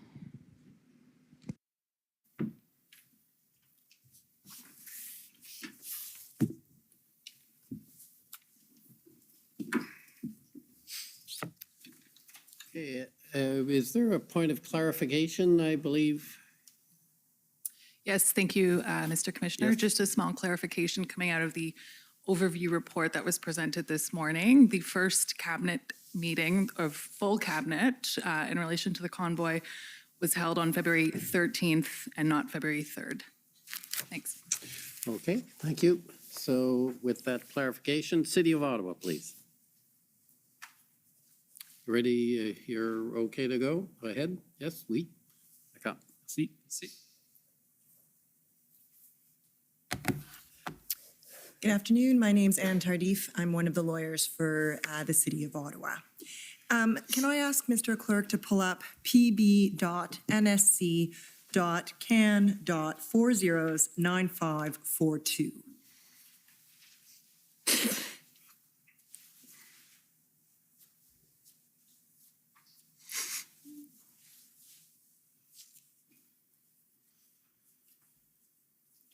And this is an email chain, and if we could, well, you're not on it, gentlemen, but Mr. Delikaveli, have I got that correct? Thank you, you're both nodding, is on the chain, and I understand he was interviewed along with you and some of your other colleagues by the commission in this case, right? And we'll need an audible answer, sorry. Yes. And he is at public safety as well, correct? Yes. And if we scroll down to the top of page 2, Mr. Clerk, and actually just scroll up a little bit just so we get that email. Up a little bit higher, there we go. This is an email from an individual with the Solicitor General's office in Ontario to your colleague, Mr. Treeherne, among others, at Public Safety, correct? Yes. Yes. And he says, hi, Trevor and Derek, your colleagues. I was hoping for some clarity on a few RFA, meaning request for assistance, process-related item based on some references I have been seeing in recent media coverage for Ottawa. Scrolling down to number 2, which is the one that interests me. It's titled Request for Law Enforcement Support under Ontario Police Services Act. This article, and there's a link that we can't access, says that the feds approved a request from Ottawa for RCMP support. I would have assumed such a request would have required a provincial minister request, but clearly it didn't, as in did not. I am fine with that, but want to check on process. Was that a political decision that bypassed process, or this type of request could be made by either a municipal or provincial police service? So scrolling back up, Mr. Clerk, this is a question, as we've seen, that the Solicitor General's office is putting to your colleagues, and I believe the date is February 4th. If we could scroll up, Mr. Clerk. Yeah, February 4th. And if we scroll all the way up to the top, you'll see there's an internal email chain within public safety, and your colleague, Mr. Delikaveli, says this is far from being solved. Still discussions on their way to clarify question 2, which is the one I just read. You see that there? Yes? So fair to say that at least as at February 4th, within public safety, there were still discussions in terms of the process for OPS or Ottawa requesting law enforcement resources from the RCMP, correct? Yes. Okay. Now, Mr. Stewart, I heard you say in your testimony that almost right from the beginning, right after that first weekend, Chief Slowly was adamant that he needed more resources than he had at his disposal to dismantle the occupation, correct? Correct. And you're aware that on February 7th, I won't turn it up, the Mayor of Ottawa and Ms. Deans, who was then the chair of the Police Services Board, wrote a letter to the federal government asking for 1,800 additional officers to support the OPS, correct? Correct. Okay, so I'd like to go, that was on February 7th, I'd like to now turn to a readout of the SSE Committee of Cabinet, which I take it is a committee that deals with safety, security, and emergencies. Correct. Have I got the acronym Well right? done. Okay, and Mr. Clerk, it's ssm.can.nsc.402661. And this should be a February 9th meeting of the SSE Committee of Cabinet. It's a readout, and you'll see there the date, February 9th, correct? I believe the committee meeting was on the 8th, but Okay, so the committee meeting was on the 8th, the readout is being circulated on the 9th. Fair? sure. Can we go to the bottom of page 1, please? Right there. Thank you, Mr. Clerk. Do you see it says RCMP resources deployed? Are you with me, Mr. Stewart? I am. 340 members on duty every day within RCMP mandate, and that would be in part the protective mandate that you described earlier, right? Yes, So to protect federal assets and people. that's right. Increase in protective posture associated with RCMP mandate. And then this is what I wanted to draw your attention to. It says 50 uniformed resources in support of OPS mandate since last weekend. So from January 31st to February 8th, roughly 50 uniformed RCMP officers in Ottawa. Fair? Yes, Under OPS command, I should say. Fair? yes, And then it says working to deploy another 200 people on new plan with OPS and partners, right? yes, And then finally, it says OPP setting up integrated planning cell to review OPS plan, and that was going to include 2 RCMP members as well, correct? yes.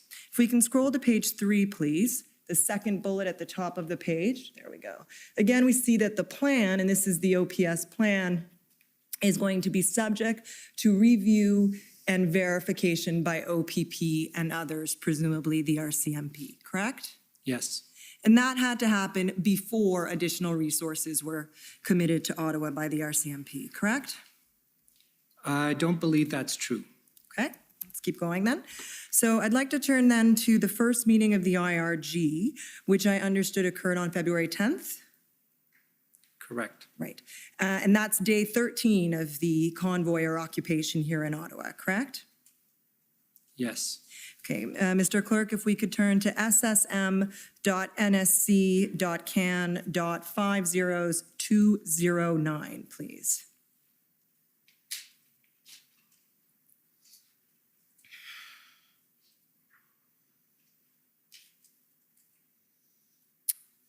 Okay, and if we could turn then to page 5, please, halfway through the first complete paragraph, yeah. So you'll see there it says the RCMP, it's about 6 lines down. Do you see that? Thank you, Mr. Clerk. The RCMP has provided all recourses requested by the OPS. Do you see that there? I do.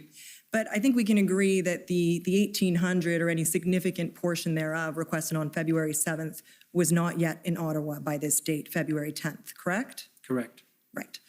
And then if we scroll to page 6, please, halfway through the page. Right there, the commissioner of the RCMP, do you see that, Mr. Stewart? I do. Indicated that Windsor remains the #1 priority. And I don't think that's quite contentious. This is February 10th. But that was what the commissioner indicated on that date, right? Right. And I put it to you that that's the reason that the IRG was not convened until this date. That is, until Windsor had occurred, the blockade at Windsor. I would not agree. Okay, and then why did it take 13 days for the situation in Ottawa before the IRG to be convened? That's not a question that I can answer, other than to say that there was extensive involvement at the federal officials and political level right from the start. So when the Prime Minister chose to convene the IRG is a decision that you should ask either him or colleagues at PCO about. Okay, will do. Okay, so I guess we'll jump ahead now to the second IRG meeting. I only have a few minutes left. We can turn it up. It's SSM NSC CAN 50214, Mr. Clerk.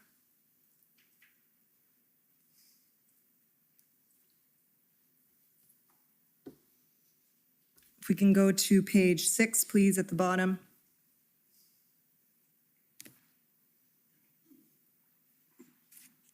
In the last 2 sentences, there continue to be challenges, and I should say the date, it's February 12th. This is the second meeting of the IRG. There continue to be challenges working with the integrated planning team in Ottawa around communication, and I think that word should be decisiveness of the OPS chief. Every request made by the OPS has been fulfilled, with RCMP personnel exceeding the 250 agreed upon in the MOU. And maybe this comes back to what you were saying earlier, Mr. Stewart, that you thought more had been provided than that 200 even before the plan had been finalized. But I take it we can agree that the large number requested, the number that was eventually needed in order to dismantle the occupation, was still not in Ottawa by this date on February 12th.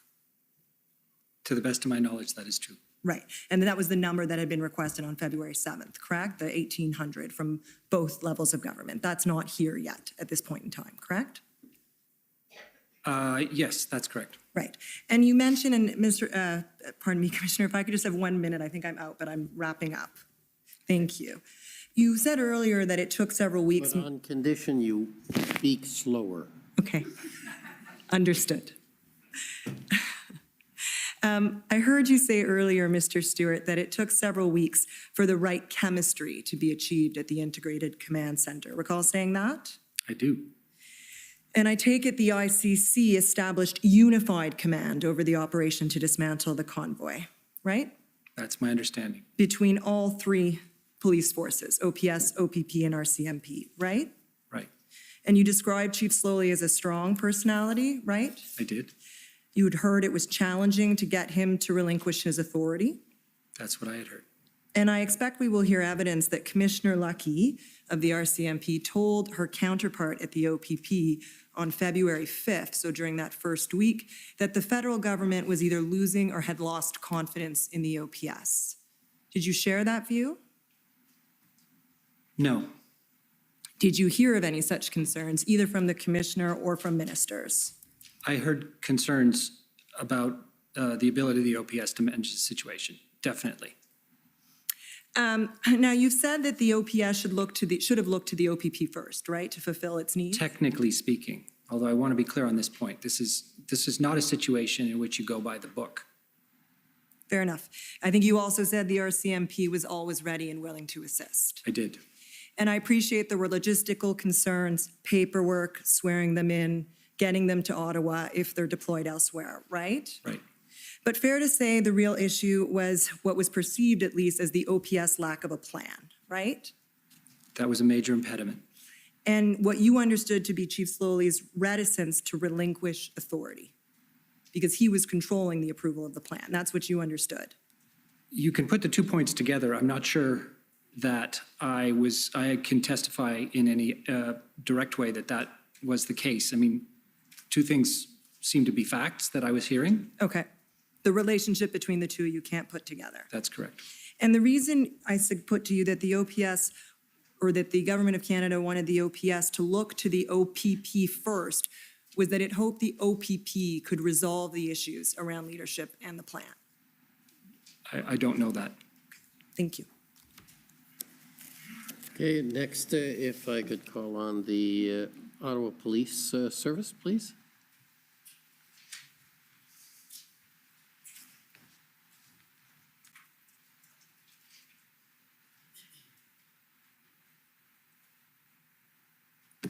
Good afternoon to you both. My name is Jessica Barrow, and I'm one of the counsel to the Ottawa Police Service. My questions will be directed to you, Mr. Stewart. I just want to start by discussing some of the information that was known to public safety prior to the arrival of the convoy. And I know you went through some of that already with Commission Counsel, but I wanted to clarify a couple of things. So you indicated in your witness statement that there were challenges in obtaining information in relation to the convoy because the novelty of the events made it difficult to distinguish between things seen on social media that were credible versus not credible. Is that correct? That is correct. And in fact, you testified this morning that because of the organic nature of the events, it was difficult to obtain what you referred to as, quote, good intel, correct? That's correct. And you would agree with me that these would have been challenges that all law enforcement agencies would have been facing as well, correct? Yes. So Commission Counsel took you to one of the key points documents, and I want to take you through a couple as well. I'll start with January 26th, and Mr. Clerk, the number is pb.can.701.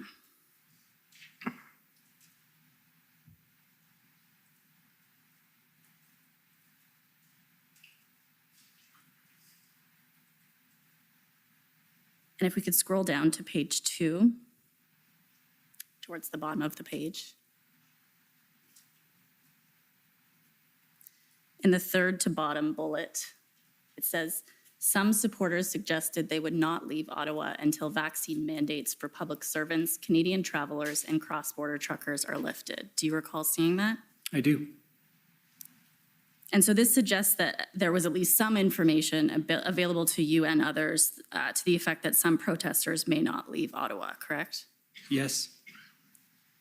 But again, as you've indicated, with open source information, it's difficult to know whether that information was credible or not, correct? Correct.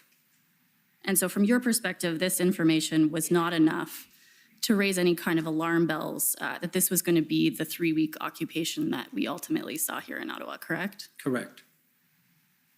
And the RCMP was presumably privy to this same information as well? I would believe so, yes. And you indicated in your witness statement at page 10, and I'm happy to turn it up if necessary, but I suspect you'll recall saying this, that if the RCMP had intelligence that the convoy was planning on becoming entrenched in Ottawa and failed to report that information up to public safety, that you would have considered that to be problematic, correct? Yes.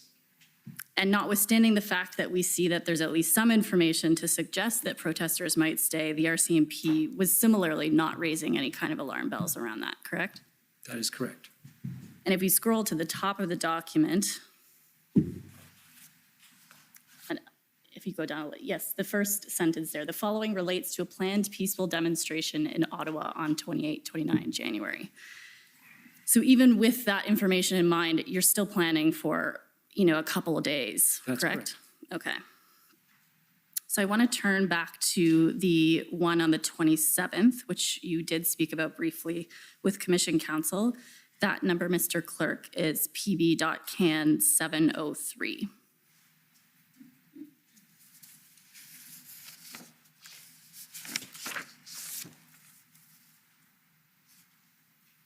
And if we could go to page 3, please. That's perfect, thank you. My friend took you to one of the bullets in the bolded section that we see here, but I want to turn to some of the bullets that precede that one bullet. So what we can see here is a number of directions that appear to have been provided by OPS in relation to where the trucks could park when they arrive, right? Right. And is it your understanding that this information was coming from Intersect? That would be my understanding. Okay. And so what we see is a number of different options. The first one we see is from the west, they're being directed to Sir John A. Macdonald Parkway, correct? Yes. And then following this, Kent and Metcalfe exits can be used. The George Etienne Parkway can be used. And then ultimately we see in the third bullet there that Wellington will be closed, but there will be 3 lanes dedicated to the demonstration, correct? Yes. And so you were provided information prior to the convoy's arrival that the OPS plan was to allow at least some of the truckers to park downtown, correct? Yes. And I'm just going to bring you to the Intersect document. That one is PB.CAN 1234.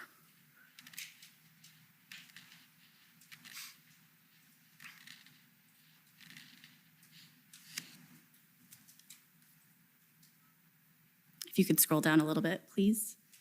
So this is presumably then the Intersect information that ultimately we see coming through that key points document. Is that fair? I believe so. And so again, we see here that there is information to suggest that OPS's plan involved having some truckers park on Wellington, correct? Correct. And so again, this didn't raise any kind of alarm bells from your perspective that this was the plan for OPS, right? No alarm bells. And again, this information would have been available to RCMP. Yes. And similarly, RCMP didn't raise any concerns with you in relation to the plan. Not with me. And you understood at this point, and I'm happy to turn back to the previous document if necessary, but I think you would agree that this was a group at this point that was cooperative and from your perspective was exercising their democratic right to peaceful protest, correct? Correct. Mr. Clerk, could we turn to SAS 12, please?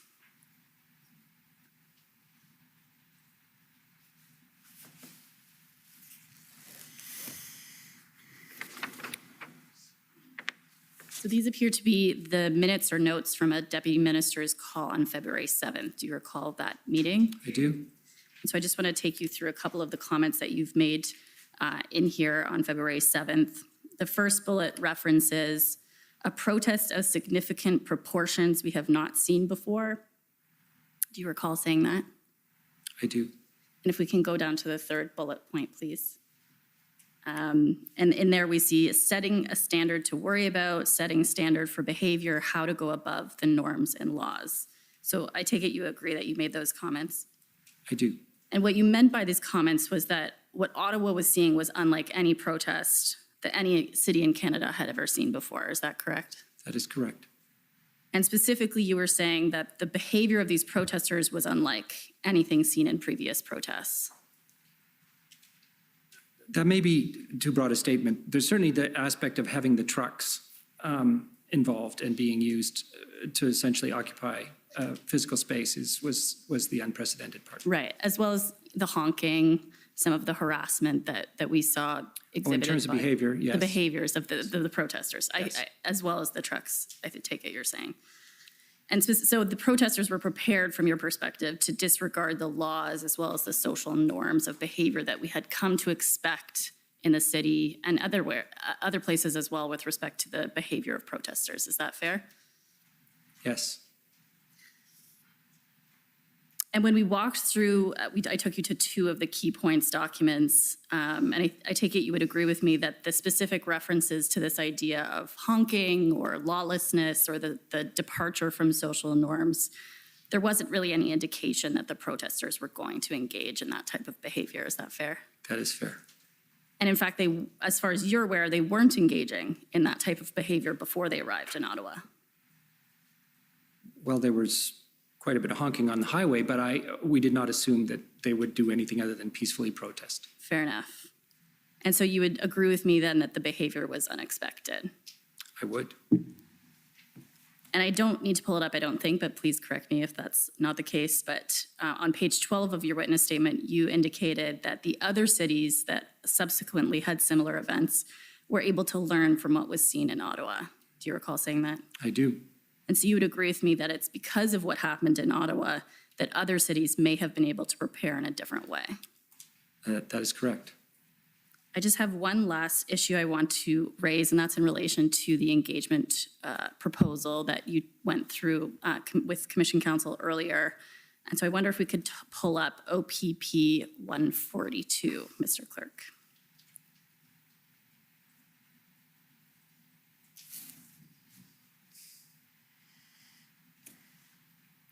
And if we could scroll down to page 2, we'll see an email between yourself and Inspector Bowden. And that's setting out some considerations in relation to the proposal. If we can, I think it might be up a little bit. Yes, there. Do you recall seeing this email with all the considerations? Yes, indeed. And what we see from Inspector Bowden is that he was of the view that this could constitute a win of sorts for protesters in terms of providing an exit strategy. Do you recall that? Yes. And would you agree with me that the comments that come from Inspector Bowden involve an advocacy for a measured approach consistent with the national framework rather than simply resorting first to enforcement? Yes, I agree. And in your witness statement, you indicated at page 18 that there were particular difficulties actually to enforcement operations in Ottawa. Do you recall saying that? I do. And that was because the protesters were very entrenched and they were aggressive towards the police? That's correct. And so the proposal was presumably aimed at trying to change that posture. Is that fair? That would be true. Okay. And you indicated in your witness statement that you did not share the proposal with OPS. Is that right? I believe it was shared with OPS because there was a question about who would, if it were actually approved, how it would be managed. And I think OPS was alerted that their PLTs, their teams would be perhaps delivery agents. Okay, I didn't consult OPS. You did not consult them, so maybe we'll just bring up one last document. I'm almost completed, Mr. Commissioner. OPP 633, just to provide some clarity on this point. So you're asking for more time? If you wouldn't mind. Yes, you can have a little more time. Thank you very much.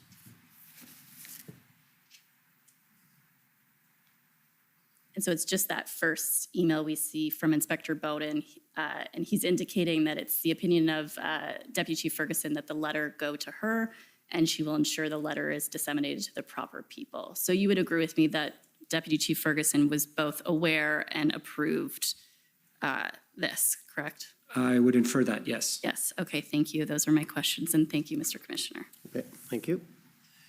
Next is counsel for former Chief Slowly.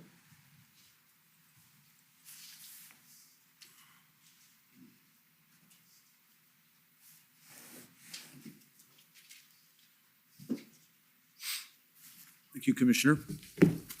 I'm Tom Curry for former Chief Slowly. Thank you. Just have a few questions. My colleagues have covered some of the things I was going to ask you about. So, Mr. Stewart, you said just a minute ago in response to one of my friends that you don't go by the book in a situation like this. You recall saying that? I do. And does that capture the idea that what you were dealing with during the time that we are speaking about, with the protests in different locations across the country, was completely without precedent, and there is therefore no playbook that you can follow?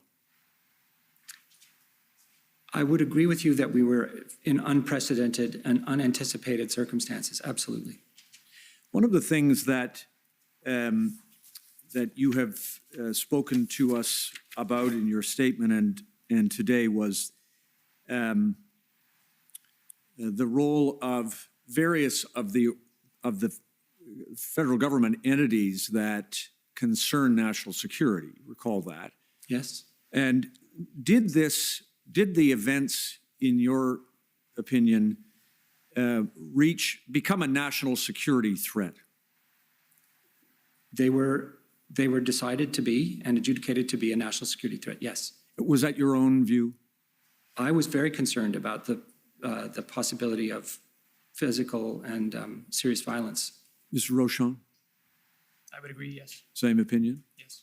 And as a consequence of, and of course, as you've described to, I think, one of my friends, it was not thought to be a national security threat at the time that the convoys began to organize and come to Ottawa. No. You agree? It was not. I agree. Now, I want to ask you, if I can, about one more thing. I think you've probably covered this, but former Chief Slowly has described these events as representing a paradigm shift in protest in Canada, probably for the reasons that you've given, Mr. Stewart, concerning the use of heavy vehicles. Do you share that view? Yes, I do. Mr. Rochon? I would agree, yes. Now,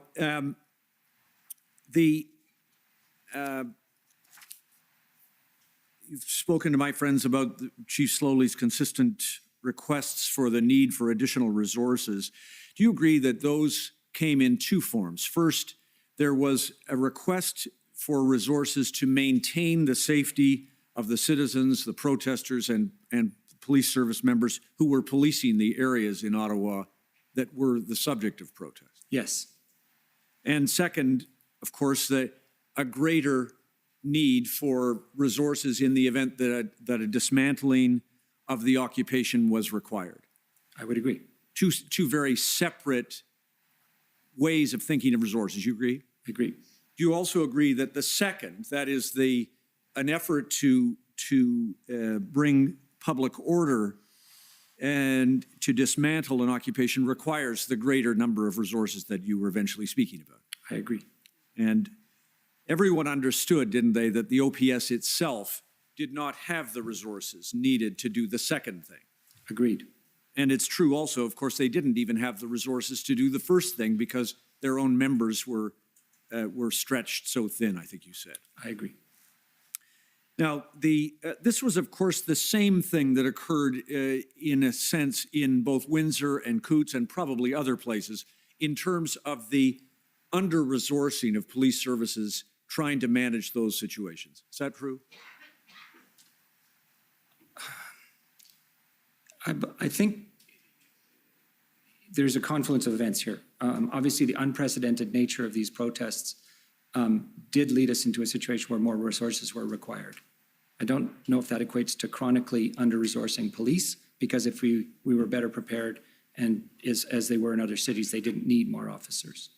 Understood. I suppose that it wasn't, we know that, don't we, that the protest in Coots, the blockade in Coots, was not able to be prevented by RCMP officers on the ground there.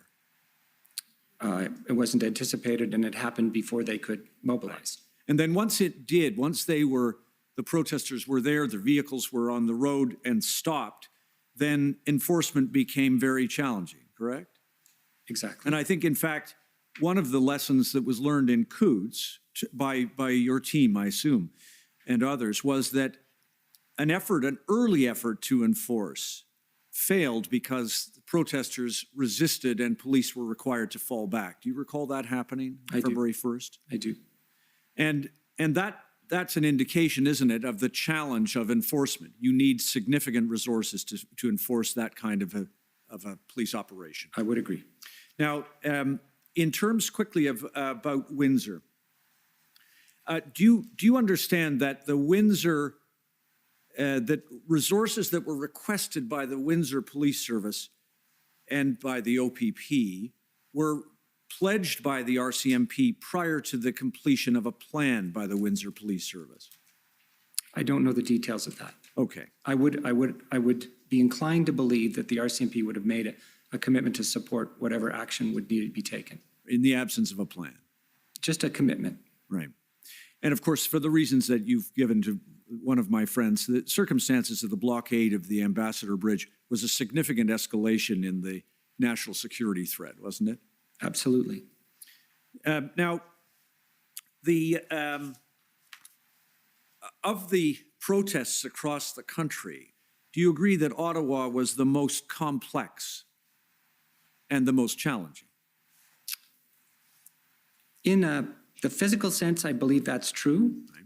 In the economic sense, not as much. Fair enough. In terms of as you say, the physical sense, or if one thought about it as a security issue, it was the more volatile. It had the most vehicles and the most protesters across a larger area. Is that fair? Agreed. Now, I think you indicated that there was a time, at least, when there was a debate between, or perhaps even a disagreement between federal and provincial officials in Ontario, that is, about which police service was the first port of call for the Ottawa Police Service to call on. Is that fair? Well, we've been shown evidence to that effect. I didn't have that issue with my colleague. All right, understood. Now, a couple of other things. You were also aware, and I think you've told the commissioner, that enforcement was not the preferred strategy here in any of these protest locations. Negotiation, de-escalation was the preferred strategy. That is always the preferred strategy. And yet the ministers, the federal government ministers with whom you were interacting, were demanding some kind of action. Is that fair?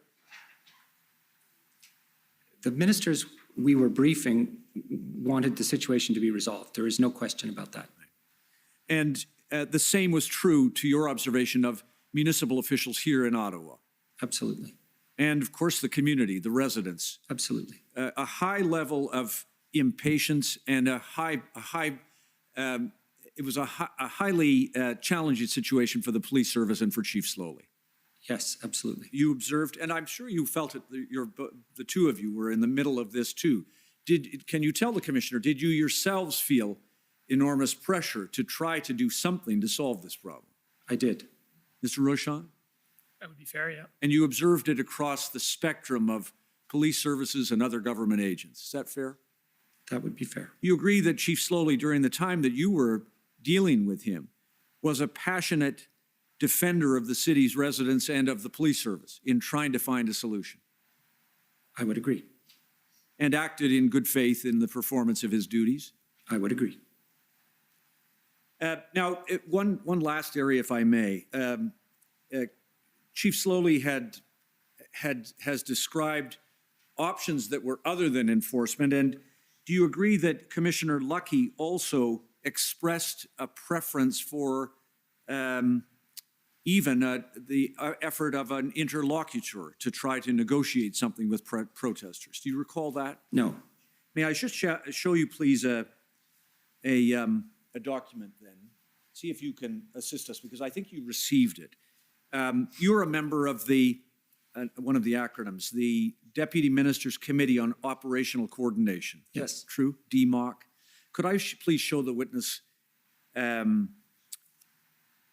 the interview summary from, oh no, I won't need to go to that. Let me show you the document. PBCAN 50750.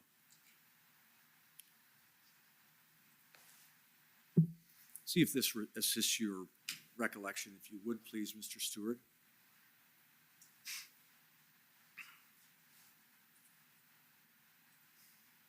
There's a suffix on that, REL.001.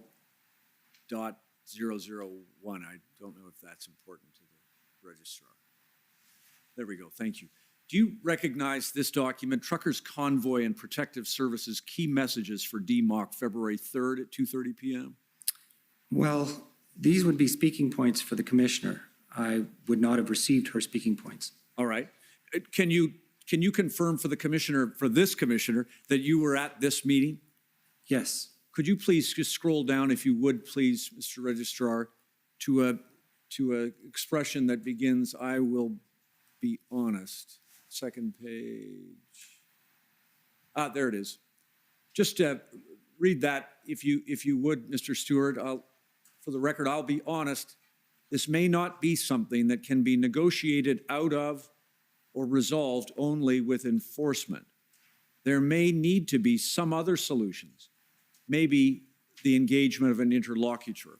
Does that refresh your recollection that on the 3rd of February in the afternoon, Commissioner Lucky raised this concern that there may not be a solution through only through enforcement, and there may be other solutions, including an interlocutor? Yes, it refreshes my memory. And that she said that? I check against delivery, but I believe she did. All right. I'm out of time. Thank you very much. Thank you, Commissioner. Okay. Thank you. Next, the Ottawa Coalition.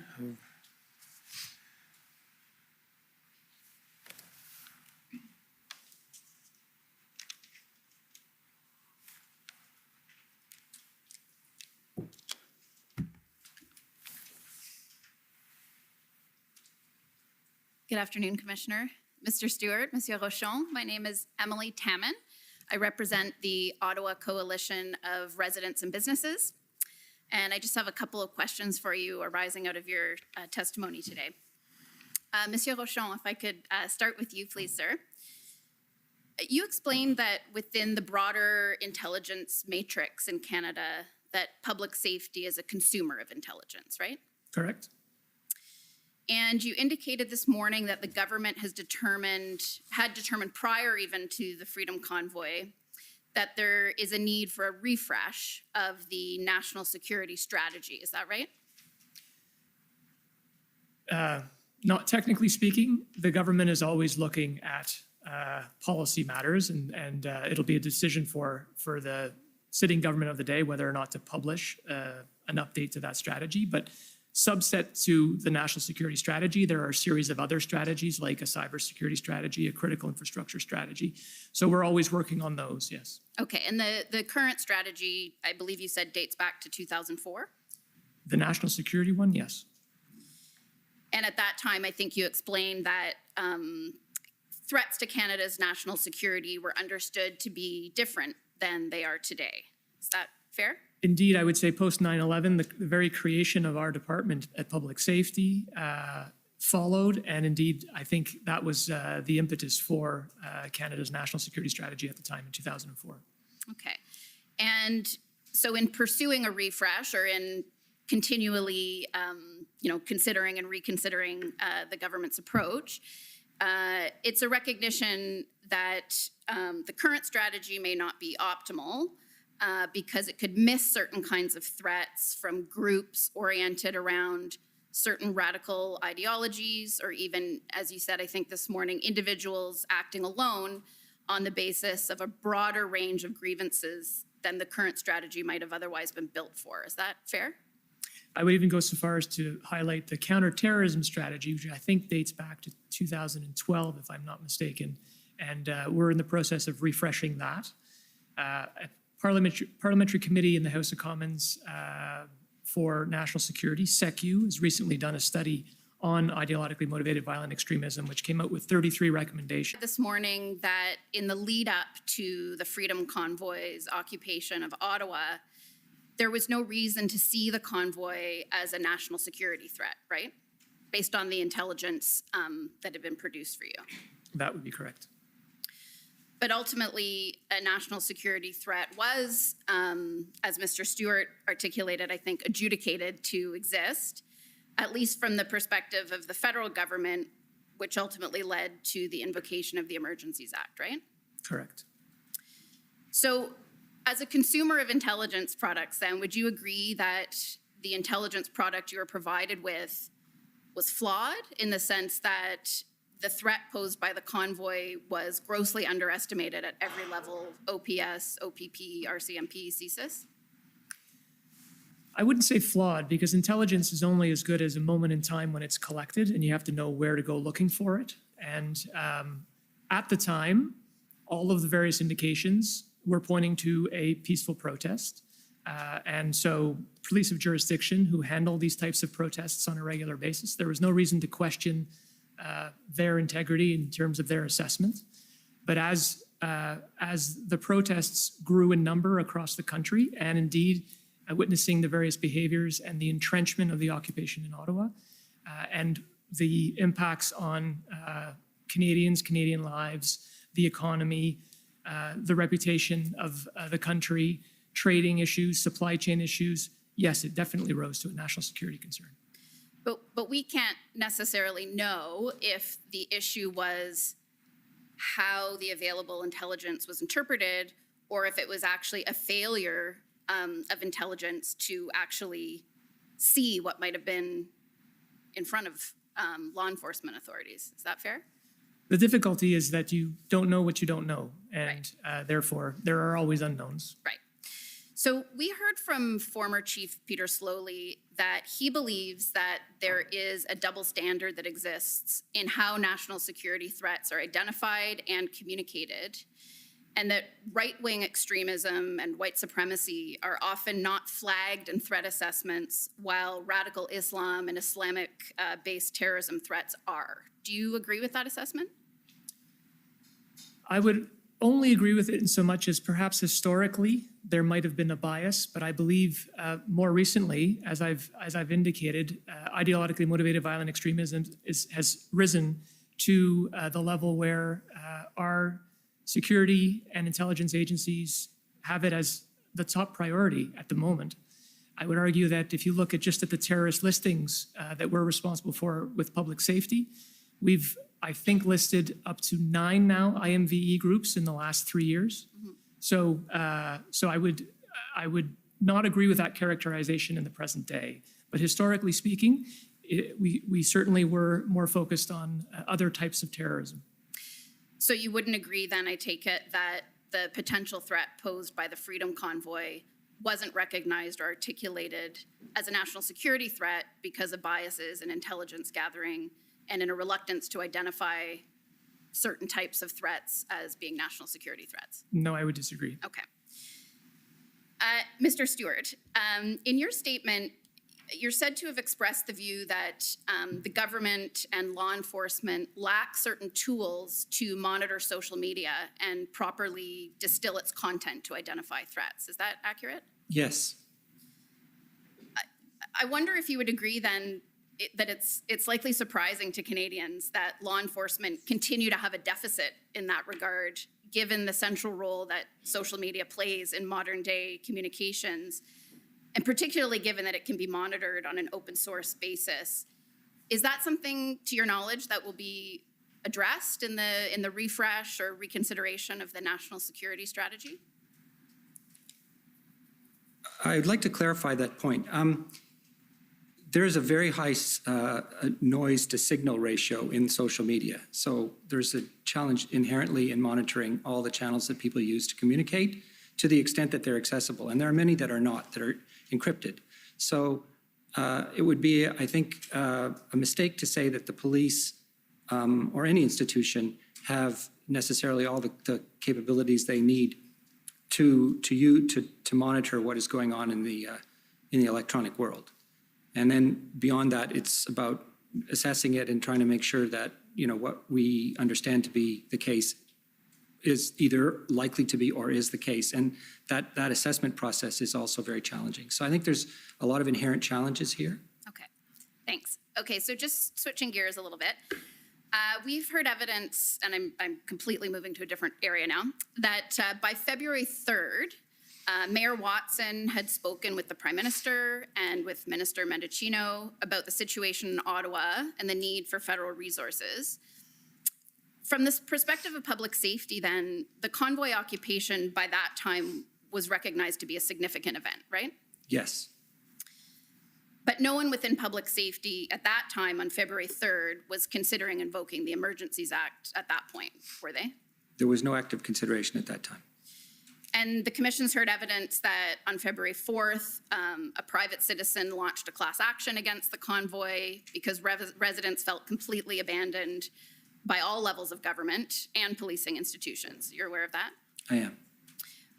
But no one within public safety at that time was considering invoking the Emergencies Act, right? It was not under active consideration at that point in time. And you've indicated that it did become an active consideration around February 11th. Is that fair? Yes, I did. So would it be fair then to say that the federal government never really saw a role for the Emergencies Act as a tool for dealing with the Freedom Convoy until the international borders were blockaded? No, I think that's putting it too linearly. I think a combination of factors led it to become more actively considered, including the borders being blockaded, the protracted protest in Ottawa, and the threats of personal and economic harm. Okay, but a significant part of the consideration with respect to economic harm had to do with international trade, didn't it? It had to do with blocking ports and gateways, yes. Yeah. So had it not been for the border blockades, would, in your assessment, residents of Ottawa have continued to have been left to deal with the effects of the convoy despite the tremendous social and economic harm they were experiencing? There was always going to be a police action in Ottawa. So right. I think you are neglecting the fact that that was mobilizing, albeit in a very incremental way. But specifically with respect to the Emergencies Act, would you, based on your understanding of the discussions that took place around that, in your view, would the Emergencies Act have been an appropriate tool to deal with the situation in Ottawa had it not been for those other events? The Emergencies Act is generally considered to be a tool of last resort under very exigent circumstances, urgent, time limited. So there were many other tools in the toolkit. Indeed, Ontario used one, and it was not used until quite a bit later in time. So I would say, we were all conscious of it as being a tool, but in the minds of those who were, discussing it with counterparts, there were other tools as well. Okay, thank you. Those are my questions. Okay. Next, I'd like to call on the Ontario Provincial Police.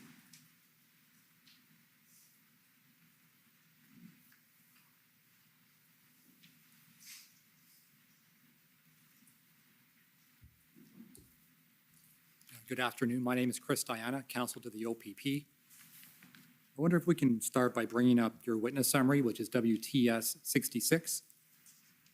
And while that's coming up, I expect that most of my questions will be directed to Mr. Stewart, but Mr. Rochon, if you have some insight or some information, then please chime in.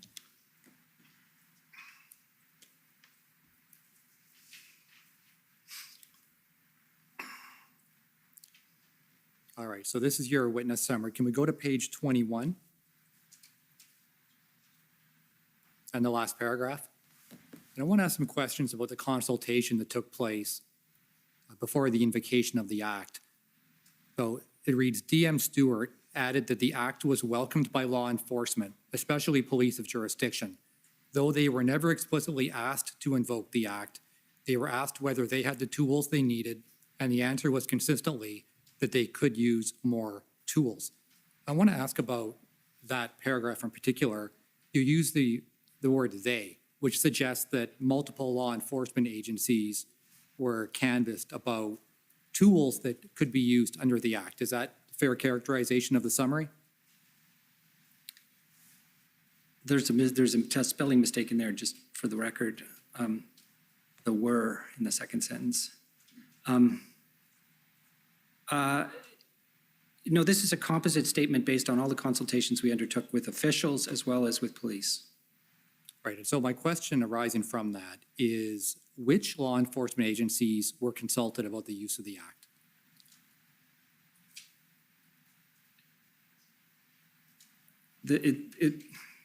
What I was saying in this witness summary and what I would say to you is that no police agency was asked about the act itself.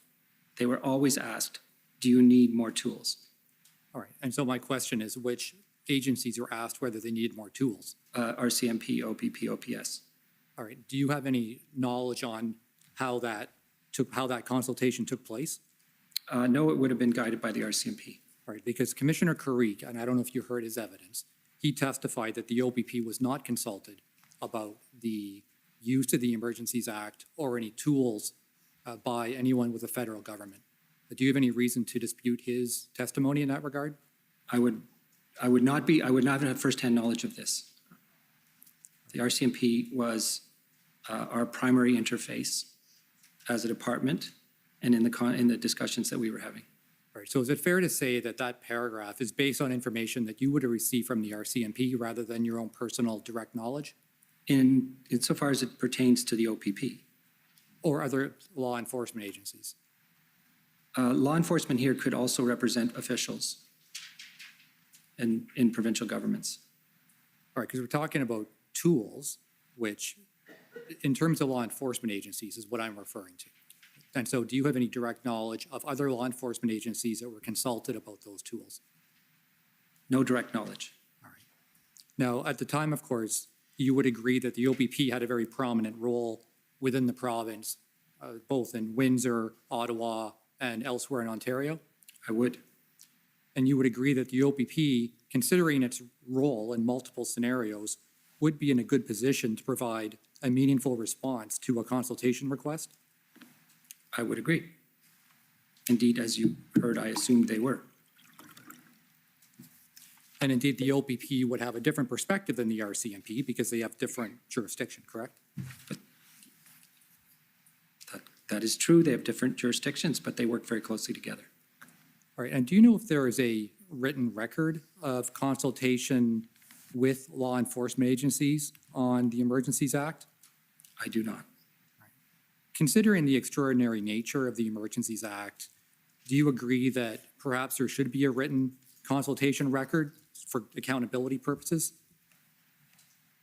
The consultations were, in the broader form, were often recorded, and there have been notes to that effect, right? And again, they weren't about the act, they were about the tools.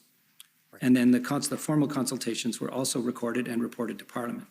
Right. And the reason I ask is because there is a consultation record, which I won't take you to unless you want to see it, but that consultation record refers to consultation with different provinces and officials, but there's no specifics about consultation with law enforcement. And my question is are you aware of any document that deals directly with the law enforcement side of the consultation? No, I'm not aware. Okay, but you would agree that perhaps considering the fact that law enforcement has to use those tools, it would be a good idea to have written records of that consultation? I would agree. Did you have any direct involvement with consulting law enforcement? I think you said you did not. Fair? Not police, other than the RCMP. Right. If we can turn up document pb.nsc.can.503256. Actually, if I may, I'll correct that answer because I did have calls with Chief Slowly on which Commissioner Carrick was also participating. So I would say I had firsthand evidence from Chief Slowly that he needed more tools as well.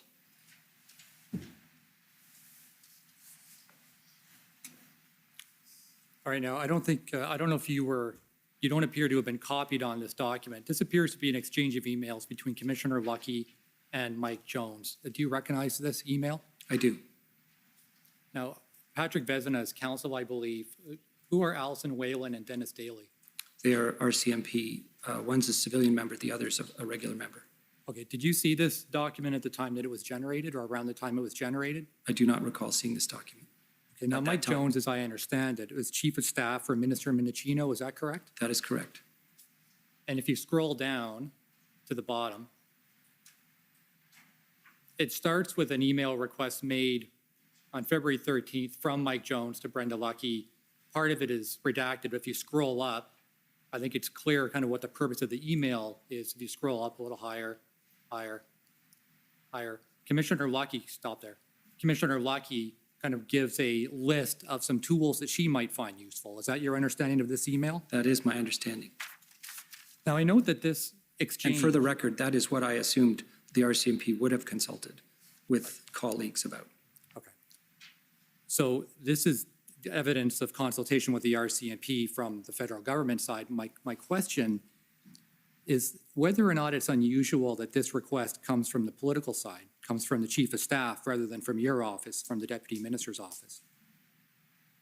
Under the circumstances, I wouldn't say it was unusual. Because typically, and I know the way it works provincially, of course, because that's my area, but Commissioner Carrick testified that almost all his dealings were directly with Deputy D. Tommaso, and the communication went through the level of the Deputy Minister. But the Commissioner of the RCMP is a direct report to the Minister of Public Safety. Right, and so it's more common then for the political side to engage directly with the Commissioner of the RCMP? It is. And I wanted to follow up on a comment, because this is an opportunity for us to look at all these issues, all these kind of broader systemic issues. Could you raise it yourself earlier in your evidence about Nova Scotia, and maybe taking another look at what is the appropriate role of the political side as opposed to your side of the House? Do you have any thoughts on how, from the federal side, that can be improved from where it's at now? That's a very open-ended question, and I don't think my opinion is here or there. I would observe, however, and this is why I raised it this morning, that this has become an issue in a number of domains where people have asked what's the division between requests for information and advice, which this, I think, constitutes, versus what are, sort of interference or, engagement in police operations. And so I would certainly agree with the proposal that could be clarified. Yeah, and I guess one of the reasons I ask, you're not copied on this. And as Deputy Minister, if there is going to be direct engagement with the political side, don't you expect you to at least be copied on it for your informational awareness?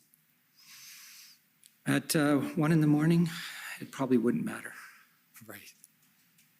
No, I think it would have made sense for her to copy me. She copied her subordinates. Right. And I guess, again, we're in this context where we can look at these issues. These opportunities don't come across very well. And you've got a lot of experience in your role, as do you, Mr. Rochon. So you can weigh into this question as well. But is there any merit in having clearer lines or more clearly defined lines about how the interaction between the political side and the RCMP commissioner to avoid any kind of misunderstandings? There is merit. And how, do you have any recommendations on how those lines should be drawn? No. Do you have any thoughts, Mr. Rochon? No, I'm afraid not. All right. And just finishing up on the question about intelligence, you were asked a question by my friend who was up before me about whether or not there was essentially a failure of intelligence. Now, your evidence earlier was that you're in a position where you're only receiving, or you're consuming the intelligence, correct? Correct. That is correct, yeah. But you only know what's provided to you, correct? Correct. So, for example, you didn't even know about Hendon. What you're looking at is what other people are synthesizing, putting together, and letting you know, correct? Correct. So really, you wouldn't be in a position, especially at the time, to know whether you had reviewed all the intelligence or whether what had been provided to you was an accurate reflection of what was out there, correct? I would argue that the reason why we have an ADM National Security Operations Committee table every week is to have subject matter experts across 16 departments and agencies bring forward information that would be relevant for that table, and then we ask questions and try to anticipate threats to national security. And in this particular instance, we would have all been aware of convoys, but we would have been deferring to the RCMP or transport or indeed CSIS, ITAC, and others to flag for us if there was something more to bring to our attention. And at the early stages, that wasn't the case. Right, and so if the RCMP or whoever's reviewing this information decides that information such as there's no exit strategy, an intention to make the workings of government more difficult, if that doesn't get included, then obviously you would never know. So there's a lot that's put on the shoulders of those who are providing the information to you. Would you agree? Yes and no. I mean, there's enough experience around that ADM National Security Operations table to ask those types of questions. Intelligence fusion is always a challenge. And so bringing together all of the various pieces of intelligence to get an accurate picture at a moment in time is something that we have experience with. And at that point in time, we had no reason to believe this was going to be anything more than a peaceful protest. Thank you, gentlemen. Much appreciated. Thank you. Next up is the Windsor Police Service. Thank you, Mr. Commissioner. This is Tom McRae for Windsor Police Service. I have no questions. Thank you. Next is the Government of Alberta.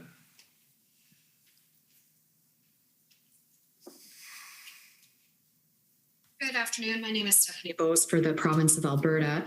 I just have a few questions around the RFA that came from Alberta. I think, Mr. Stewart, you're probably the one who will be answering these questions today, but certainly if this is something that both members of the panel can respond to, please feel free to do so. For now, can I ask that the clerk please bring up the Public Safety Institutional Report? That's document DOJ.IR.708. And while that's happening, Mr. Stewart, I believe you mentioned in your evidence that the RFA that came from Alberta didn't follow the usual course, namely that there wasn't discussion before it was submitted. Is that correct? That is correct. Do you know if there had been discussion ahead of the RFA, would that have changed the response by the federal government in this case? In all likelihood, it would not. Okay. And then on that institutional report, Mr. Clerk, can you please scroll down to page 22 and look at paragraph 75, please? And this is referring to the February 5th RFA from the Minister of Municipal Affairs for Alberta. And it says, upon reviewing the request, it was determined that the RFA process was not the correct mechanism for addressing the issue of additional law enforcement personnel. Requests for additional RCMP officers must be made under sub-article 9 of the Provincial Police Services Agreement and not through an RFA. So is it true that the RFA from Alberta was interpreted to be a request for RCMP officer deployment? No, it was perceived to largely be a request for tow trucks. Okay. There is a mention of personnel in the RFA. I'll just take you to that as well. That's document PB.can.50718.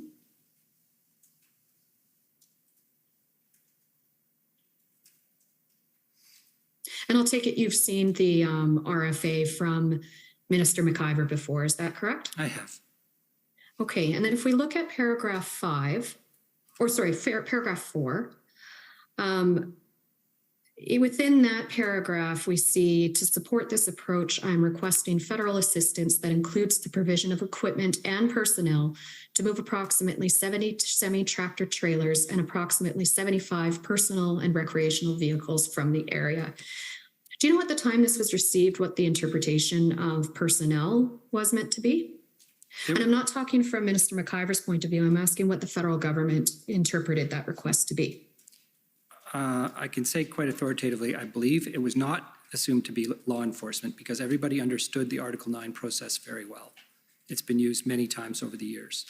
So this was inferred to be armed forces personnel. Okay, thank you. And we do know, of course, that there was a request for deployment of RCMP officers that was appropriately made under the police services agreement. That came just a few days later, correct? Correct. All right, now can we please take a look at document pb.can.401514?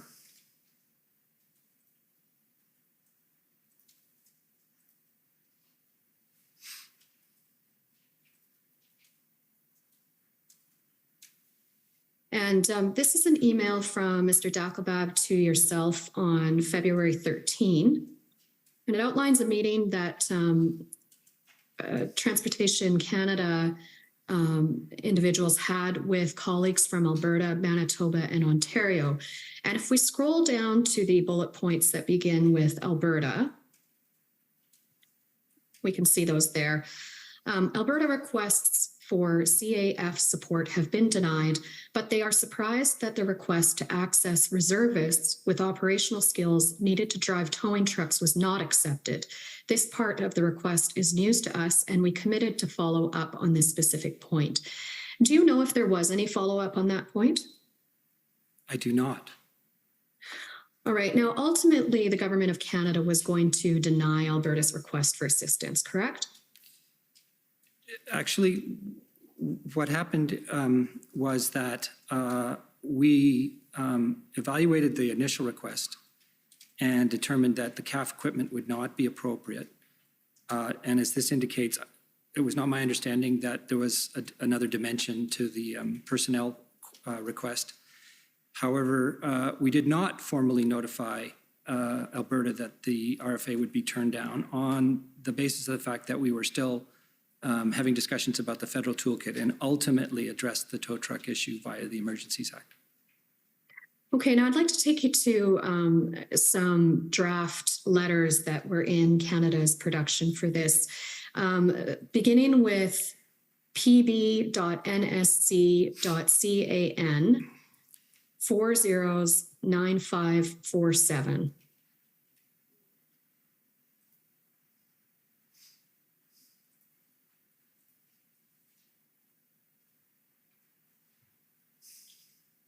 We can see that this is dated February 7th. It's addressed to the Honourable Minister McIver, which is the Minister of Municipal Affairs for Alberta. And if we scroll down to the last paragraph on the first page, it says, further, I understand that Alberta has the required authorities necessary to enforce compliance as a highway is considered essential infrastructure, and it is unlawful to willfully obstruct, interrupt, or interfere with the construction, maintenance, use, or operation of any essential infrastructure in a manner that renders the essential infrastructure dangerous, useless, inoperative, or ineffective as per the Critical Infrastructure Defence Act of Alberta. And this letter is unsigned. Do you know why it was unsigned and unsent at this time? For the reasons I just explained. Okay, but you would agree that on February 7th, the Government of Canada's position was that Alberta had the required authorities to deal with the illegal protests around Coutts, Alberta? We determined that the full suite of provincial tools had not been exhausted, which is sort of a first principle of the RFA. All right. And then there are a number of other follow-up draft letters that contain essentially the same language in it. Just for the record, I will take you to ssm.can.nsc 402745.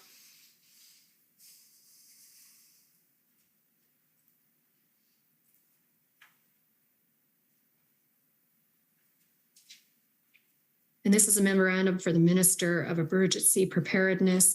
I understand if you scroll down to page 2 that you digitally signed this memorandum on February 9th. Do you see that? I see that. And in this memorandum, you recommended that the Minister of Emergency Preparedness sign an enclosed reply indicating that the Government of Canada was refusing the RFA. Is that correct? I believe so. I haven't seen the attachment, but I believe so. Well, and the enclosed correspondence on this one is actually redacted, but if we look at the body of the memorandum, we see the reasons for refusing. On page 2, the paragraph above the heading recommendation says, this remains an issue within provincial jurisdiction. Alberta has the required legal authorities necessary to enforce compliance. So very similar reasons for the refusal that was being outlined in the February 7th draft, correct? Correct. And then if we turn now to ssm.nsc.can 403115,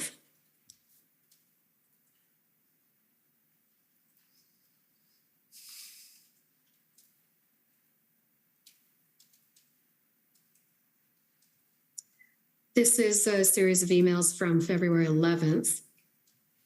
And in the email from Ratty Barrack to Minister Bill Blair, it says, here is the latest draft in reply to Alberta's RFA. And again, going to page 2, we see a paragraph starting with further, I understand. And it says Alberta has the required legal authorities necessary to enforce compliance, and then refers to the Critical Infrastructure Defense Act. So again, here we are, February 11th, very similar reasons to those expressed on February 9th and February 7th, correct? Correct. And if we scroll to the very top of this, we see that Minister Blair approved the response. Were you aware that he had approved such a response? I was. Okay. And I told a provincial official, although I cannot remember who that was. Do you know the level of provincial official you told, or the meeting in which you told them that? A deputy minister called me and asked if we were going to approve it sometime within 24 to 48 hours of the original request. And I said, my expectation is we would not. Okay, so very early on, the decision was made it would be refused. The reasons for refusing it seem to not really have changed throughout the course of the time when the draft response was being considered. Is that fair to say? Yes. And then I'm going to take you to one last draft, and that is on pb.can.nsc. I believe it's 50690.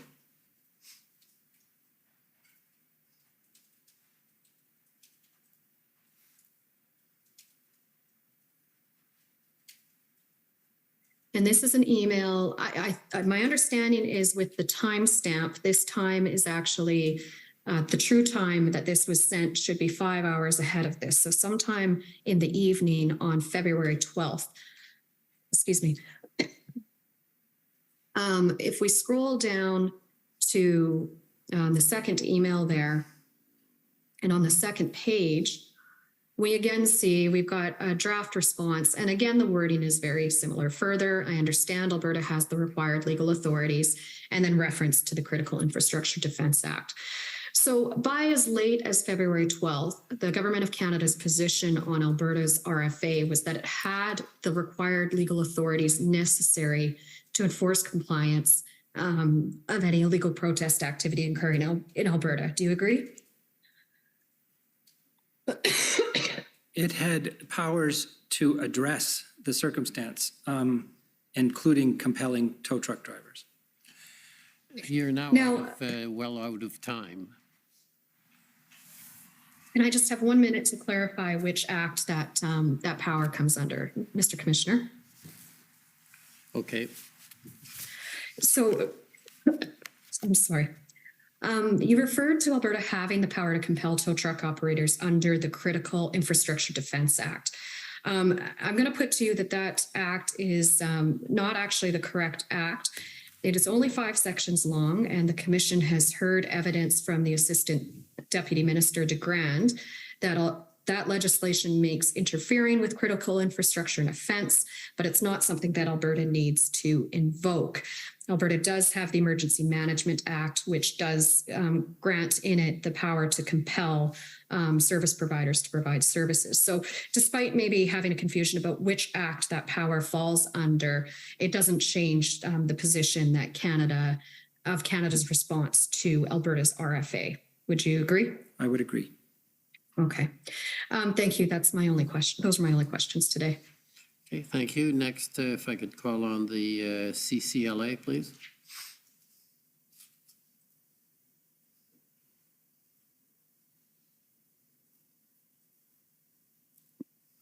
Good afternoon. Can you see and hear me okay? Yes. Okay. My name is Kara Zwiebel. I am counsel for the Canadian Civil Liberties Association. I wonder if we could pull up document pb.can.401584.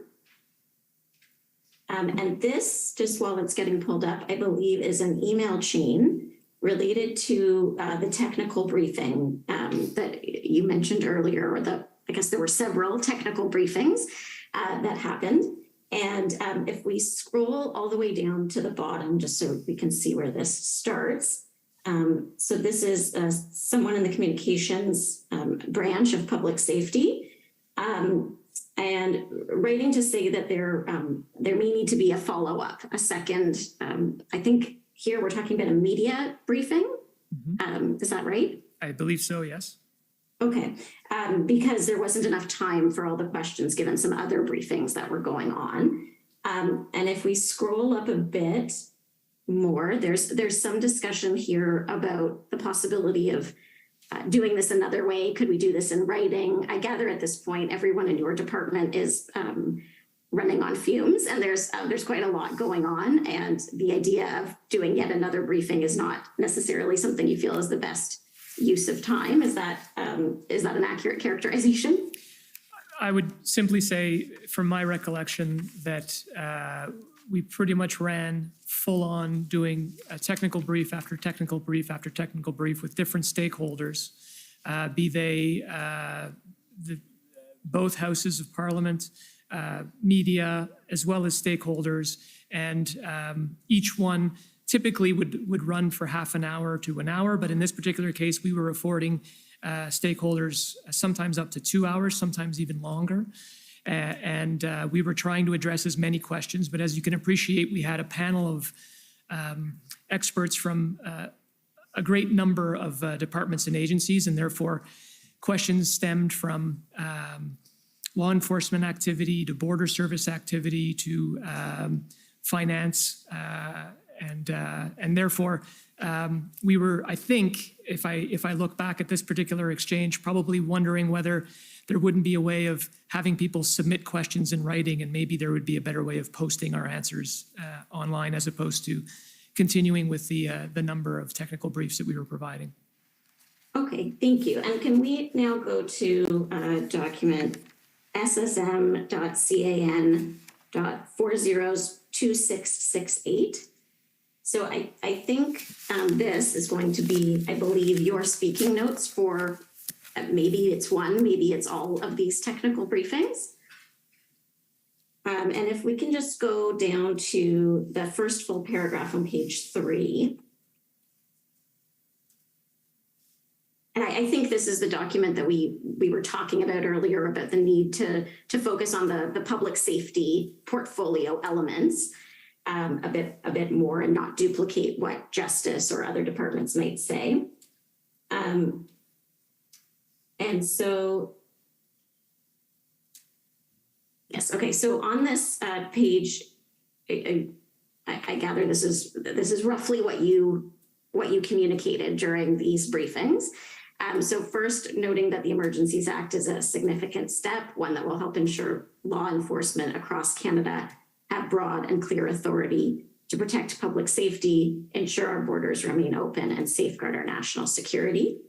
And then scrolling down a bit, it's also noted that this is a message to people who are participating in these protests and interfering in critical infrastructure, that there will be consequences.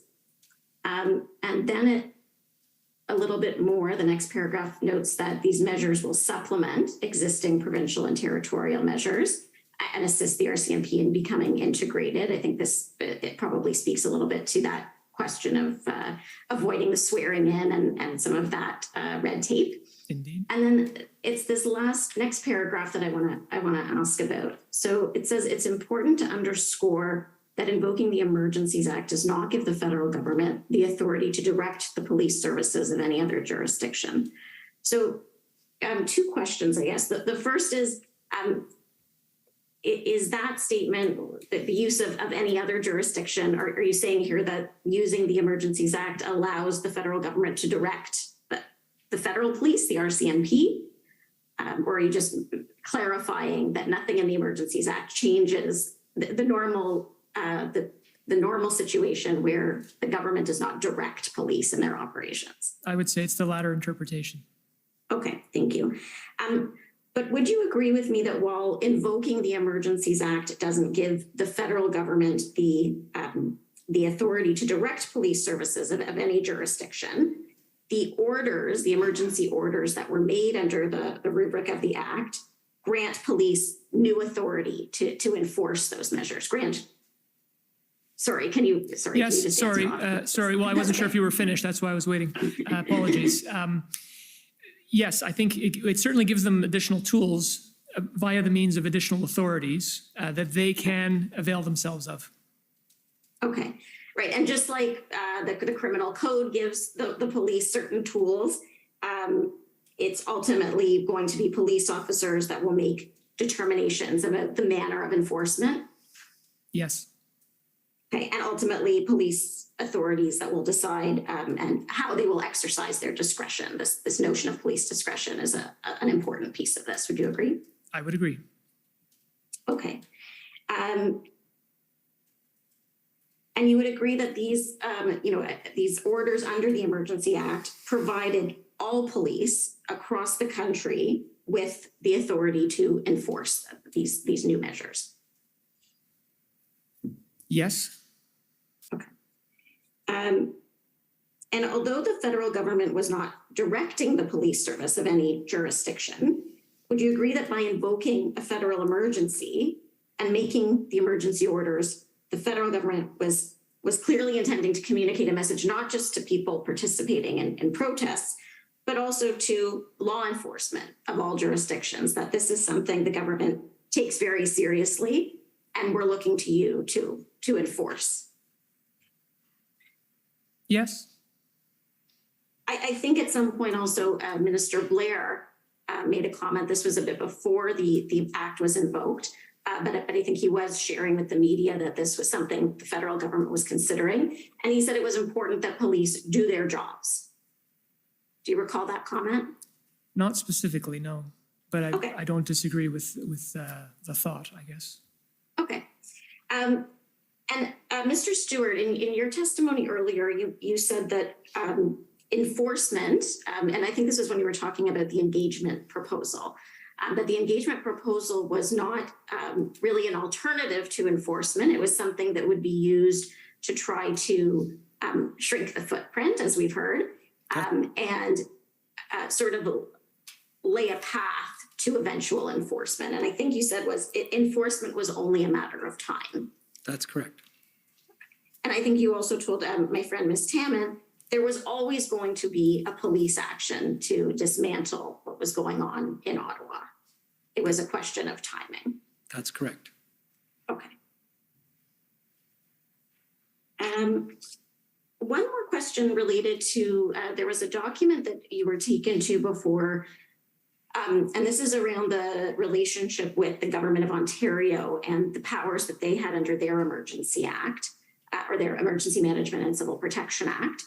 And I think you noted that the Ontario legislation had more teeth than the federal legislation in terms of the penalties. Do you recall saying that? That's correct. Okay. But you would agree with me that the provincial legislation didn't allow for the kind of broad financial powers that were included in the emergency regulations invoked and enacted by the federal government. That's correct. So that the freezing of assets immediately without notice or due process is likely something that the province would not have been able to do or is not contemplated under their legislation. It was not contemplated, and indeed it was done under the Bank Act. So that's a federal statute. Okay. Can we just go back to that pb.can.401584?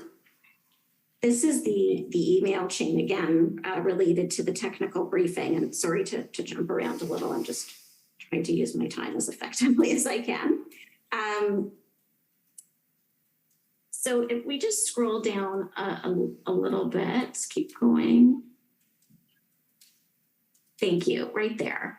So Mr. Rochon, this was, again, I think you're discussing sort of how to make the best use of everyone's time and what's a very busy time. And you note there was better control in the first meeting because it was one that you were chairing. Second brief was bananas. Justice is at fault. Can you tell us a bit about that second briefing and what happened there in terms of the communications? Certainly. The way these briefs are typically handled, in my experience, having gone through many of these over the course of my career, is that you normally have a moderator. So a moderator from a particular department will invite, will essentially moderate a call.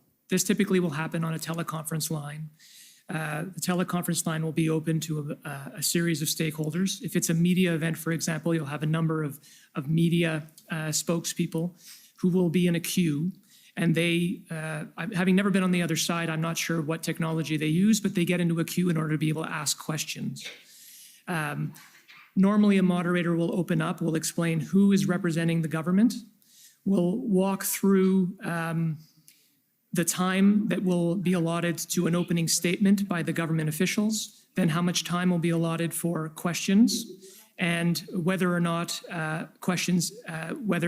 stakeholders are afforded a follow-up to that question. Having been a former Assistant Deputy Minister of Communications in a previous department, this is protocol that we normally follow. Unfortunately, in light of the way these were being set up, this particular brief, from my recollection, Justice was supposed to be lead. So the first meeting was chaired by Public Safety. We would have followed that protocol. And therefore, we would have gotten to 6 questions because the 6 questions were likely rather broad, and they were followed by each a follow-up. And the cutoff time of an hour, if I remember correctly, that first brief ended up limiting itself to 6 questions. And there were a number of people in the queue that complained about that, which is my first point. The second brief was one that was led by justice officials. They didn't have a moderator. And so if I remember correctly, I came on and had to play the role of moderator and try to police how the call was being managed because there was no moderator, hence my comment that it was rather bananas. Okay, so it's more it's a question of the procedure. Yes, Is yes, that right? Okay. absolutely. Thank you very much. Those are all my questions. Thank you. Okay, thank you. Next is the Canadian Constitution Foundation. Yes, good afternoon. Can you hear me okay? Yes, ma'am. Okay, great. So my name is Janani Shen Muganathan, and I'm here for the Canadian Constitution Foundation. And my questions are for Deputy Minister Stewart. So, sir, in your interview summary, you explained that in Ottawa, municipal and provincial authorities were not used more extensively because the OPS was overwhelmed by protesters. Do you recall saying that? I do. And I take it what you mean by that is that authorities like the Highway Traffic Act, noise bylaws, were not being enforced by the OPS because they were overwhelmed by protesters. That's correct. So there was this resource issue in Ottawa, not enough police officers on the ground to enforce the law. That's correct. So I'd like to take you to your interview summary. And Mr. Clerk, this is WTS 6066. And it's page 12, please.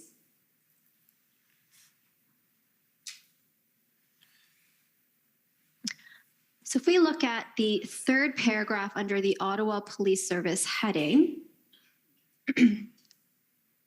what it says here, it says, the DM, that's you, sir, also described how there was some tension between the City of Ottawa and the federal government because Chief Slowly wanted more assistance and questions were raised about how many RCMP officers and resources had been deployed to assist the OPS rather than to protect federal assets. So what you're describing here is that there's this tension because Chief Slowly wants more help to address the resource issue and is asking, well, how many of these RCMP officers are really just being used to protect federal assets rather than helping us, the OPS, enforce things like the Criminal Code and the Highway Traffic Act to deal with the protests? Is that fair? That is fair. And the tension is that OPS wants more help and is questioning, well, how much help are we actually getting, right? Right. And you go on to say in that paragraph, the RCMP's position was that the OPS should have asked the OPP for more resources and that it was the OPP's responsibility to come and serve. He, that's you, sir, explained that the RCMP felt pressed by the OPS, but that the OPP was the force that the OPS should look to pursuant to legislation. And then there's a reference to the Ontario Police Services Act. So there's this tension, and the RCMP is feeling pressed, and the response you're hearing coming from the RCMP is that the OPS should really go to the OPP, right? Correct. The response isn't, hey, not exclusively, though. To be clear, not exclusively. The RCMP had agreed to come with resources that they had to hand to help. And there was some confusion around how they were counting heads and whether those people were at the disposition of the OPS or whether they were under RCMP control and potentially deployable. So there was some confusion about that. But at all times, there was an expectation that the OPP would come as well. Yes, right. The RCMP position was, well, OPS should go to the OPP first and then come to us. Is that fair? That is the RCMP's position as I understand it. And so the position, the response that you were getting from the RCMP wasn't, well, the OPS is asking us for help. We should do everything we can do to give them whatever they need as soon as possible. That wasn't the position you were hearing? Not to that extent. No, the RCMP's position was that they could provide some help, but to the extent that more help was required, the Ottawa Police should be asking the OPP. Right. And so, maybe it's just me, but it kind of sounds to me like there's one level of government saying, passing the buck and saying you should look to another level of government. But I take it you don't agree with that? I don't agree with that. Now, this idea that the OPP was the force that the OPS should be looking to pursuant to legislation, Commission Counsel asked you about that in her examination, and she suggested that it was the Police Services Act, and you said, I believe so, right? I did. So there's this idea that's going around that there is something in the Police Services Act that means the OPS should be going to the OPP primarily or first before it goes to the RCMP. That is my understanding. All right, so I've taken a look at the Police Services Act, and I think we should bring it up. Mr. Clerk, that's CCF 6011.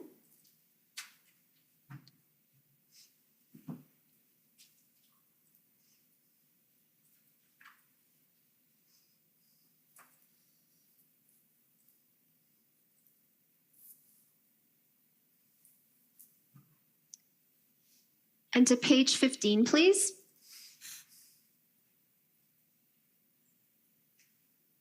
And so if we could just pause here for a moment. So Section 9 of the Police Services Act, Section 9.1 talks about, when a police service is absent or inadequate, OPP assistance may be sought. So what 9.1 says is if the commission finds that a municipality to which subsection 4.1 applies is not providing police services, it may request that the commissioner have the Ontario Provincial Police give assistance. So what it says is that it may request that the commissioner have the Ontario Provincial Police give assistance. And now if we scroll down to subsection 6, what it says here is a municipal chief of police who is of the opinion that an emergency exists in the municipality may request that the commissioner have the Ontario Provincial Police give assistance. So what I say is, these sections enable the OPS to go to the OPP, but I don't see anything in the Act that says the OPS cannot go to the RCMP first, or that the OPS can only go to the RCMP after they've gone to the OPP. Do you have a different understanding of this legislation? This is the first time I've seen the legislation, so I was operating on the basis of what I understood the case to be. But I think I would not agree with the way you put it. As I understood it, in the circumstances we faced, the RCMP was willing to help and did not stand on principle as to whether they were the first or the second asked. They felt the OPP was what the Ottawa Police Service should be asking. So, okay, but they were not holding off and responding because the OPS hadn't asked the OPP. Fair enough, but you do agree that it was your understanding that it was the RCMP's position that the appropriate force to be seeking assistance from was the OPP. Is that fair? Technically, yes. Okay, technically that was what the RCMP's position was. Well, not technically, that was the RCMP's position. Well, I understood it to be, and you've just obviously improved my understanding, that that was what the law required. The circumstances drove a different set of considerations. Okay, fair enough. And now you're not aware of any other law or legislation that requires the OPS to go to the OPP for help first before seeking help from the RCMP? I am not. Okay, those are all my questions. Thank you very much. Okay, thank you. Next, the City of Windsor.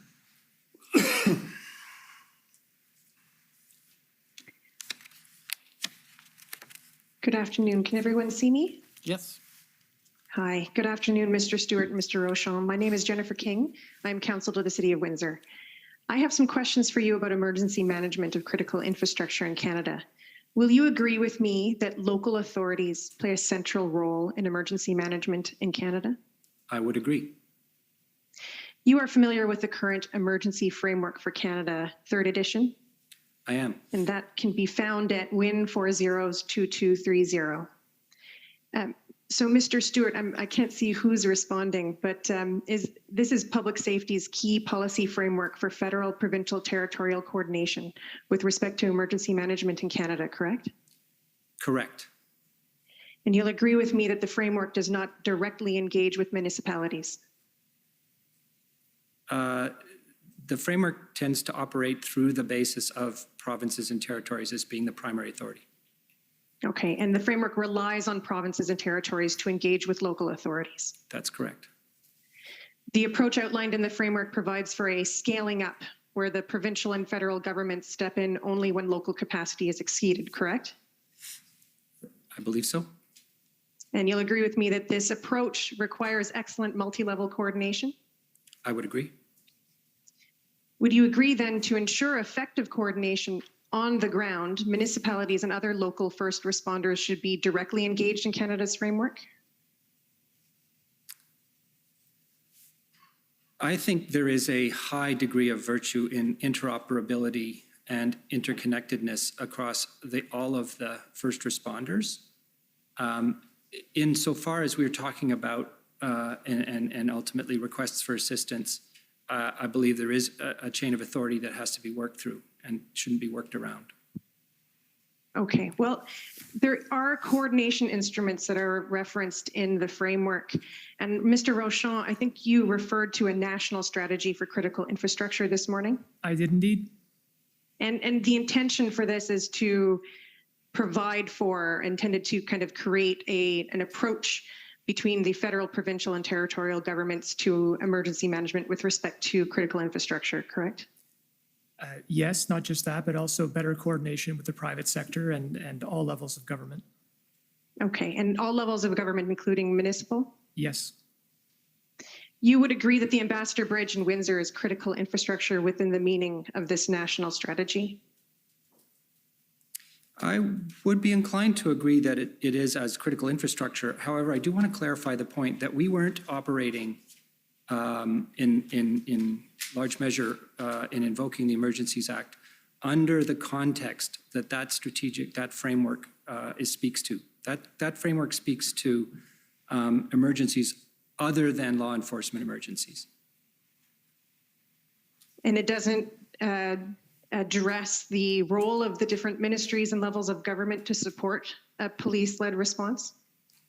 Well, it's obviously been some time since I've looked at it, but I'm conveying to you my understanding here that we did not treat the protests as an emergency management issue, and that the framework that we have designed and agreed with provinces and territories to deploy does not typically apply to issues of public security in the sense of law enforcement. It deals with natural disasters and the like. So you're saying that the national strategy for critical infrastructure is not intended to address the type of protest that we saw in February? So those are two separate things. Emergency management is one framework. Critical infrastructure is a separate one. And the original critical infrastructure strategy written back in 2010, unfortunately, there are different strata within the management of emergencies. So a cyber event, cybersecurity, or a national security event, a terrorist event, does not fall under the rubric of emergency management, and it would follow a different set of circumstances.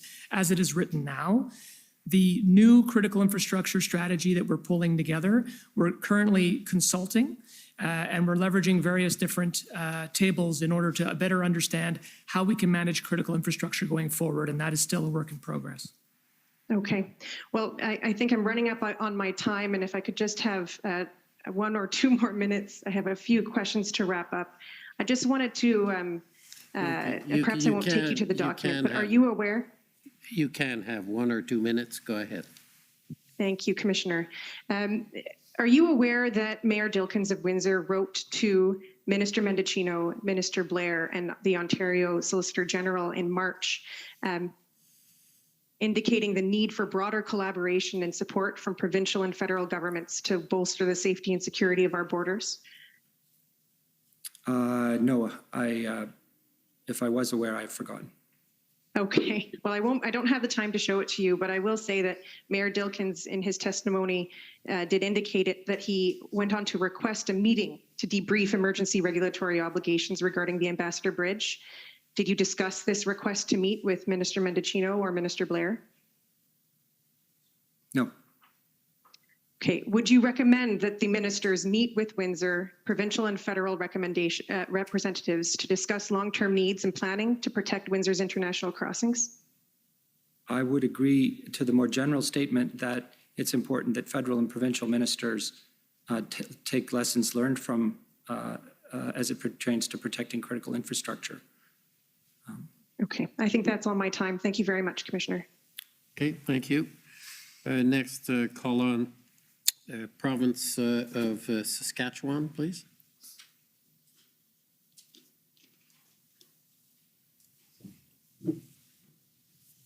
Good afternoon, sirs. My name is Mitch McAdam, and I'm one of the lawyers for the government of Saskatchewan. I just have a few questions for you today. First, Mr. Stewart, in your interview summary at page 20, you indicated that you were aware of the Federal Emergencies Act back in 2020 at the outset of the COVID-19 pandemic, and you mentioned that again this morning.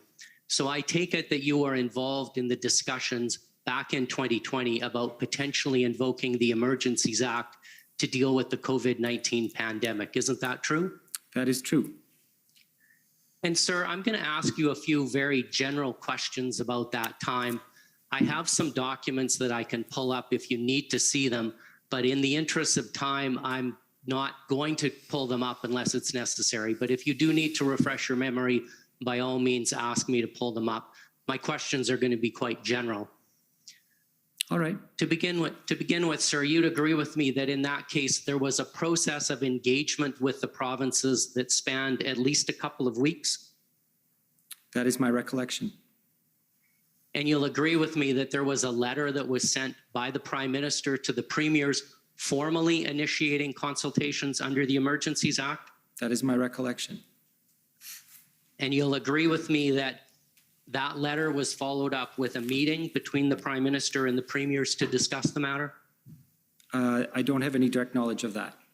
I know there was a call that was organized for Minister Blair, who was Public Safety Minister at the time, with his counterparts to have a discussion about the potential utility of the Emergencies Act. Okay, but you're not aware of any telephone conference call involving the Prime Minister and the premiers? Not aware. Okay. And are you aware that the premiers were given about a week to provide a formal written response to the idea of invoking the Emergencies Act to deal with the pandemic?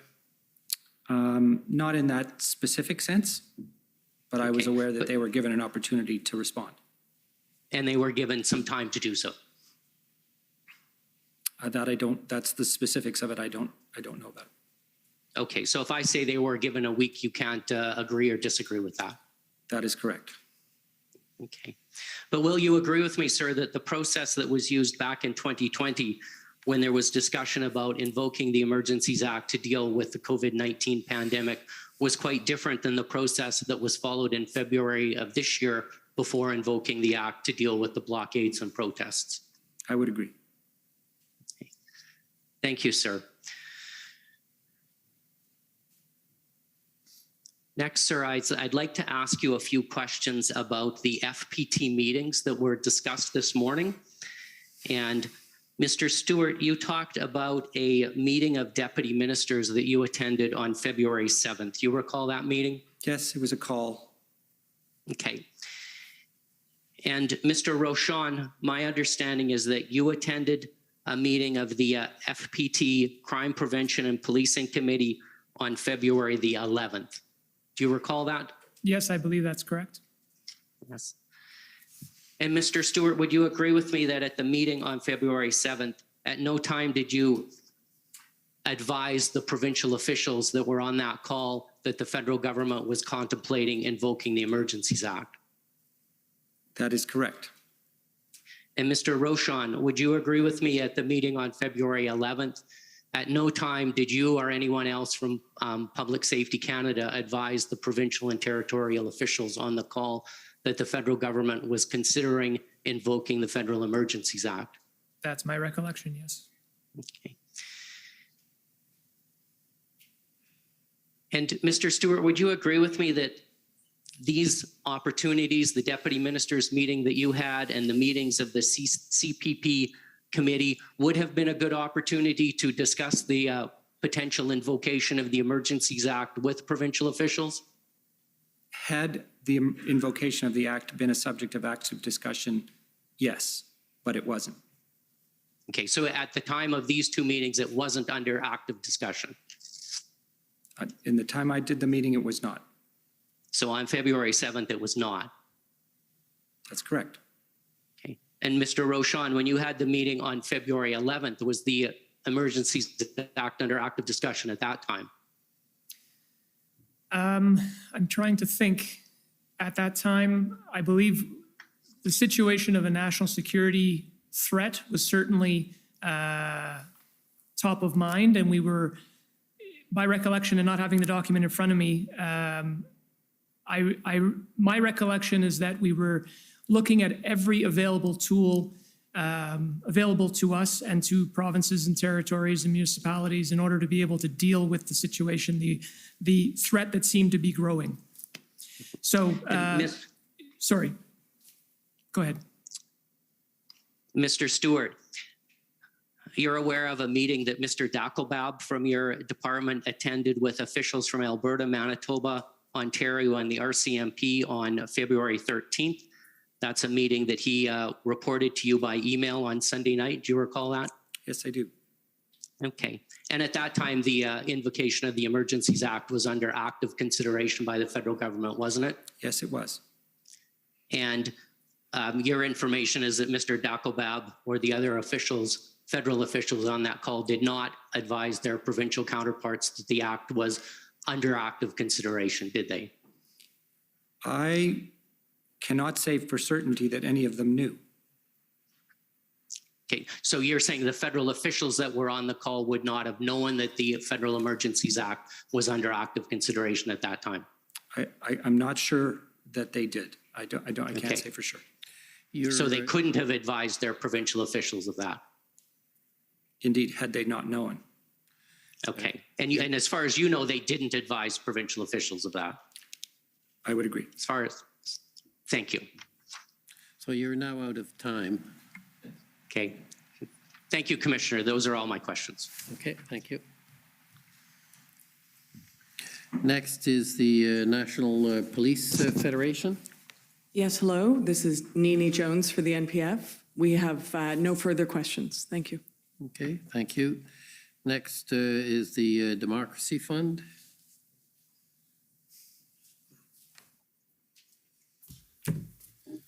Good afternoon, Mr. Stewart and Mr. Rochon. I'm Rob Kittredge, representing the Justice Center for Constitutional Freedoms. And I only have 5 minutes today, so just to make efficient use of my time, I'm going to direct my questions to Mr. Stewart. So I apologize for leaving you out. Can we bring up document SSM CAN 1096_REL.0001? Please. And this is the document that my friend representing the convoy organizers was trying to show you earlier on when he ran out of time.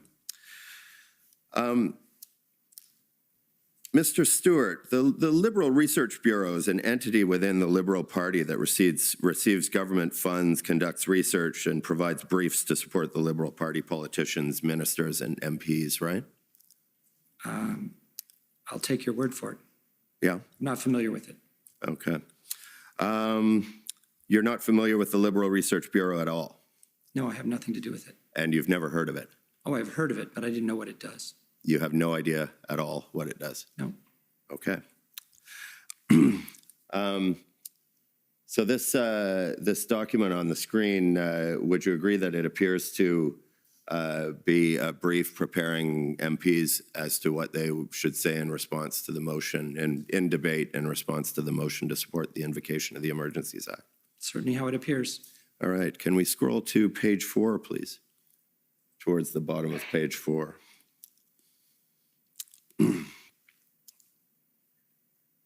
And you can see here at the bottom of page 4, it outlines the CPC's position, the BQ's position, and the NDP's position, which it indicates that the NDP will support the motion. Would you agree with that? That's what I observe. Right. And in your dealings with the ministers and elected executives, they told you that before the Emergencies Act was invoked, they already had the support of the NDP to uphold the invocation, didn't they? No, they did not. When did you first learn that the NDP were going to support the invocation of the Act? Upon the vote. Okay. Are you aware of any polling that was done to assess public support for the invocation of the Emergencies Act? Not aware. All right. All right, and moving on a little bit. Numerous witnesses from the OPP and the OPS have testified that the invocation of the Act may have been helpful, but it was not necessary to clear the protests. Would you agree with them on that point?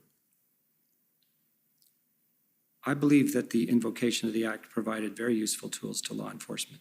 Useful tools, but not necessary tools. Well, I'm not in a position to render an opinion on that. I don't think. I would only observe, as I've observed already, that upon the invocation of the Act and the use of those tools, the protests diminished and stopped. And that goes beyond useful. When discussing the invocation of the Act in an email on the night of February 14th, you indicated that the emergency powers didn't bring a lot of significant benefits, didn't you? I acknowledge that was perhaps an underestimate on my part. Right. But you were, at that point, you were having trouble even coming up with examples of how the emergency powers might be useful in clearing the protests, weren't you? I was encouraging my colleague, for the purposes of doing technical briefings, to try to be more specific and clear. Right, but you were running out of ideas on how it might be useful. The ideas were already on the table in the sense of the drafting of the various orders and measures. The issue here was how they were explained. Right. Provincial powers at that point hadn't been exhausted, had they? In Ontario, I would say they had. You would. Your interview summary indicates that you thought that the power to compel tow trucks was important. Do you remember that? I do. But really, you have no personal knowledge of whether that power was actually necessary to clear the protests, do you? It was reported to ministers, and I was present at this time, that was an important element and was used. You have no knowledge at all of whether tow trucks had already been retained by the OPP prior to the invocation of the act, do you? I do not. Right. And you have no direct knowledge of whether the power to compel tow trucks was useful to police anywhere in Canada, do you? Really? No firsthand knowledge. Right. Similarly, while you suggest that the declaration of emergency, the financial measures, and the other emergency powers may have acted as a deterrent, you don't actually have any direct knowledge of that, do you? Well, that's a hypothetical. In light of my observation that the protests were significantly de-escalated and stopped, I think deterrence was a major factor. So you'd speculate that the invocation of the act had a deterrent effect, but you don't actually know that. That was its intent. Pardon me? That was its intent. But you'd speculate that it was effective. It's hard to observe it in the. Right. So you have no real direct knowledge that it did have that effect. You just speculate that it had that effect. Okay, you could call it speculation. I would call it conclusion. Okay, thank you very much. Those are my questions. Okay, thank you. Next, the CLA, CCCDL, the criminal lawyers. Thank you very much, Commissioner. Can you hear me all right? Yes. Okay. My name is Colleen McEwen, and I'm co-counsel for the Criminal Lawyers Association and the Canadian Council of Criminal Defense Lawyers, two organizations with joint standing at the Commission. My questions are related to the consultation process, and I'm directing them to Deputy Minister Stewart. If the clerk could please bring up the witness summary, WTS 6066.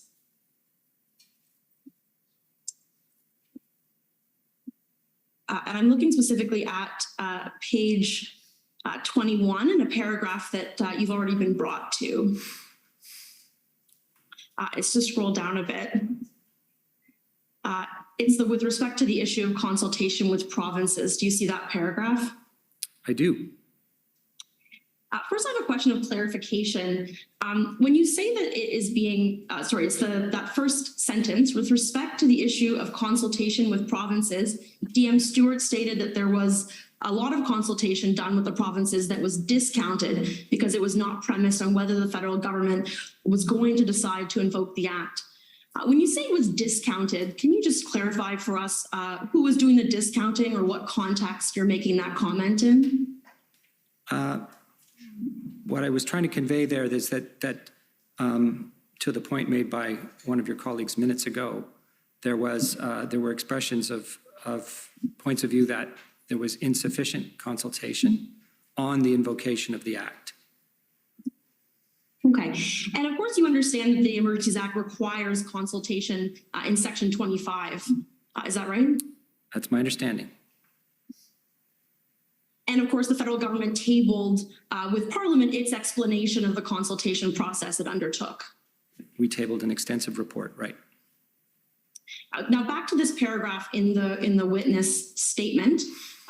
Commission counsel has already asked you what you meant by the paragraph more broadly, and what I've written down in my notes, which I welcome any corrections you have as I was furiously typing. What I've written down is that you explained that you deemed these broader discussions to be consultations on the act because the conversations were really about the substance of what ended up being the substance of the act, about tools, what was needed. Do you remember saying? Yes, I do. Okay, and I just want to clarify, to the extent that you're able to answer this question, is it your view that these broader consultations, discussions, that are about tools and about substance, but not about the Emergencies Act in particular, is it your view that those can be considered consultations under Section 25 of the Act? Yes. Okay, thank you very much. Those are my questions. Okay, thank you. Next, call on the Union of British Columbia Indian Chiefs. Good afternoon. My name is Cheyenne Arnold Cunningham, and I'm counsel for the Union of BC Indian Chiefs. I'm going to be directing our questions today to Deputy Stewart. So we've heard a lot in this inquiry and even today on the topic of consultation. The Union of BC Indian Chiefs would like to know what First Nations governments, representatives, members, or Indigenous groups did you consult with during the Freedom Convoy situation? I'm not aware that we consulted with First Nations on matters associated with law enforcement in urban areas or at border points. Are you aware of any efforts on behalf of the Government of Canada or police services to consult with First Nations of the territory? Of the territory? On which the events took place? Oh, sorry, excuse me. I am not aware. From a public safety perspective, would you agree that it is important for the Government of Canada and police services to consult and cooperate with First Nations of the territory in a situation like this, in a public order emergency event? I would agree. Thank you. Are you familiar with federal legislation which came into force on June 21st, 2021 to affirm and implement the United Nations Declaration on the Rights of Indigenous Peoples, also known as UNDRIP? Only superficially familiar. If I could please ask the clerk to bring up document BCC 6049. And I'd like to just quickly go to section 5, which is on page 5 of that legislation. While the clerk brings that up, section 5 essentially mandates the Government of Canada to, in consultation and cooperation with Indigenous peoples, to take all measures necessary to ensure that the laws of Canada are consistent with the Declaration. Can you explain at all, prior to your departure in the role, how laws and policies were being aligned with UNDRIP within Public Safety Canada, and how that would specifically relate to a public order emergency event? I can. At Public Safety at the current time, there is a very significant engagement process going on with First Nations on the issue of, on two issues. One on enlarging the support for policing that's provided through a grants and contributions program called the First Nations Inuit and Inuit Policing Program. And the other part, more significant, I would say, is on making policing, drafting legislation, co-developing legislation to make policing an essential service. That engagement process has been going on since the spring and has resulted in or involved extensive consultation across the country by the minister and officials, and does relate in its ultimate goal to ensuring that First Nations are the beneficiaries of policing services on an equal basis to other areas of the country or parts of the country.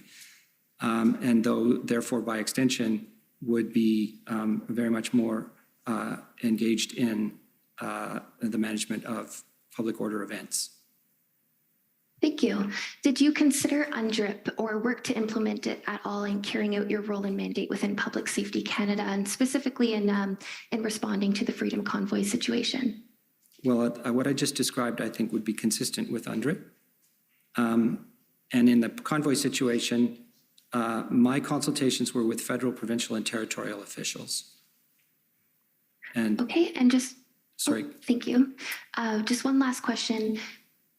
Is public safety or policing response to a public order emergency event from either a strategic, operational, or tactical point of view, is it different depending on who is involved in the assembly or the event? Should not be. Just to follow up on that, if I can keep the same document up, but go down to page 14, appended to the legislation is a copy of UNDRIP, and I'd like to draw your attention just very quickly to Articles 26 and 28. Articles 26 and 28, I won't read through them for timing purposes, but what they essentially say is that Indigenous peoples have the right to the lands, territories, and resources which they've traditionally owned, occupied, or otherwise used and acquired, that states shall give legal recognition and protection to these lands, territories, and resources, and that Indigenous peoples have the right to redress when these lands, resources, or territories have been confiscated, taken, occupied, used, or damaged without their free, prior, and informed consent. Keeping in mind these articles and UNDRIP as a whole and the unique, distinct legal rights that Indigenous peoples hold, does the protection and recognition of these rights, should they impact how government responds to those rights in a public assembly? I don't believe I can answer that question. Would you be able to confirm who you think might be able to answer that question?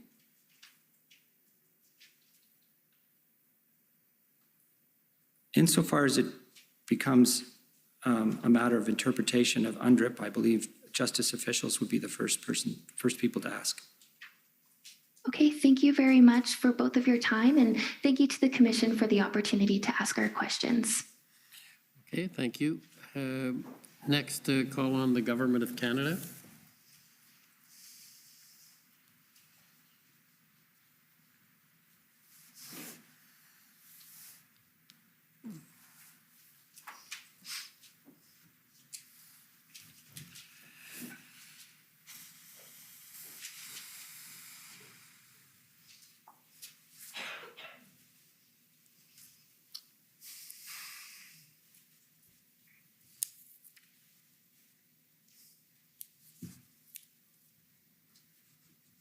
Good afternoon.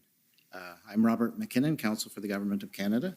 I wonder just on that last question you were asked, whether we could go to SSM CAN 50121 of the consultation report. I understand on page 5 is relevant.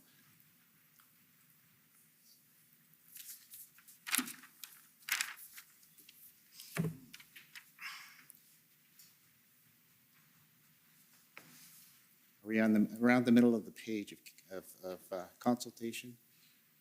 So that's the bottom. Go up a little bit. No, go up a little bit. Stop. The Government of Canada also engaged Indigenous leaders regarding the blockades. For example, the Minister of Crown Indigenous Relations spoke with the National Chief of the Assembly of First Nations, the President of the Inuit Tapiriq Kanatami, the President of the Métis National Council, the Grand Chief of Akwesasne, and the Grand Chief of the Manitoba Southern Chiefs Organization. Do you see that? I do. Is that and for the record, when I answered the question by the person in it prior, it was on my own involvement. All right. So do you see that there's a reference to consultations there? I do. Okay. One of the last questioners also raised the Police Services Act as to why, where the RCMP is mentioned perhaps in that act, because it doesn't say specifically that the process is you go to the OPP, that's stated, but it doesn't say then you go to the RCMP. Do you remember that question? I do. We don't have to pull up that Services Act because this is more of a legal question, but Section 2 of the Police Services Act defines police force as OPP or municipal police and does not include the RCMP. Does that sound correct to you? That sounds correct. And would it be to your understanding that the Ontario government cannot pass legislation to bind the RCMP as a federal body? That would be my understanding. You were also asked a question about the lack of consultation with law enforcement. Do you remember that? I do. I could ask you to turn to the institutional report for public safety, which is DOJ-IR 708.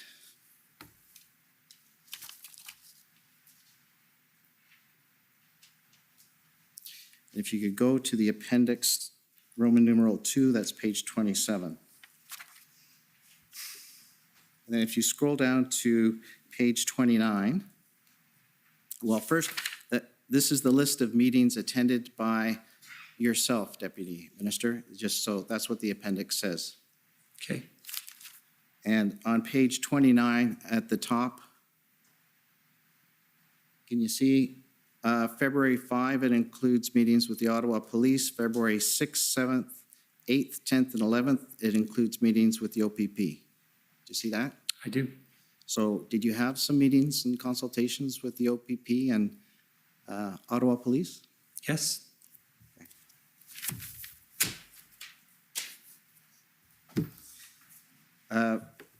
Mr. Rochon, you mentioned that there were unknowns in talking about intelligence, I believe, in some of your answers. And I just wanted to ask you, concerning the convoy protest, were there intelligence gaps?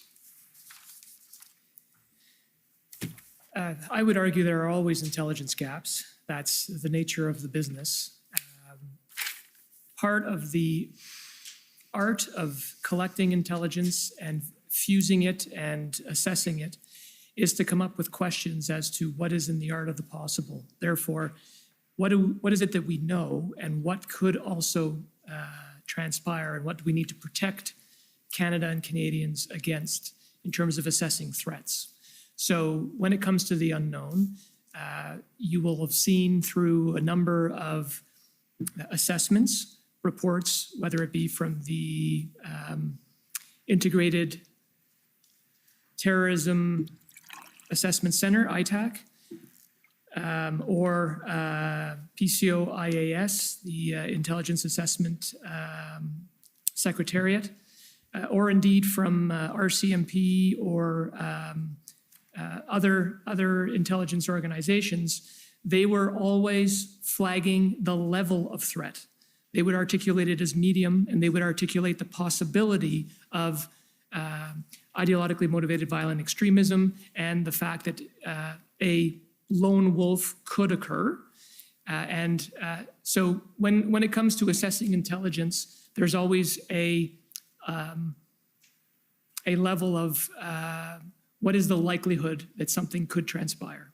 So when it comes to unknowns, there were many unknowns throughout the situation. And as the situation continued to be prolonged, and indeed as we saw it expand across the country, those questions as to whether or not a hostile state actor may be involved in terms of the funding, whether there were questions of extremist groups or possible extremist factions involved.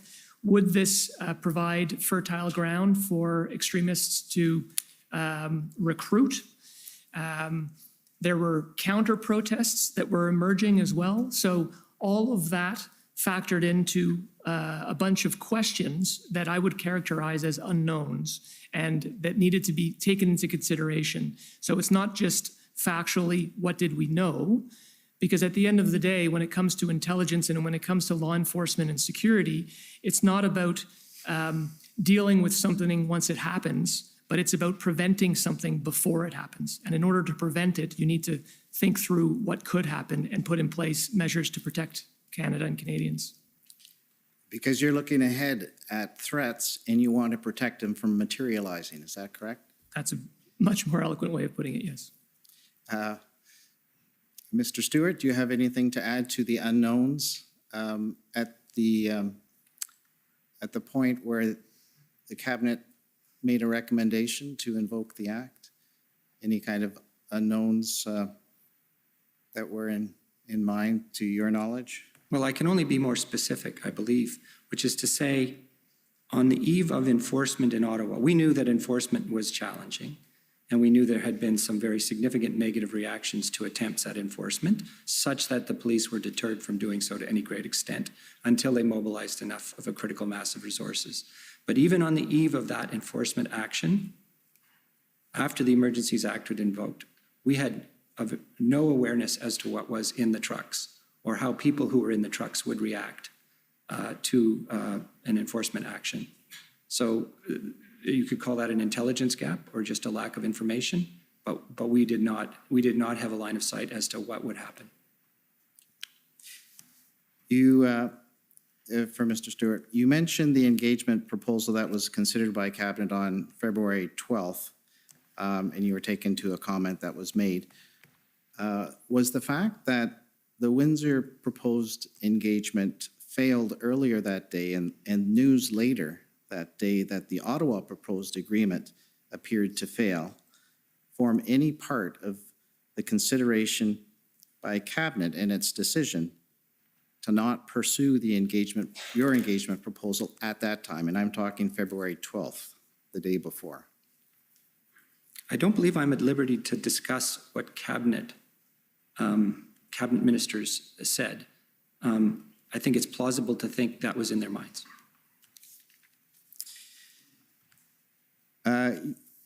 You also, in response to a question, you mentioned a concern that the invocation of the Emergency Act might incite rather than calm the protest. Do you recall that? As I've just tried to express, yes. Yeah.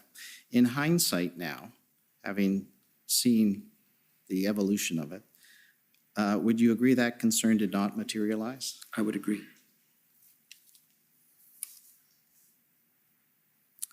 You have been taken to page 21 of your interview summary 2 or 3 times now, so I'd like to take you to that same page again for a different paragraph. WTS number of 066.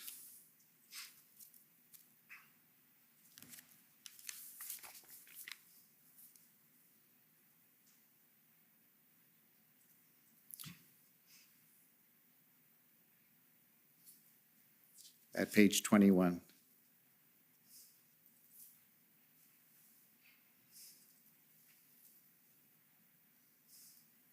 It would be that middle paragraph, DM Stewart also stated.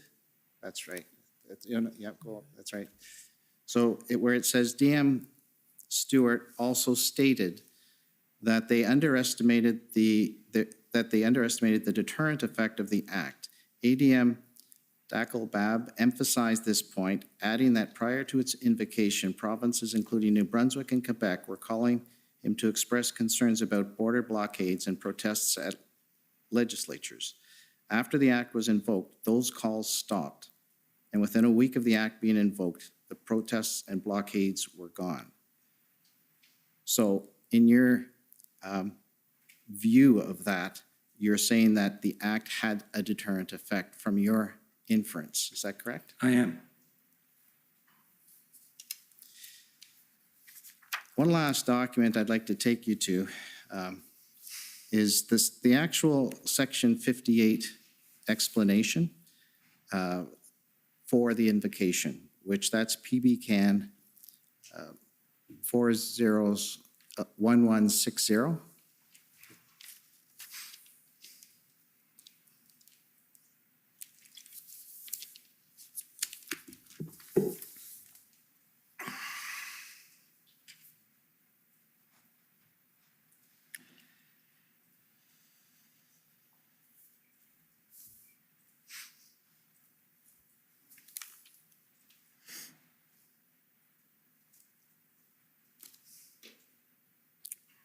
Oh, just to make sure, PB Can, sorry, yeah, 1160. Yeah, that's it.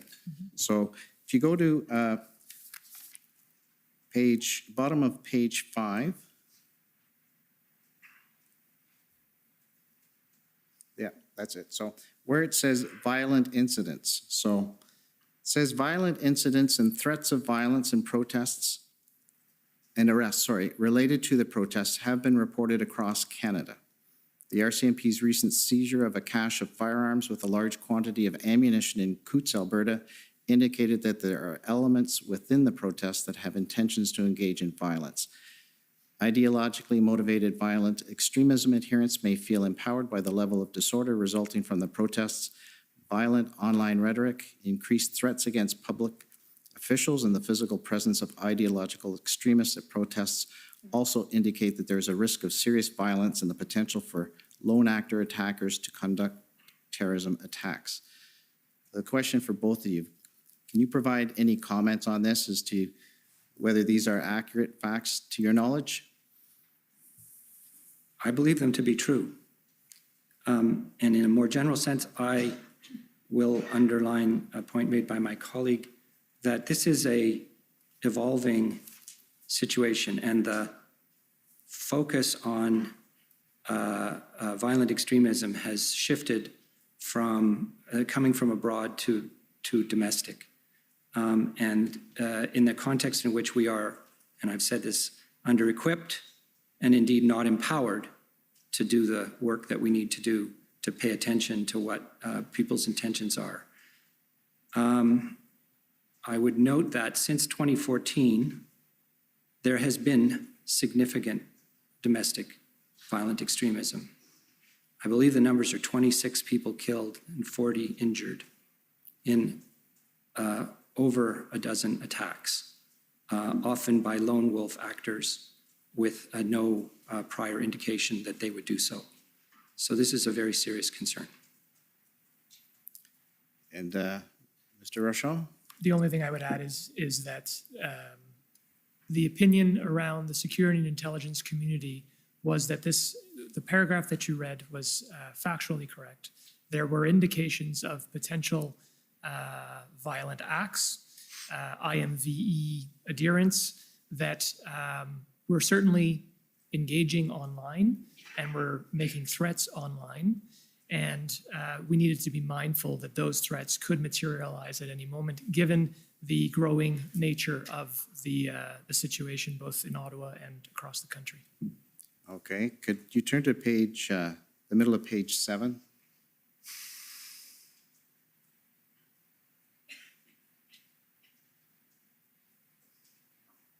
Right, so where it starts, in addition, I'm not going to read this paragraph to you.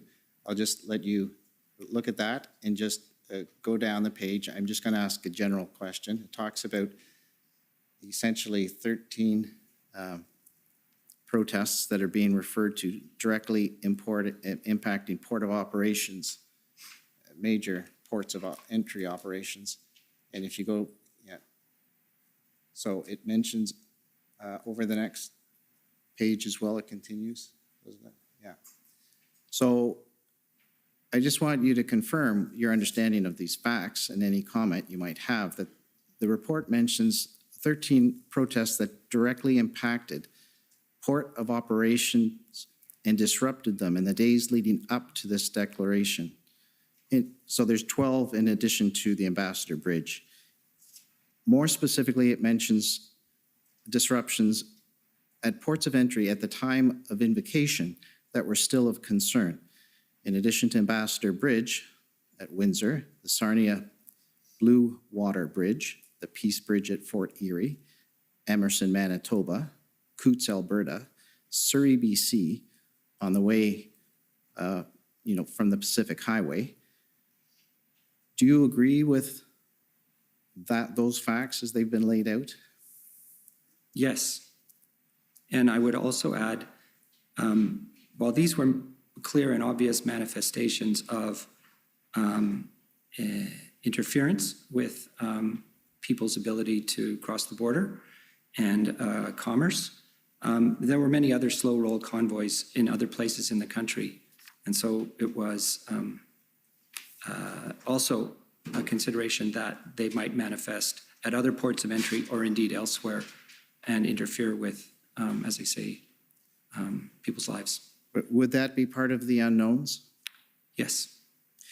And at page 9 of the same report, in the lower half of the page, where it starts threats, page 9, yes, stopped right there, yeah. So that paragraph, it was not just ports of entry or protests that we've identified so far.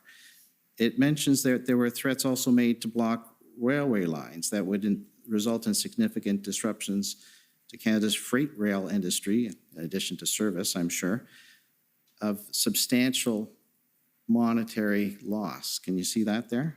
I can. And what's your comment on that? We heard about threats. I don't believe they ever manifested as blockades on a railway line.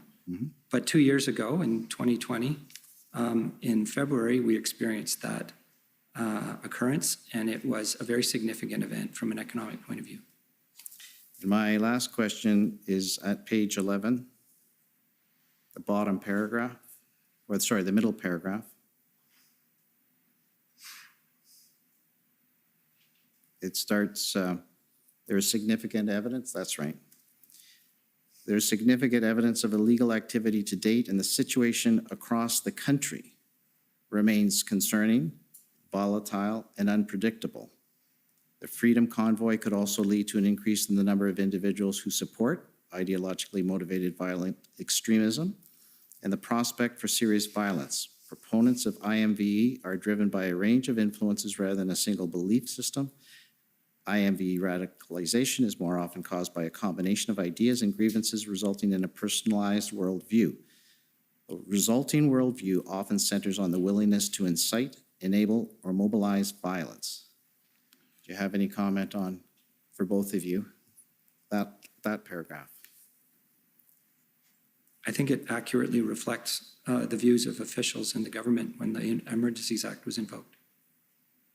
Exactly. I mean, what I was trying to explain earlier on today when I was asked the question is captured in that paragraph, and that there was the threat that the longer that this situation was allowed to happen, the more likely it was that IMVE groups would take advantage of it, and that was a significant concern for the security and intelligence community. Those are my questions. Thank you. Thank you. Any re-examination, reply? Just one area briefly, Commissioner. Okay, go ahead. Mr. Stewart, this is just an area of questioning arising from the questions you were asked around police independence, and also relating to some evidence that we heard from Mr. Di Tommaso last week. So, Mr. Clerk, can I just ask you to pull up, now I've lost the document number, it's OPP, I think 404583.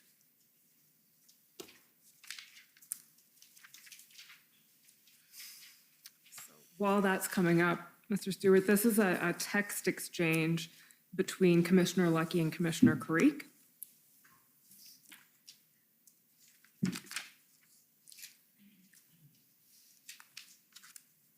We can go to page 52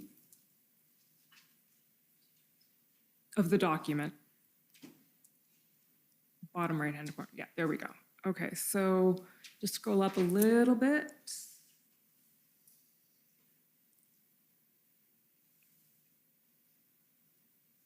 So starting at the text that says, so the green here is Commissioner Carrique and the blue is Commissioner Lucky.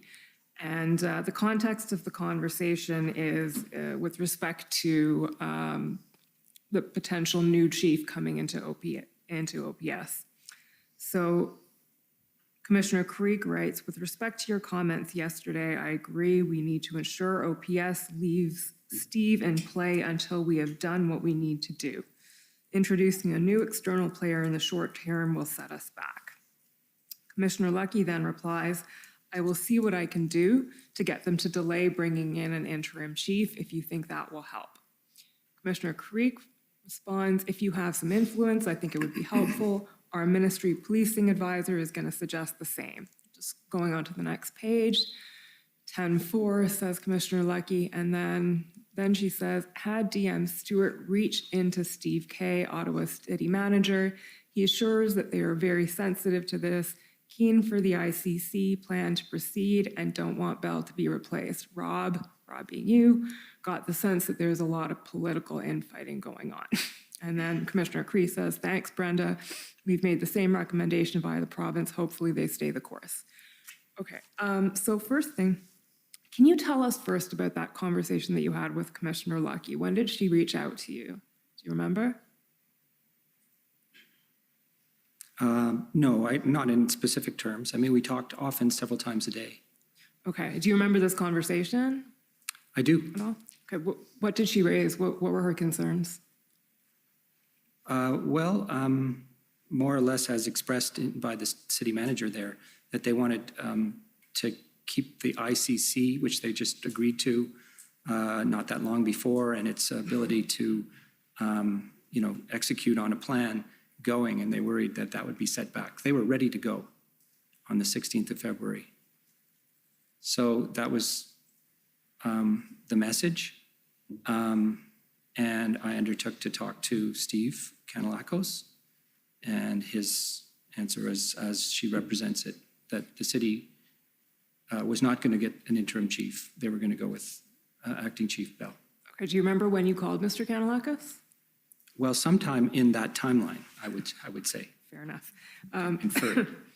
And what did you tell him, and how did he respond? I would have said to him, I'm hearing from probably just directly the commissioner that there are concerns about, changing up the guard here in Ottawa. What's your plan? I would ask them the question. And do you remember what he replied?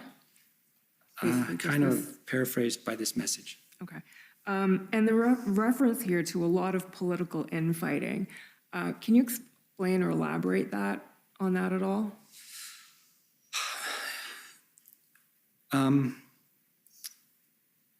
It is my understanding that what the Ottawa Police Board was doing was working to find an interim chief. And the police boards, by their nature, are independent from the municipal government, although they're chaired by a councillor. And it had not been known that they were doing that to anybody. And that, when it surfaced as an issue, it caused some consternation at the senior level in the city government. And then as an observational point, I would only say that within a couple of days, I believe there was a city council meeting in which the chair of the police board was forced to resign. That's correct. So did that come up on the call you had with Mr. Kanellakos, the potential removal of the chair, or? Only tangentially. Okay. Did he mention that he'd be speaking to the chair about? No, he didn't. Okay. No, he just said the mayor is upset. Thank you, Mr. Clerk. Can we now just pull up an extract from Mr. Di Tommaso's testimony? It's TRN 21 at around page 244, please.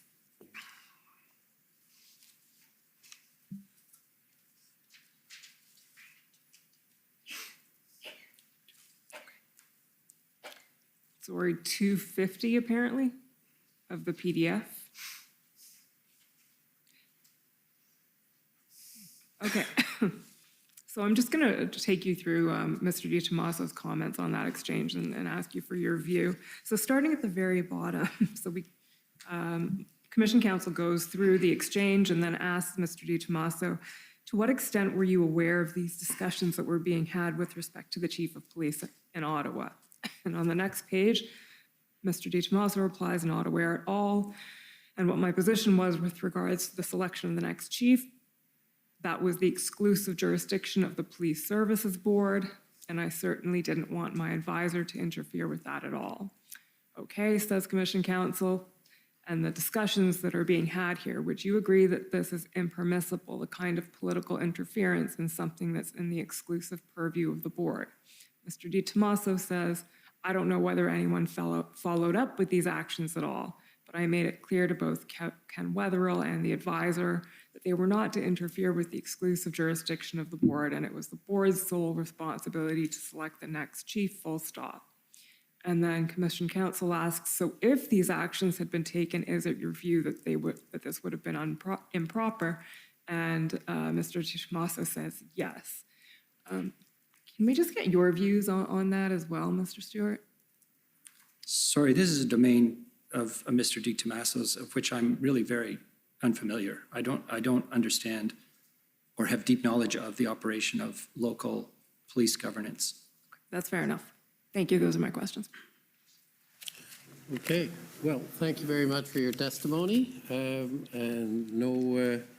you're now free to go, and we appreciate your coming to testify at the commission. Thank you, Commissioner.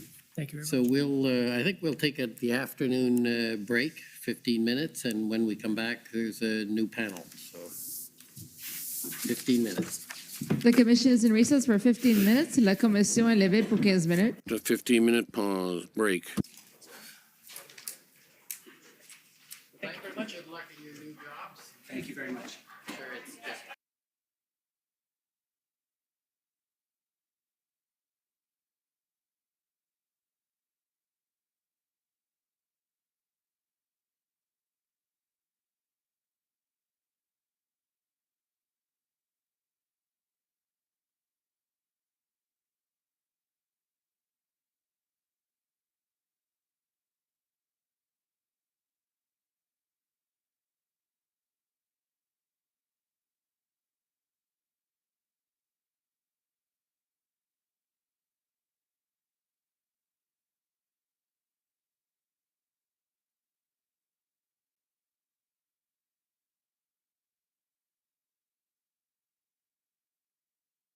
Your expectations were that, was this going to be a passing event, a short-lived event? I don't know what my expectations were.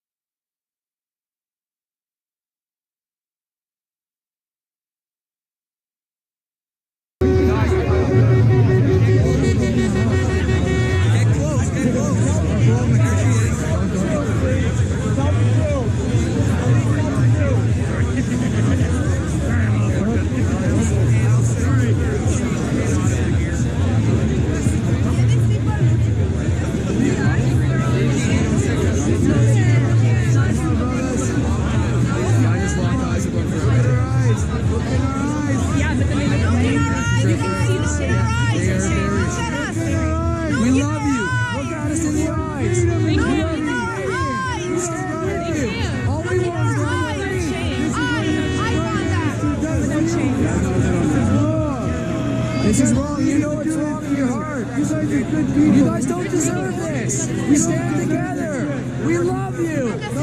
Don't do this. We're taking orders from above. You have no right to push us around. The men who took my dad hostage in Bosnia were taking orders from above. Kiss you when you kiss me. Do not follow these orders. Come on. They come from unholy sources. We stand with you. You're not 13, 18, 31. You're a human being. You're a human being. We're human beings, brother. We stand with you, brother. You're not 14004. You're a human being. We stand with you. We love you. You're not numbers. You're not pawns. You are human beings. Come on, guys. None of you want to be here. Stand with us. Right in front of our table. We love you. You're not 12783. You're a human being. We love you. Don't do this. Stand with us. We all stand together. We will take our country back. This doesn't have to happen. A better place to live for your family, for your friends, for your other brothers. You can see it. Take your helmet off and come over here. Come on. Come on, guys. Who's going to be the first one? Come on. Come on. Come on. Come on. Come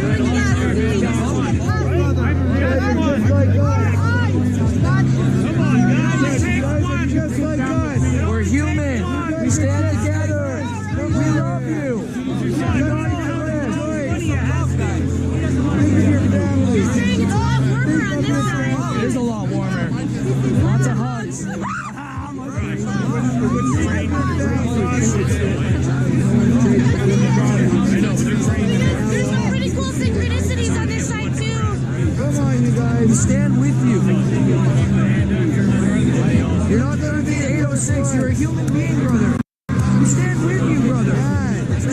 guys. It's this easy, guys. It is this easy. Stand with us. Please stand with us. We do this for the future. We do this for everyone. We love you. That's all we've ever done. We want to save the children. We're family. It's children. Come on, kids. You see a kid getting hurt. Turn the other way. Turn the other way on children. You're not 13831. You're a human being, brother. You don't need to do this. You have emotion. We love you. Stand with us. You want to be on that side of the line? Fine. We're giving you the option. That's it. That's it. That's sorry.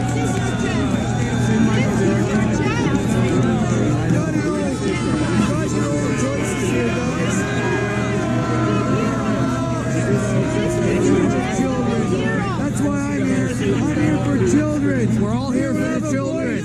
We're here for the future. We are the children's voice. It's going to let them die? Come on. We're not going to let it happen. You won't either. You know it in your heart. Do not let this happen. We do this for the future, brother. Everyone's been suffering. We can end the suffering. That's what we're here for. Save me, truckers. Save me. Stand with us. And you look in your eyes and you can't get away. You cannot turn that away. That's forever in my brain. That is forever in here. I promise those kids. There's a reason for it. We're spirits. You have souls. You have souls. You're a human being. We love you. Just takes one. Take your helmet off. You're all beautiful. You know that, right? Stand with us, please. Be on the right side of history, guys. It's a hard decision.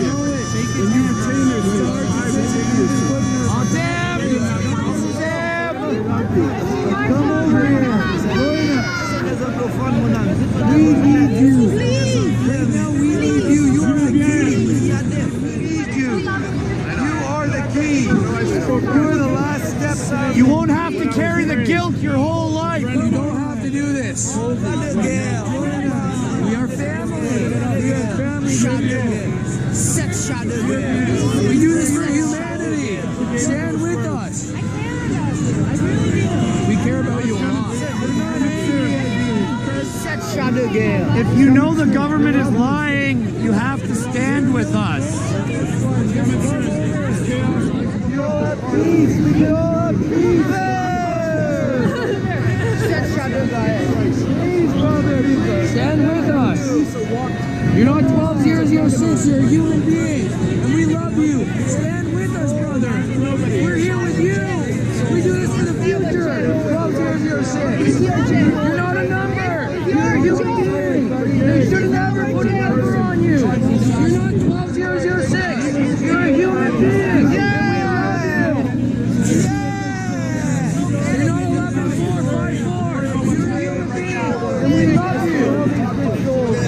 You guys are all good people. We can tell in your eyes. What if we smile? Stand with us. Okay, everybody, let's just make funny faces. Who's good at making funny faces?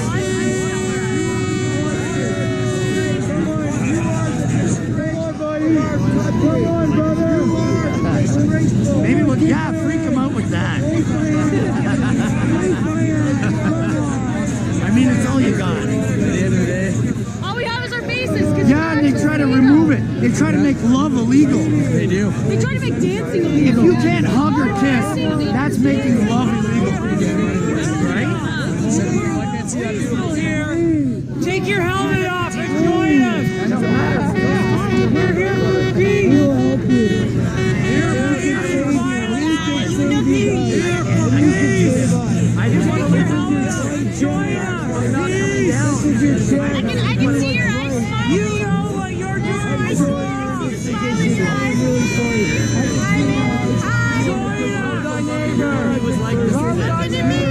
You looked at me. You looked away because you're like, oh no, it's not to me. Love thy neighbor.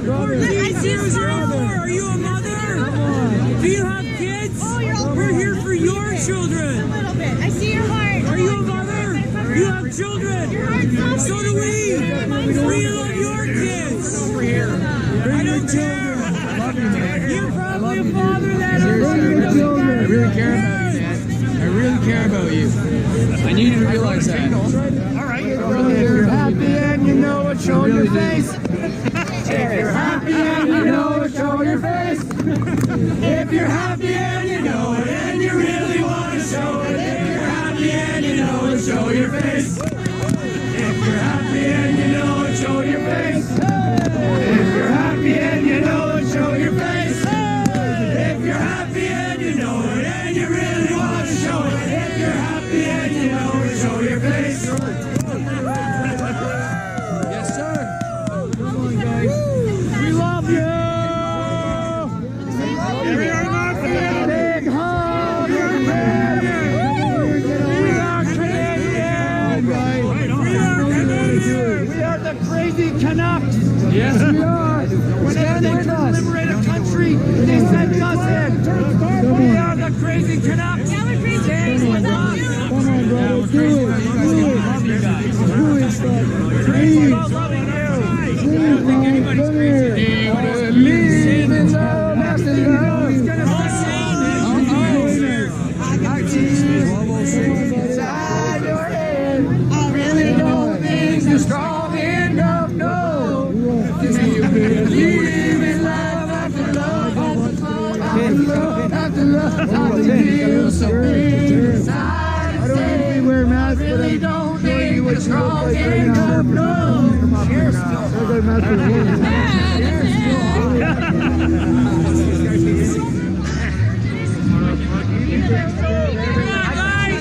Somebody give me a hug from that line. Somebody give me a hug, and I don't mean being arrested. I mean give me a genuine hug. There's so much love here. Right on, right here. You've got to come over and help us, buddy. You're going to do the right thing. But God wants in you, and you know it. God will. You can't hide from it. If you start tapping your foot, I will tap. Jesus Christ is Lord over this. Everybody start dancing. I know you guys are believers. I know you guys are good people. I can see the eyes. I'm a good judge in character. And I can see you are a good man. I'd probably hang out with you. We'd probably play a place of pool together. And you, we'd probably go to the together. And you, we'd probably go play basketball together.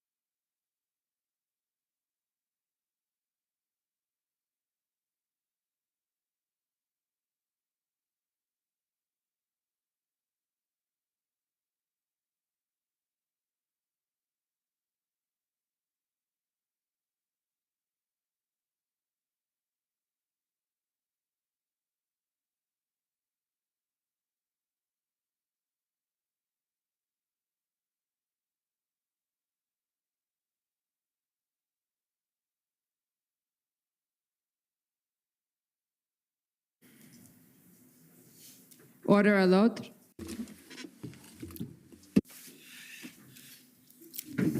The commission is reconvened. La commission reprend. Okay. We have two new witnesses.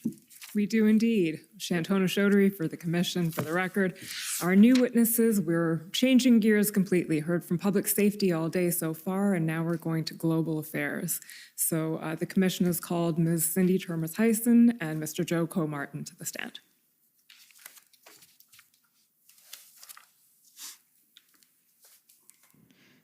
Mr. Mosheisen, will you swear on a religious document or do you wish to affirm? I wish to affirm. For the record, please state your full name and spell it out. Cynthia Turmes-Hyson. Do you want both names spelled? Yes, please. CYNTHIA-TERMORSHUIZEN. Do you solemnly affirm that the evidence to be given by you to this commission shall be the truth, the whole truth, and nothing but the truth? I do. Thank you. Mr. Comartin, will you swear on a religious document or do you wish to affirm? I'll swear in the Bible.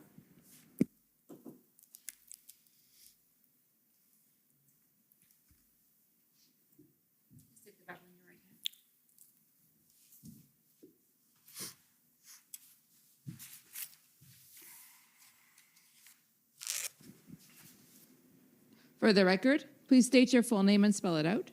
Joseph Comartin, Joseph Comartin.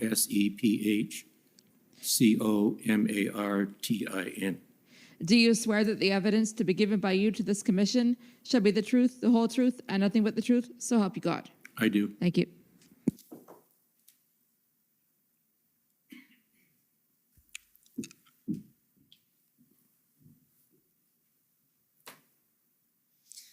Thank you. Mr. Commissioner, I'll just note that I'll be conducting the first half of the examination, and then my colleague, Ms. Dalia Shuhebar, will be taking over. So, good afternoon, Mr. Turmes-Hyson, Mr. Comartin, thank you for being here. We'll just start by introducing your witness summary. So, Mr. Clerk, can you pull up WTS 6052, please?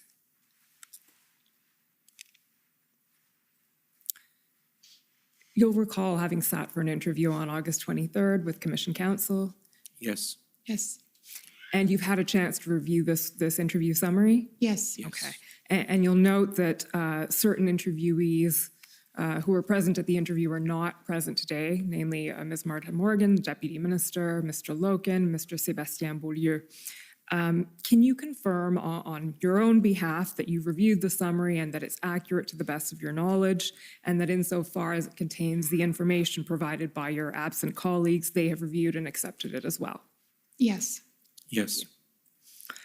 Then the second, just a little piece of housekeeping, is the institutional report. So, Mr. Clerk, that's DOJIR 702.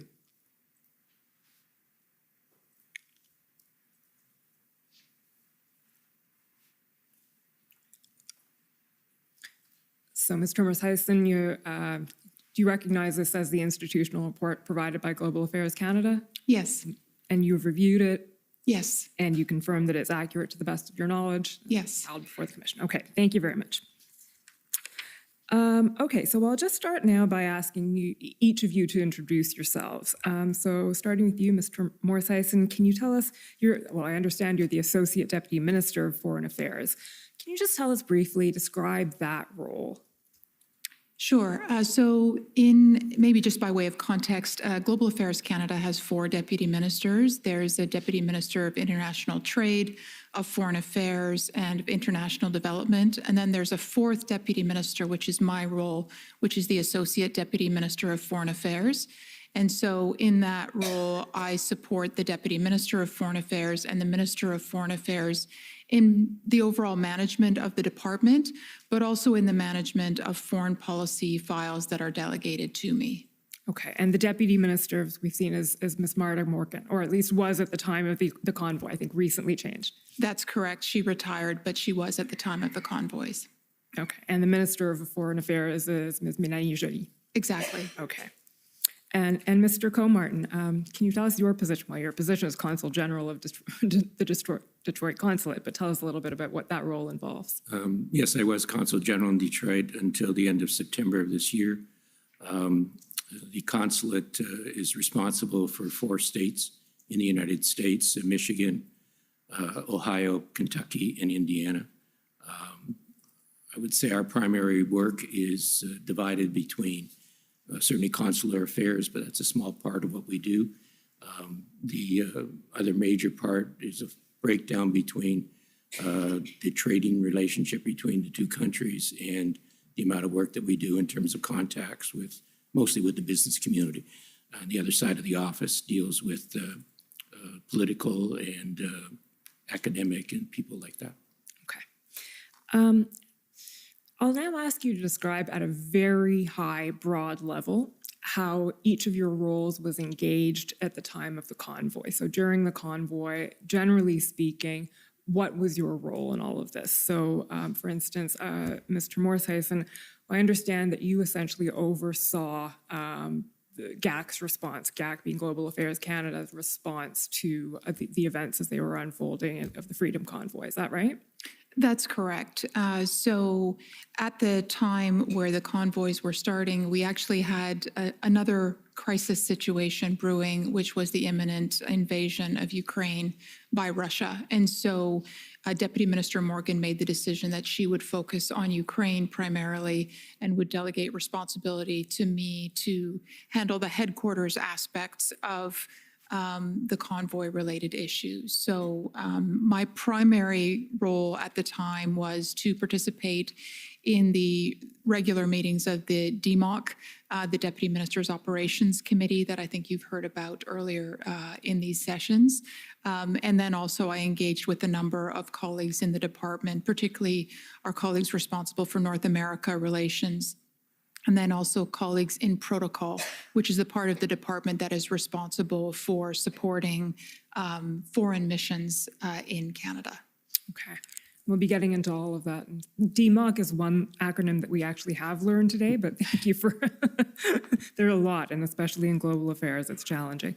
And our understanding is that along with Deputy Minister Morgan, Minister Jolie's time was very much occupied by Ukraine during this period. Is that accurate? Absolutely. She also was very focused on Ukraine. Okay.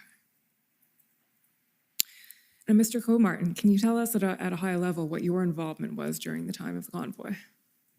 I'd have to say it was mostly reactive. We were being contacted both from elected officials, particularly from Michigan, but also from Ohio, and a good number of senior business people, particularly from the auto industry and the manufacturing sector as well, some from the agricultural sector, basically looking for, I guess, information from us as to how the blockade at the Windsor-Detroit tunnel was going to, or bridge was going to be dealt with. Okay, so essentially interacting with U.S. officials and business stakeholders. Okay, yes. We'll be looking at some specific examples of that. But before we get there, can you just tell about the very early days of the convoy? When did the convoy hit the radar, so to speak, at GAC? I would say it probably hit the radar when it did for a lot of average Canadians. We first started hearing about a convoy potentially coming to Ottawa in sort of late January. And so we were very much following the news, and that would be when we first were aware of it. Okay, and within the department, what was the reaction at that point or response? So I think the initial response was like a response to maybe other protests that had happened in the past in Ottawa. I mean, Ottawa is the capital city, and so protests are not infrequent. And so I think my own early thoughts were, I wonder what kind of road closures there will be. We might have to ask staff to redirect. So initially it was, I think, that kind of response. And then, of course, as the convoy actually came to Ottawa and settled in, there were other reactions. And you were attending the daily DMOC meetings as they were happening on behalf of GAC? Yeah, so the daily DMOCs didn't start until I think it was around February the 10th. According to my recollection, the first DMOC discussion that I attended where the convoy was a specific topic of conversation was January the 31st. Okay, so that So I think that's when it started to be a topic of discussions interdepartmentally that I was a part of. so that would be the Monday after the first weekend, essentially. I'll take your word for it that it was the Monday. It doesn't matter too much day of the week, but that's the approximate moment in time. Okay. So at what point would you say that the GAC's mandate became very engaged? So I think initially the mandate was around wanting to ensure that we were living up to our obligations under the Vienna Convention on Diplomatic Relations. So this is the international legal instrument under which we're responsible for ensuring the security of diplomatic missions in Canada. And so in the downtown core area that was affected by the convoy initially, there were about 50 diplomatic properties. Most of them were embassies, a couple of them official residences. So those are the homes of ambassadors or high commissioners. And so the department under that legal instrument has a particular responsibility to ensure the safety and security of diplomatic missions and their staff, and to ensure that they're able to access their facilities unimpeded, that their consular clients are able to attend to those buildings. So that was the early area of focus for us, and this was primarily done at the working level in the early days. And then the second aspect of our mandate that really started to come into play a little bit later was with the blockades of various border crossings, and particularly the blockade of the Ambassador Bridge became an enormous area of focus just because it's such an important crossing. About 25% of our trade with the United States goes over the Ambassador Bridge. So that's when there started to be an enormous amount of engagement, particularly with U.S. officials, but also concerns that we started to have about our reputation as an international trading country and as a country that was safe for investment. And that started to come up as we headed into sort of the 7th and 8th of February and thereafter. Okay. We'll come back to all of that. My colleague, Ms. Shuhaybar, will be asking you some more specific questions about the missions. And I'll be asking you some questions now about your engagement with U.S. officials and what you were hearing. But before we get there, I just want to set the stage contextually a little bit. Some things that you brought up in your interview and are also referred to in the institutional reports and in the document. So you've mentioned that Ukraine was a crisis the GAC was dealing with at the time as well. And there's a couple of other contextual elements. So, Mr. Clerk, I'll ask you to bring up PB Can 5027.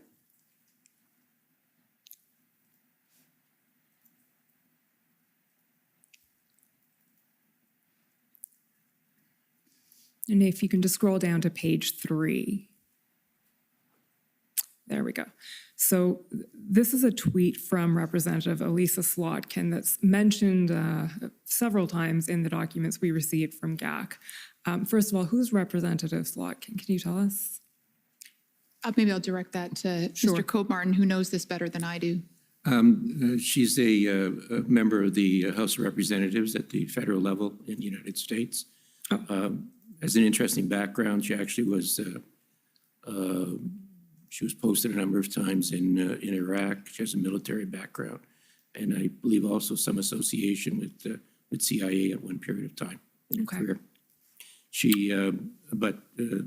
This particular quote, what frankly was of concern to us in terms of the context. She was speaking about the impact the blockade was having at one of the auto plants that is in her district. Okay, so we'll just take a moment to read through that quote. It's a tweet, I believe, on February 3rd is the date, and it says, just scroll up a tiny bit. Thank you. It'd be later than that. If we needed another example of why supply chains matter, look no further. It might be the 9th. The blockade of the Ambassador Bridge, that's right. Sorry, I think it's the 9th. The busiest border crossing in America is already creating major disruptions for our businesses in Michigan. And just scroll down a little, Mr. Clerk. The next tweet, she says, Michiganders have been saying for decades that when our manufacturing is outsourced too much, we end up paying the price. It doesn't matter if it's an adversary or an ally. We can't be this reliant on parts coming from foreign countries. I've been in contact with the White House today about the situation. They're closely following these events. We're waiting for Prime Minister Trudeau's way forward. So yes, thank you for the correction on the date. I believe it's the 9th. And then she goes on to say, the one thing that couldn't be more clear is that we have to bring American manufacturing back home to states like Michigan. If we don't, it's American workers like the folks at Delta Township who are left holding the bag. So can you tell us a little bit generally about that concept of bringing manufacturing back to the U.S. and what was going on generally in the zeitgeist at the time? So maybe I'll start, and Mr. Kilmartin might want to add a couple of different things that I would point to. First, from a Canadian perspective, we were quite concerned because, of course, the blockade of the Ambassador Bridge was happening after 2 years of COVID, where we were already seeing supply chains quite stressed. A lot of businesses were already under considerable strain. And so I think there was a lot of concern on the part of businesses that was exacerbated by that background. The second issue is that we have over many, many years had to fight very hard for access to American markets and also for the supply chains, including with respect to the auto industry in Canada. There's a strong trend towards Buy America in the United States, and also a strong trend among some parts of the U.S. Political class to bring manufacturing back to the United States. And so there's an ongoing effort by global affairs, by other federal departments, but also by provincial governments and our missions in the United States to continually make the case that Canada is a reliable trading partner and also a reliable investment partner. And so that's very much the context behind this. Okay. So this tweet would essentially be an example of that bring manufacturing back home sentiment. Absolutely. Mr. Kilmartin, would you have anything to add to that? Well, just that this was her comments were the strongest that we had from any of the elected representatives. I think it reflected to some degree the passion she feels for her district, but it also reflects a certain level of ignorance in terms of the relationship, the treaty relationship we have between ourselves, Canada, the U.S., and Mexico, which we had just gone through, in the previous couple of years of renegotiating that agreement. And this idea of, bringing back manufacturing to the United States, even from allies, would have been a complete contradiction of that agreement. So you're referring to the renegotiation of NAFTA? Yes. Okay. Okay, well, let's start looking at some of the specific examples of communications or statements that were made by U.S. officials. I don't know if you want to start, or please do start actually, by giving a general overview of what you were hearing, Mr. Kilmartin. Well, a great deal of concern coming from the elected, both senators and members of the House of Representatives. I was dealing with those who were from my territory. I think one of the messages was the impact it was having on the supply chain. They also were expressing repeatedly, I got messaging to the extent that why isn't Canada doing more? Their analysis was that the three levels of government were not cooperating, didn't have a coordinated plan. That was the kind of perception they had of what was going on. And that was difficult for us to respond to in the first couple of days. Certainly by the 10th and the 11th, we were able to point out that we were dealing with specific responses. But that message was quite strong, that they did not see that all levels of government were responding in a coordinated fashion. Okay. At this point, Mr. Clerk, can you pull up PB Can 401661?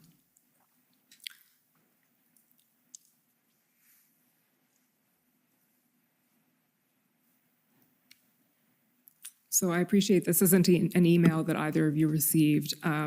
It is your colleague, Mr.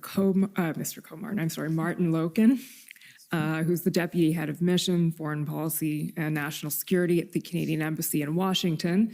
And he's writing to Jody Thomas, whom we've heard is the National Security Advisor. And he says at the bottom here, concern about Ottawa's situation now overshadowed by the blocked Ambassador Bridge and supply chain disruptions to Detroit. There is a sense Canada is not devoting enough resources, human or otherwise, to dislodge the truckers. So is that an example of what you were just telling us about? Yes. That sentiment? And that's something that Mr. Logan was hearing and you were hearing as well? Yes, we were hearing that directly from the White House. He was, and I was getting it locally in our territory, my territory. Okay, and Mr. Morseison, you were hearing that as well? That's right. We were also hearing that directly from the United States Embassy here in Ottawa.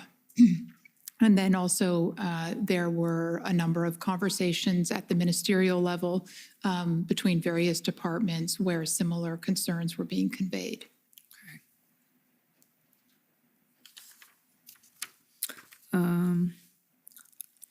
Then if we can just turn up SSM Can 50442.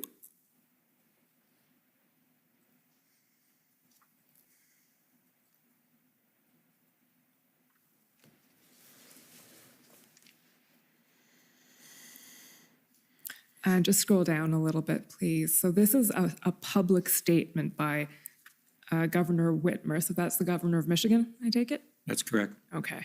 And scroll down a little bit. She says, at the beginning, my message is simple, reopen traffic on the bridge. Scrolling down onto the next page.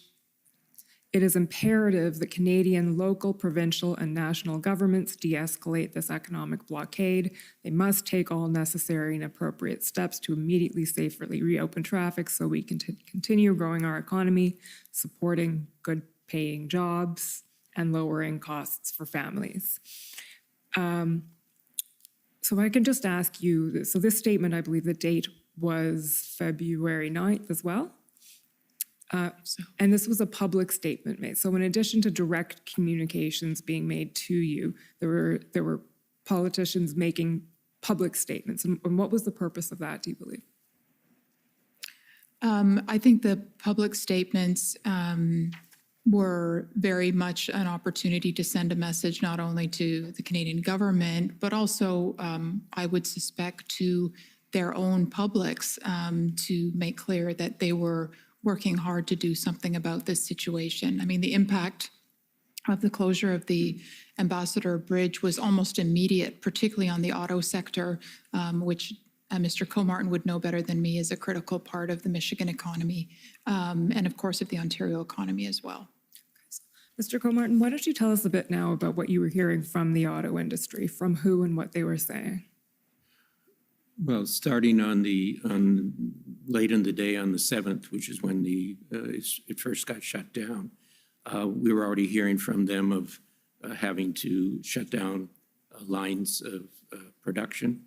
They were beginning to look at alternate ways of moving the product across, which was primarily going to be, it turned out they were already looking at it, but primarily at the Blue Water Bridge up at Sarnia, Port Huron, and at other methodologies of trying to move their product. They were, trying to wear my diplomat hat here for a second, they were much more aggressive, that's not the right term, they were much more forceful in their comments about the fact that Canada had to get their organization in place and get this stopped right away. Okay. Mr. Clerk, can we pull up SSM NSC Can 401605?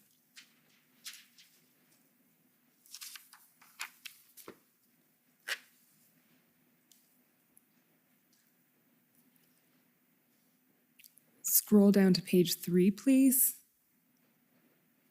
Okay, so this is a weekly advocacy report that sort of recaps what happened over the course of February 7th to 11th. And the first thing addressed, essentially, it recaps some of the conversations you've had, Mr. Comartin. So I'm hoping you can take us through a few of these with the assistance of the notes here. So the first thing that's mentioned is a call that you had with Congresswoman Brenda Lawrence. And I believe that was in response to a public statement that she had made the day before or earlier, also calling on the Canadian government to do something about the Ambassador Bridge. That is accurate, but it also was, she had been wanting a call with the ambassador, our Canadian ambassador in Washington, and who was not available at that particular time. So it was offered that I would speak to her. Initially, I've had several I had had several contacts with her before. Worked on a number of items of relative interest to the two jurisdictions. So that's how the call came about. And she did, I believe, subsequently have a call with the ambassador. The important part about her role is that both the Ambassador Bridge and the tunnel are in her district, as is the new crossing that's being built currently. So she has a major interest in the impact that this was having. And again, she had automotive plants and other manufacturing plants that were being negatively impacted already. Okay. If we can just scroll down a little bit more, Mr. Clerk, the second call that's mentioned is with Congresswoman Dingle. Can you tell us a bit about the context of that one? Yeah, I've had quite a lengthy contact with her prior to the blockade. I had pushed for this call because she had been on As It Happens, CBC, the night before, and that would have been on the 10th, and had made some, which surprised me, quite frankly, because we've always had a very close working relationship, and she has with Canada as well, and made some statements that were fairly close to what the statements were that you saw from Lisa Slotkin. So I wanted to raise that with her, and so we had a good conversation. I had asked her, in keeping with what calls I had with Representative Kildee and with Senator Peters, that we were seeking from them, for them when they were talking about this in public, that they would stress the importance of the relationship between Canada and the United States. And she assured me in the course of this conversation that she would attempt to do that going forward. I think the other point at this particular time, so it was easier for me, I think, to convince her to be sympathetic, was the injunction either had been granted. I think that call was in the morning. The injunction was granted by the Superior Court in Windsor later that day, and I had assured her that I had expected it would be a positive order and the injunction would be granted. So, proof positive, I guess, that we as a jurisdiction were moving on this. Taking some action. Okay. And then the next call referred to, just scrolling down a bit, is the Detroit Regional Chamber on February 10th. Yeah, President Ruru is been a longtime friend. He's the head of the Detroit Regional Chamber of Commerce, which takes in not only the city of Detroit, but a number of the municipalities in southern Michigan. It's the most influential chamber in the state. And again, he was speaking forcefully. This was the day before. I had told him the injunction had been sought, but had been kicked over to the following day. But was quite positive in willingness, I guess, to send his messaging out to his membership and to the general public about the importance of the relationship, that it was a strong one and needed to be preserved. Okay. And the next series of calls there that are mentioned is the OESA and MEMA. Can you tell us about those conversations, who those are, those organizations, and what was said? Yeah, they're both basically manufacturing associations. The OESA stands for Original Equipment Suppliers Association, and then the Motor Equipment Suppliers. Again, we've had extensive contact with these associations over the years. They're very knowledgeable of the importance of the supply chain relationship between the two countries. They were, Ms. Freehan in particular was upset. She had raised the concept of the Emergency Act, whether it was going to be a state of emergency was going to be declared. I don't think she understood the act itself, but wanted that. At that point, my information was that it was not being considered. I didn't have any indication to the opposite, and indicated some of the other things that we were doing. Again, this call took place on the 11th, the day the injunction had been granted, and I think this call took place after it was granted, so I was able to say, we've got that. And at that time, I think I also knew that the province was moving on their emergency legislation as well. Okay, so that's February 11th, and you were specifically asked by Ms. Freeman whether the Canadian government was planning on or intending to invoke emergency legislation, and your information at that time was no. That was what I had to communicate to her. Okay. I think in the interest of time, we'll leave that document. Can we pull up, Mr. Clerk, PB Can 5038?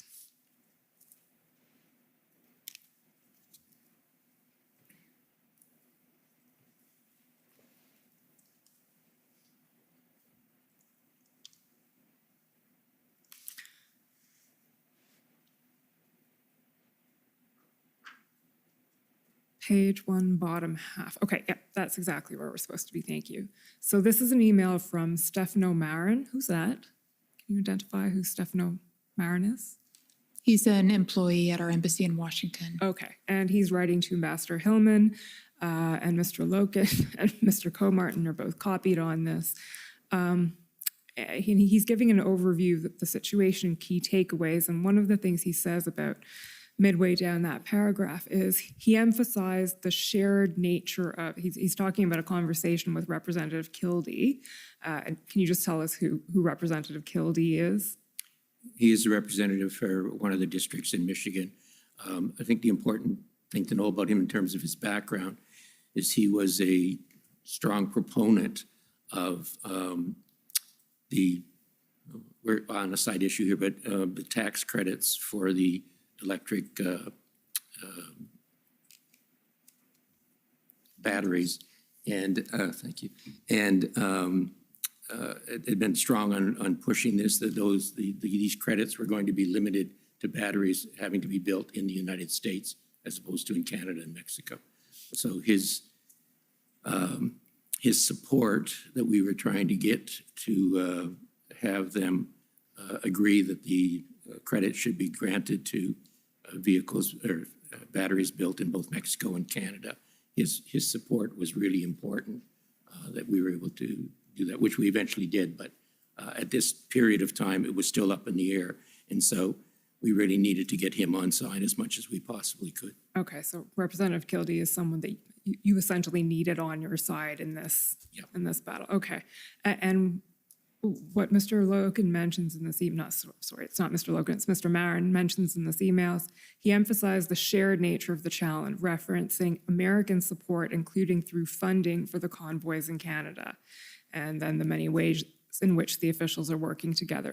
Is that something that you were hearing about as well? American funding, American support for the convoys in Canada? So maybe I'll start, and again, Mr. Comartin may need to add something, but there were a number of concerns, first of all, about American citizens funding through some of the kind of crowdfunding platforms that were being used by the convoy. And in fact, there was information when one of these crowdfunding platforms was hacked that a very large percentage of the funding was actually coming from U.S. sources. So that was something that I was aware of. And there was also concern about the Ottawa 911 number being flooded, and many of the callers were actually from the United States, and this prevented Ottawa Emergency Services from appropriately doing their work. And I believe both of these issues were referenced in the call that took place between President Biden and Prime Minister Trudeau around this time. And I think these were referred to as well in the readout of that call. I think that's right. And we'll probably be hearing more about that as the next couple of weeks unfold. For now, I think you've given us a good overview of what you were hearing from the United States. So we're going to move to other countries now. Mr. Clerk, if you can pull up ssm.nsc.can 50156, please.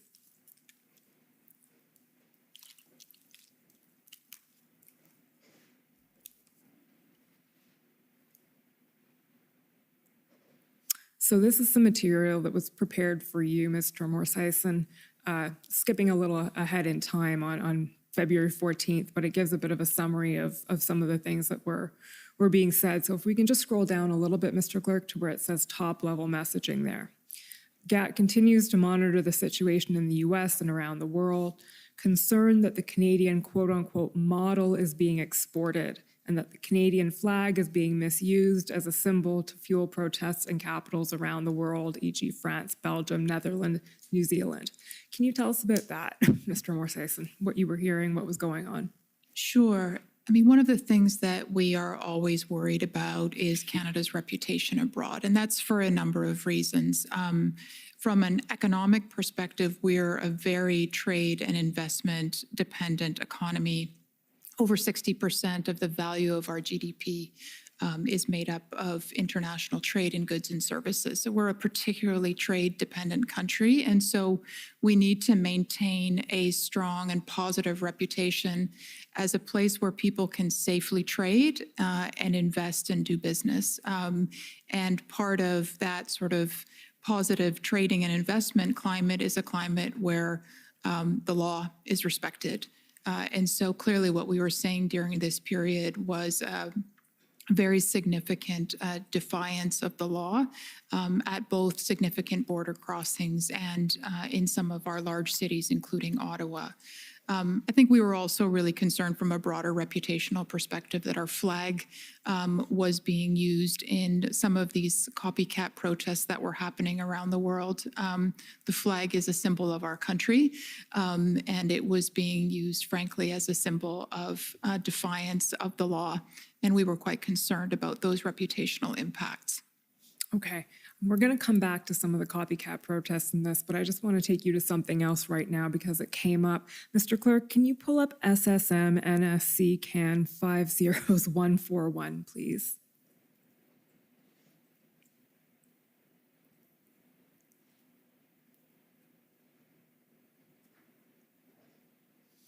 Okay, so again, this is some material that I believe was being prepared for you in preparation for a DMOC, Mr. Morsison.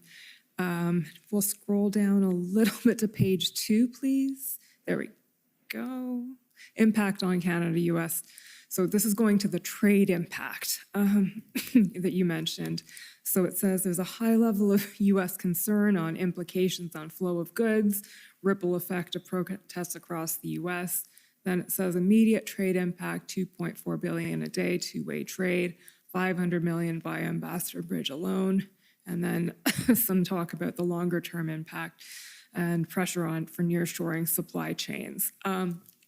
So first of all, was GAC doing its own economic analysis or analysis of trade impact, or where did this information come from? Do you know? So I don't know what the exact source of these particular stats were.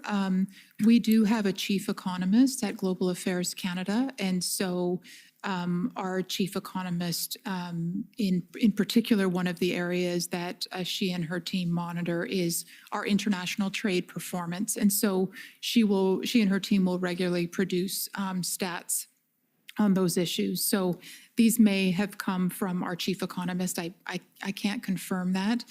We did not do, to my knowledge at least, detailed economic assessments of the specific impact.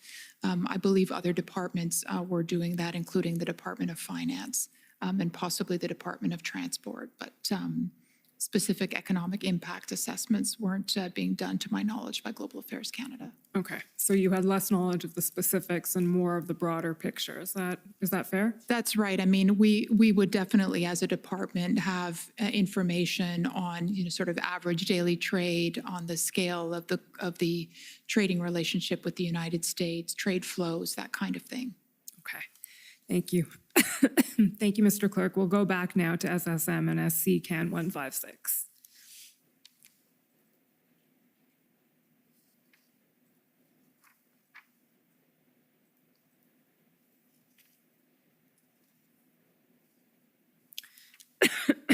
Sorry. We can scroll down to page 2, please. Keep scrolling. Keep scrolling. Okay, so we're talking now about what happened in Wellington, being New Zealand, the Super Bowl. Can you just give us a bit of an overview of those concerns, Mr. Morris-Hyson? Sure. One of the things that we were monitoring is the extent to which the convoy protests and economic blockades in Canada were being copied, if you will, in other countries. And I would say probably the largest copycat protest that we saw was in Wellington, sort of quite similar phenomenon of large numbers of protesters entrenching themselves around the parliamentary precinct in Wellington. We also saw other protests of smaller scale in The Hague, in Paris. There were some smaller ones, I think, in Rome, in Sweden. So we were monitoring these protests. Okay. Thank you, Mr. Clerk. Next document I'd like to pull up is SSM NSC Can 50703.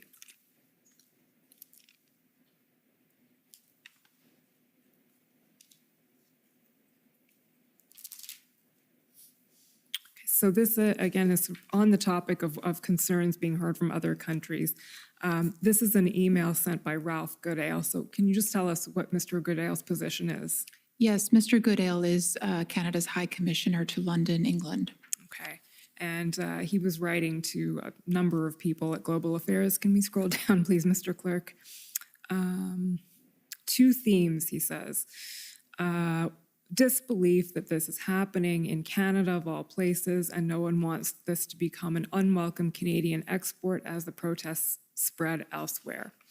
Can you tell, are you familiar with this email? Yes, I am. Okay, can you tell us a little bit about what Mr. Goodale was saying? And you have it in front of you for your reference, but where this email came from and what was being expressed and why? We had asked a number of our missions abroad, so that's our embassies, high commissions, and consulates general, to report back if they saw these kinds of protests emerging in other countries. So while I can't say exactly what Mr. Goodale was thinking when he wrote this, my interpretation of this is that a lot of people that he was talking with were surprised that in Canada you would see protests like this where there was widespread violation of the law, and that this wasn't the kind of protest that people would associate with Canada. And I think also one of the things that we were talking about at the time was also the significant impact of disinformation on the climate here in Canada and abroad. So that was how I interpreted his message. Okay, and if we can just scroll down to the next page, please. There. The last paragraph, the concluding paragraph of Mr. Goodale's email, he says, 2 consequences need to be watched very carefully. The negative economic and reputational impacts from trade disruptions and the possible impression that Canadian police, security, and intelligence systems are incapable of responding effectively to blatant, large-scale illegal conduct. Elaborate a bit on that concern. So I talked about it a little bit earlier, but from a Canadian government perspective, we always need to ensure that we remain a country that is seen as welcoming to foreign investment, to international trade. Those are really some of the foundations of our economic prosperity. And one of the foundations of being able to have that kind of trade and investment environment is to have the rule of law. And I think there were real concerns, as Mr. Goodale is expressing here, in his email that perhaps Canada was not able to respond effectively to some of the illegal actions that we were seeing in the protests. And then I think more broadly, it's not just about that trade and investment environment. It's also the fact that, Canada wants to protect its reputation more broadly as a country where there was rule of law alongside democracy. Okay. The last question I'll ask you in closing has to do specifically with the Section 58 explanation provided by the government. It's one line. We can pull it up if you'd like to have it in front of you, or I can just read it to you. Sure. Okay. It's COM 50670.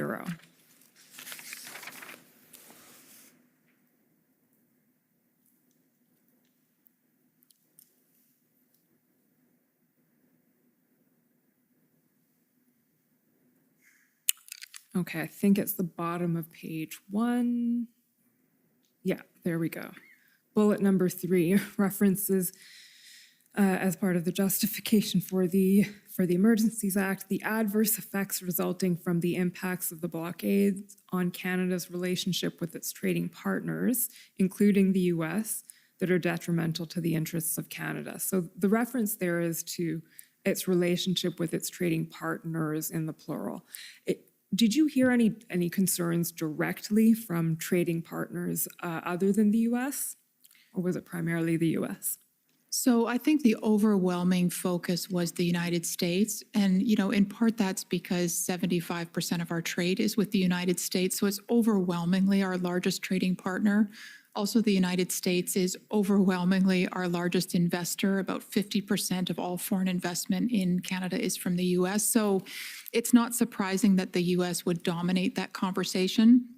That said, just to give an example, some of the key companies that were directly affected by the blockade of the Ambassador Bridge were actually not US companies. They were Korean and Japanese companies. So both Toyota and Honda experienced immediate effects in Ontario as a result of the blockade and the inability to get parts. So while we didn't hear directly from those countries, clearly those major foreign investors from other countries were directly affected. And so we were concerned about the perceptions of other trading partners too, in terms of their view of Canada as a safe place to do business.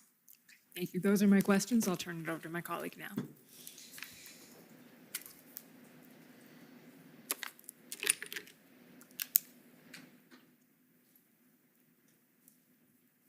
Good afternoon. For the record, I'm Delicia with the Commission. So I have some questions for you, Ms. Termes-Hyson, about the missions and embassies in Ottawa. And so you mentioned earlier the Office of Protocol. Can you just explain a bit? Speak a little slower, yes.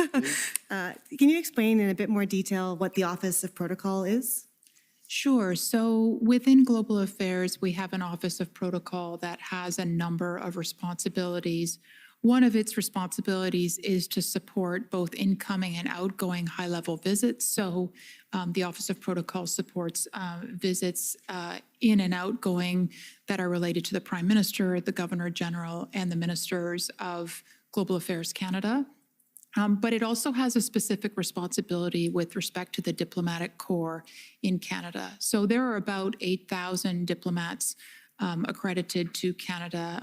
They're across the country, but of course, given that Ottawa is the capital city, they are heavily concentrated in Ottawa, and many of the embassies and consulates located across the country would engage with us.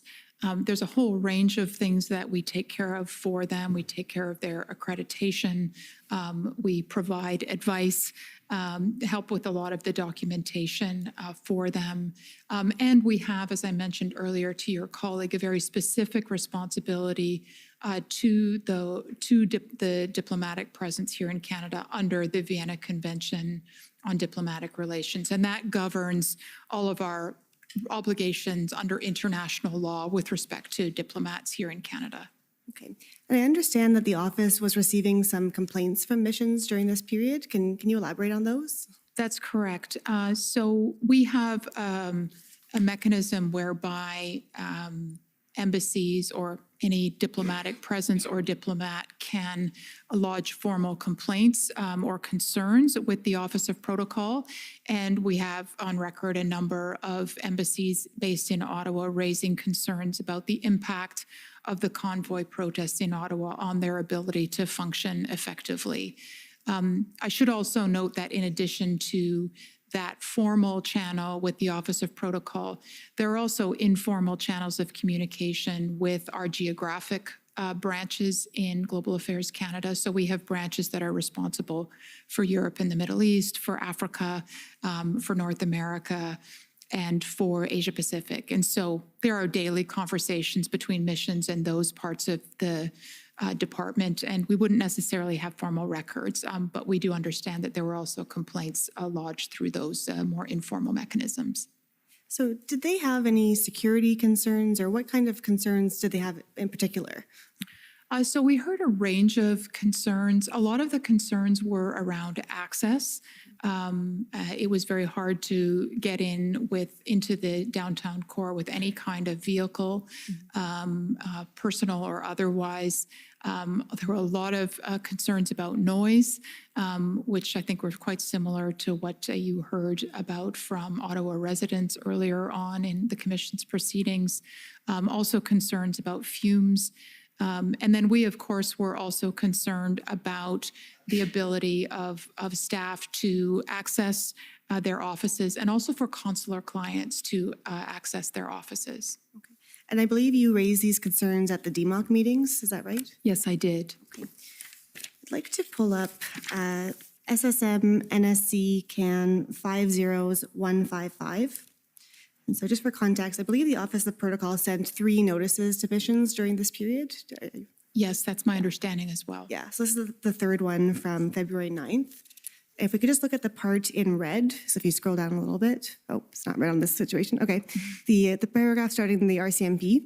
So the RCMP has advised the Office of Protocol that it currently has no specific concerns for diplomatic missions in connection with this event from a protective policing. Slow down again, Yeah, please? excuse me, sorry. Has no specific concerns for diplomatic missions in connection with this event from a protective policing perspective. So were you aware of this assessment from the RCMP? Yes, so maybe a couple of things to clarify, and the RCMP can probably speak to this better than I can. Usually the concerns of both embassies and consulates, and frankly our own protocol people, is around demonstrations that are focused on a particular embassy. So you'll see protests because of a certain country's policies or activities, and there are demonstrations like that quite regularly. And so we would count on the RCMP to provide protective policing if those demonstrations were to the point that we were concerned about the security of that particular facility. What was, I think, quite interesting about the convoy protests is they weren't directed at diplomatic missions at all. In fact, we were obviously concerned about the safety of diplomatic premises, but we never had any indication that embassies or official residences of ambassadors were the target of any of the issues. I think a lot of our concerns were more like the concerns that we heard from regular Ottawa citizens, which was their safety on the street. We were concerned about potential harassment because I think we had heard of many cases where that had happened with public servants, with Ottawa residents. And so under international law, we have a particular responsibility to ensure the safety and security of diplomats. And so it was that broader context that we were concerned about. Would you say that Canada was unable to fulfill its obligations under the convention during this time? I think it's fair to say that we were concerned that we would be unable to fulfill our responsibilities. And I think as the convoy went on longer, and there were more and more stories about assaults on the street, about unlawful conduct and unwillingness to comply with injunctions and so on, that concern just continued to rise over time. So I'd like to switch to a different topic, which is the invocation of the Emergencies Act. So when did you become aware that it would be invoked? I became aware of when it would be invoked. I think it was the day of. So was GAC providing any input on that or advice to invoke it, that kind of thing? So the input that we provided was through a number of different channels. So it was, first of all, through these DMOC committees. Each day we would do a tour de table and provide inputs from various departments' perspectives and share information. So each day I would provide inputs on what we were hearing from diplomatic missions, what we were hearing from trading partners, from businesses, and so on. So that was one channel. We also provided reporting into the Privy Council office on issues under Global Affairs Canada's mandate. And then we also provided information where appropriate to the Government Operations Centre. So for instance, our rapid response mechanism, which is referred to in some of our documents, provided its input through the Government Operations Centre. So in answer to your question, yes, we were providing input in through various channels that may have informed the decision-making.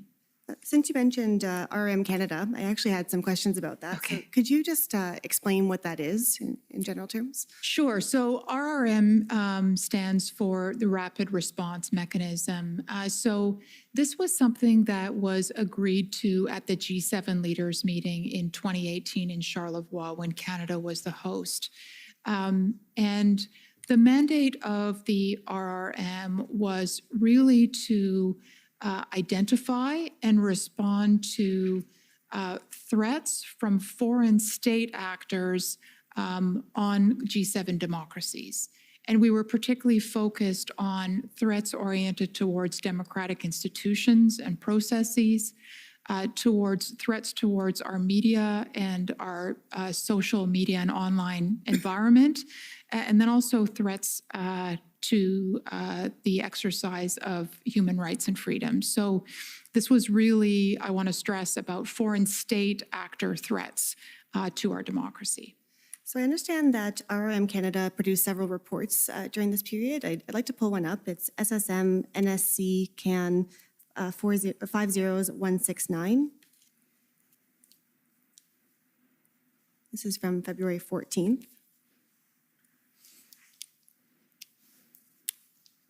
If we look at the key findings, the first one says RRM Canada has not seen evidence of significant foreign state-sponsored involvement in the online information space to date. So were you seeing these reports at the time? Or? Yes, I was. Yeah. And was this, when they speak of significant foreign state-sponsored involvement, can you expand on that? I think you touched on it already. What were they looking for? So because the mandate of the RRM is to really focus on foreign state-sponsored threats to democracy, that's really what the RRM looks like. So, looks at. So the RRM uses tools that would be publicly available to do analysis of social media. And its focus is really on identifying, are there foreign state actors that are introducing disinformation? Are they amplifying certain messages in order to mislead or deceive, et cetera? And were these reports shared with other departments during this time as well? Yes, so these reports were fed into the Government Operations Centre. And while I didn't share these reports in their entirety with DMOC, I did provide some of the sort of top line messaging from time to time at DMOC meetings. Okay. So I'd like to return to just another few questions about the Emergencies Act itself. And just when we looked at the Section 58 explanation before, it talks about the adverse effects on trade corridors, international border crossings, and Canada's relationship with its trading partners. Can you comment on how the measures were designed to address those concerns? I wasn't really involved in the design of the measures, so I don't really think I can speak to that question unless I'm misunderstanding No, your that's question. okay. How did they affect the concerns, I suppose? Were they effective in the end, these measures? So, and again, maybe Mr. Comartin will have additional points to add, but I would say that the response from many of our, particularly U.S. interlocutors, was a sense of relief after those measures had been invoked. The concerns about particularly the economic blockades at border crossings, and not just the Ambassador Bridge, but it was Emerson, it was Coots, it was the border crossing near Surrey in BC, and then concerns that some of these would reoccur. And so I think the sense of relief was palpable amongst many of our interlocutors in the United States at both the political level, also the business associations, and amongst unions. Do you have anything to add, Mr. Comartin? Like, did you hear from stakeholders? Not so much at that immediate period of time, but subsequently over the next few weeks, even few months. The same point that my colleague has raised of that sense of relief and I think a conviction that Canada was not prepared to let this happen again to the extent that they would move to invoke that type of legislation. So that messaging was fairly clear, but it sort of drifted in over a period of time. It wasn't immediate. And did the measures ultimately resolve the concerns that missions in Ottawa had as well? Yes, I mean, I think with following the invocation of the Emergency Act and the enforcement action that happened, the convoy protests were cleared and missions could go about their usual business, and our concerns about being able to uphold our responsibilities under the Vienna Convention were allayed. So I think I'm just about out of time. So just a general question, is there anything I haven't raised that you would like to raise for today? I think maybe one thing I just want to add with respect to the point about the RRM, while we did not see significant amounts of foreign interference or foreign state interference in the convoys, I think it's fair to say that there was a real underlying environment of disinformation that had been profoundly exacerbated during the 2 years of the COVID pandemic. And in fact, during the COVID period, we saw extensive information and data from the analysis that we did of significant disinformation efforts by foreign states. So that underlying disinformation environment was, I think, a really important factor for us in looking at and trying to understand what was happening around the convoys. Thank you. Anything you would like to add, Mr. Comartin? Yeah, maybe just to emphasize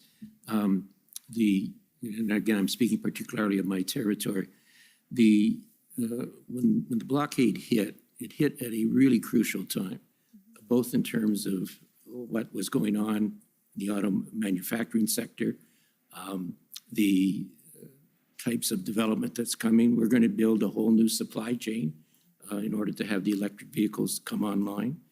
And Canada has the potential to play a great role in that. That was jeopardized by this blockade. I think we've been able to put most of it to bed now, but it was a high-risk period of time for that to occur, especially coming out of the pandemic when the manufacturing sector had been so hard hit. It was just a very difficult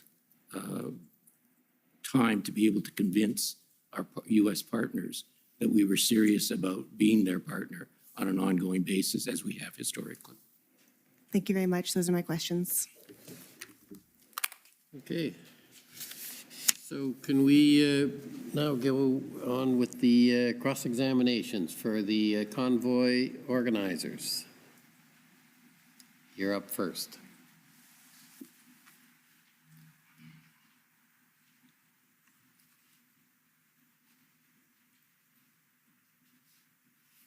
Good evening. Good evening. My name is Brendan Miller. I represent Freedom Corp, which is an entity that represents the protesters that were in Ottawa in January and February of 2022. So I take it, given your positions with respect to international affairs and all of that, your focus in the protests was more dealing with the protests that were occurring at essentially border passings, et cetera, with respect to commercial trucks and vehicles being able to come in and leave Canada, correct?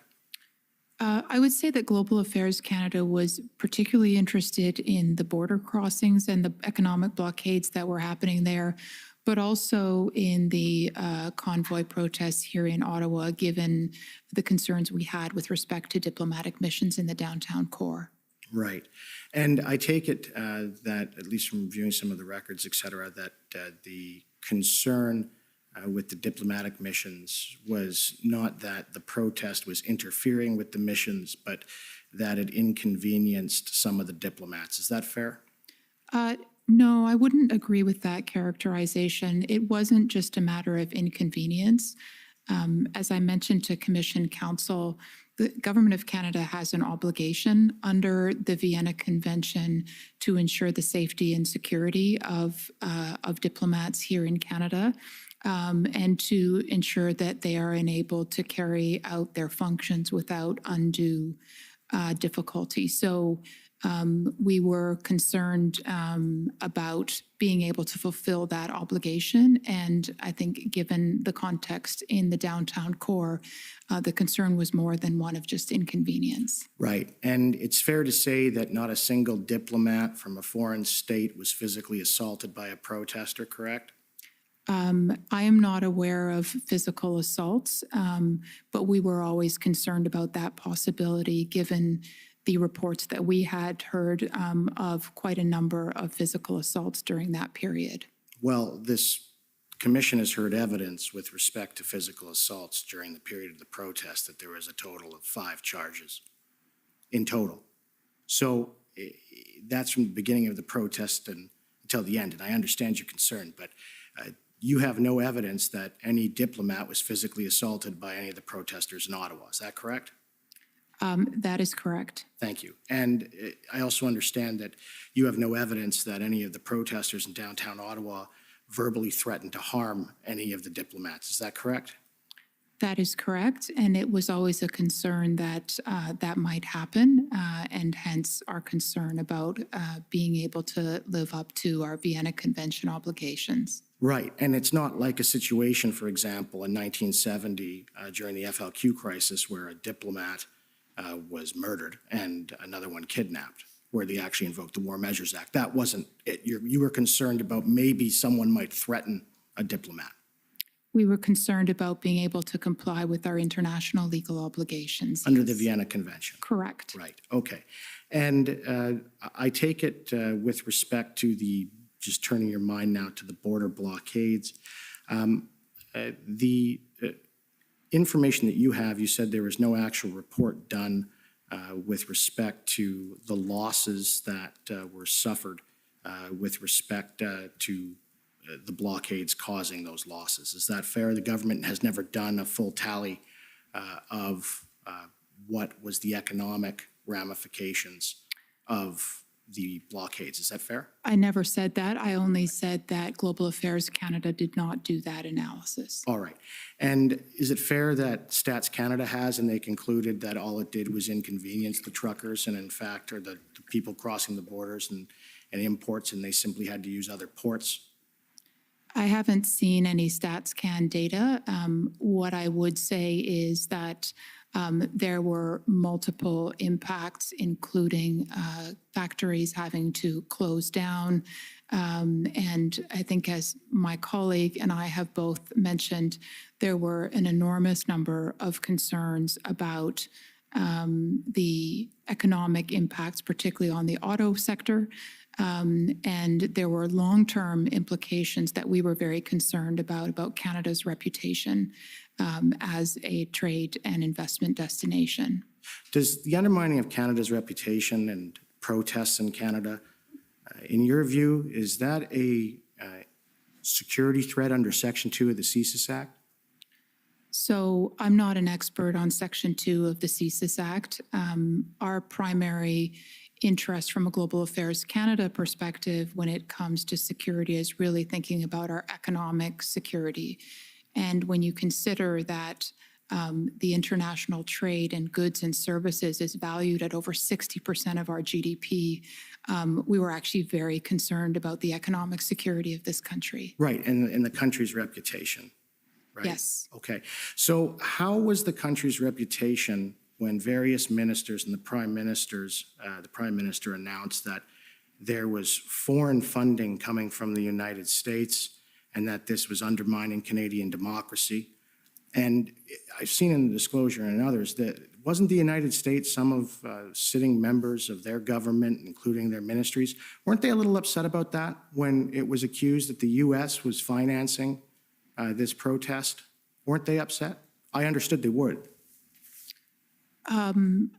I can't speak to the views of all members of the U.S. administration. I can just say that there were a number of conversations that were had by Canadian government officials, including the Prime Minister, where there were actually concerns about U.S. funding through the platforms that we had discussed earlier. Right, and you can agree with me that there's nothing wrong with a Canadian donating to an American cause and an American donating to a Canadian cause with respect to funding protests or charities. There's nothing illegal about that, is there?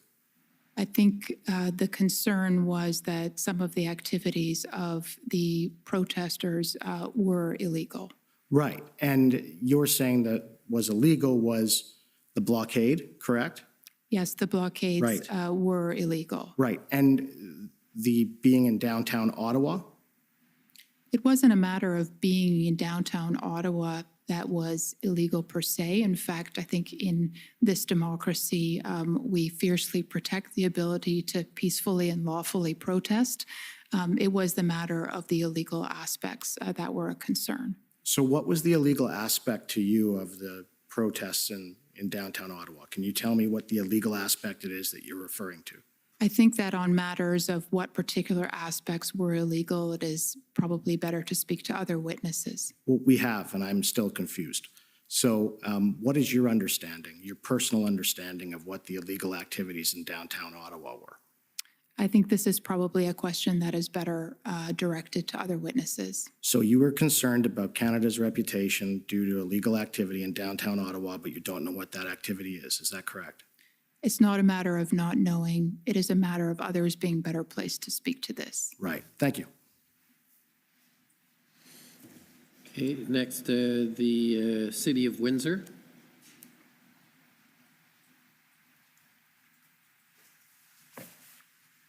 Good evening. My name is Jennifer King. I'm legal counsel to the City of Windsor. Our questions have already been canvassed. We have no further questions. Thank you. Okay, the Democracy Fund, JCCF.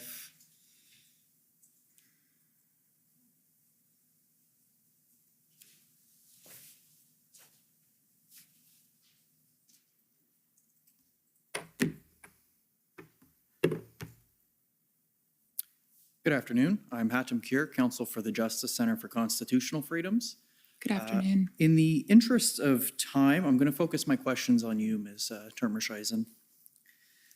So you said in your testimony in chief something to the effect that it's important that Canada be seen as welcoming to investment. Would you agree with that statement? Yes. And maintaining that reputation involves being known as the kind of country that has conditions that are favorable to investors? That's correct.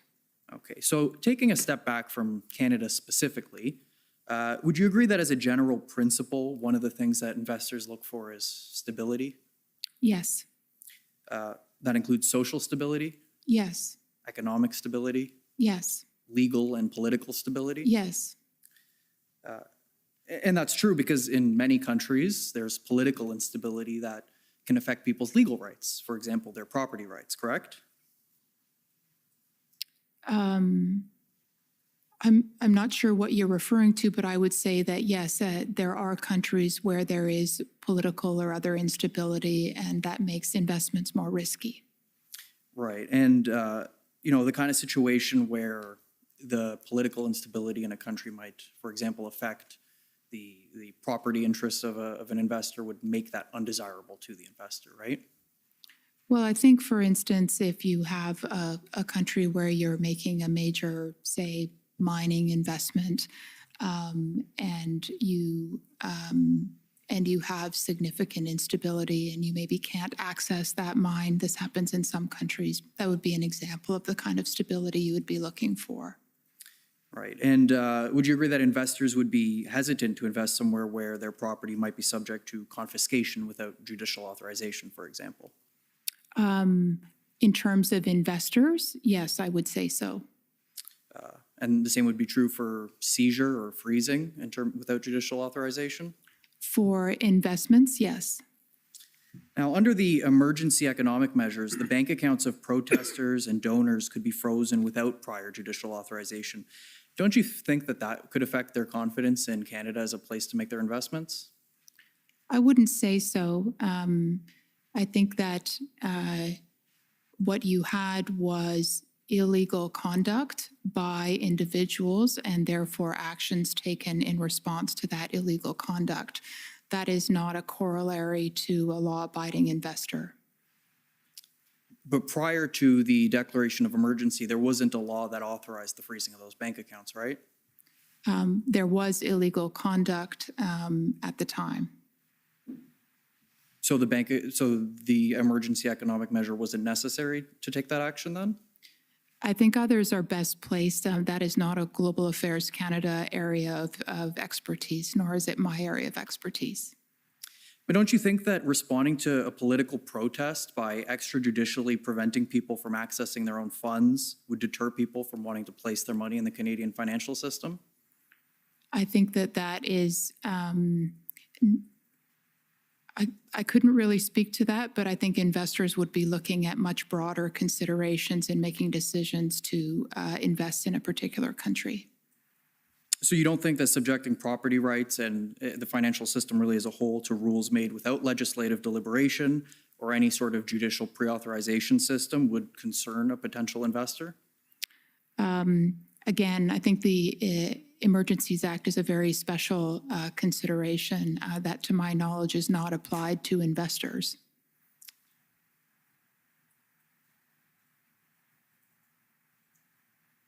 Now, one of the things you stated is that the Emergencies Act sent a message to investors that Canada was doing something about the protests. But that same message could have been sent by other federal government action, couldn't it? So I think that on the Emergencies Act, I can't really speak to what other measures you're referring to. I think the reality is that there were a lot of concerns, particularly on the part of some of the U.S. entities that we spoke to, that in fact the economic blockades at border crossings were continuing, and there was a tremendous amount of concern on the part of U.S. Officials, businesses, unions, that there weren't effective measures being taken to end those blockades. But successful police enforcement would have assuaged those concerns, wouldn't it?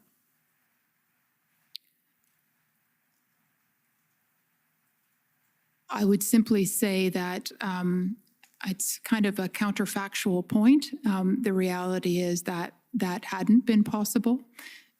So certainly in our conversations with U.S. interlocutors, there was a sense of relief once those blockades were ended. Well, we've heard from police witnesses that the protests would have been cleared even had the Emergencies Act not been invoked. And you have no reason to believe, for the purposes of global affairs responsibilities, that the Emergency Act would have been necessary for other reasons then, do you? I can only say that, not being an expert on the Emergencies Act itself, that the clearance of the blockades was greeted with relief.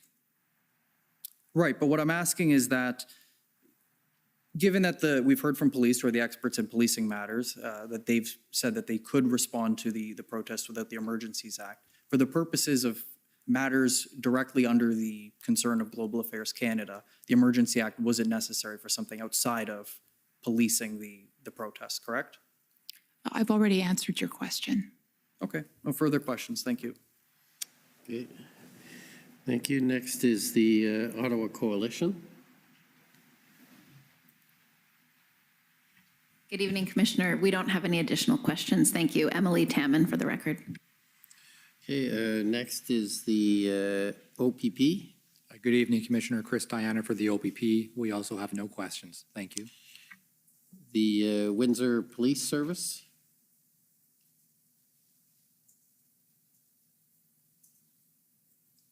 You're not. Sorry, my video's not starting. Tom McRae for the Windsor Police Service. We have no questions. Thank you.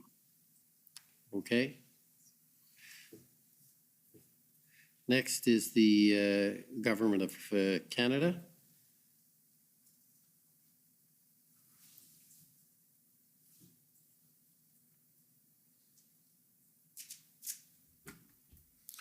Thank you, Commissioner. Mr. Termesheisen and Mr. Comartin. My name is Brendan Van Nieuwenhuis, and I'm counsel for the Government of Canada. And I just wanted to follow up on a few of the items you were asked about by my friends.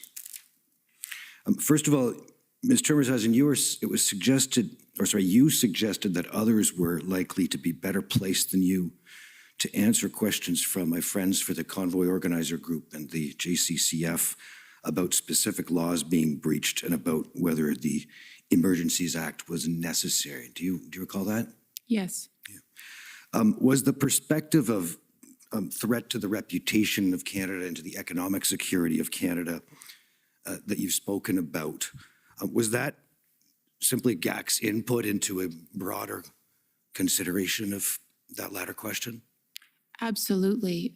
Global Affairs Canada has a certain mandate focused on a number of issues, and there are obviously a large number of players who fed into decisions around this matter.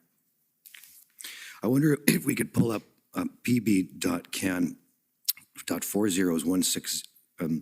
Actually, sorry, we don't need this reference. Mr. Comartin, I think you'll probably recall this. You described your call on February the 11th with Representative Debbie Dingell of Michigan's 12th District. And you recall that was the day of the Windsor injunction being granted, right? That's correct. And what I will ask to call up, and we'll come to it in a moment, but I'll call it up now, is pp.can.401802. And just coming back to your conversation with Representative Dingell, I believe you said that it was reassuring to her that either that this injunction was being pursued and would soon be decided, or possibly that it had already been granted by the time that you spoke? That's correct also. And why was that reassuring to her? Again, going back to the comments she had made the night before, and as it happens, she was obviously concerned about the relationship and the long-term impact it would have, the blockade would have on that relationship. And at that point in time, it was not at all clear that it was going to be resolved quickly. So when I was speaking to her the following day, I was able to give her assurances, in fact, it was going to be resolved quickly at that border crossing. And I think it was also on the 11th, and you're more specifically recalled when you testified earlier about it, that the injunction had been granted in Windsor by this time when you had a call with representatives of the OESA and MEMA. Do you recall that? That's correct. And those are significant manufacturers, trade organizations? They are, and they have a long history of working very closely with companies on the Canadian side. And were they too relieved that the injunction had been granted in Windsor for the same reasons as Representative Dingell? They were, but they were also concerned about reoccurrences, which was when the Emergency Act issue got raised by Ms. Freehan. Could we go then to that multimedia file at PBCAN 1802 at the 222 mark, please? Is being all the traffic. Police reinforced tighter restrictions on access to the site, yet protesters were freely allowed to bring gasoline and other fuel back to their vehicles where they've been living and sleeping. What's wrong with fueling up the vehicle? Police told us they can't stop the resupply effort. So will those occupying the bridge follow a court order to leave? Will they follow an injunction that is illegal? Probably not. I'm walking on the street. I asked one protester whether an injunction would be followed. But imagine, just like in any scenario, there might be someone who says, I don't like that, right? Or someone who shakes their fist at the sky. It doesn't mean violence. And a question also likely being asked by police. Do the police have anything to worry about from the perspective of pushback, fight back, guns, resistance? The only thing the police have to worry about is God's judgment on their actions. Late this afternoon, the city of Windsor and the automakers got their wish. They got that court injunction requiring the protesters to leave tonight. We are now into... Did you hear the gentleman express the prediction or opinion that the protesters at the Windsor blockade would not, in fact, obey the injunction granted by Justice Morowitz? I did.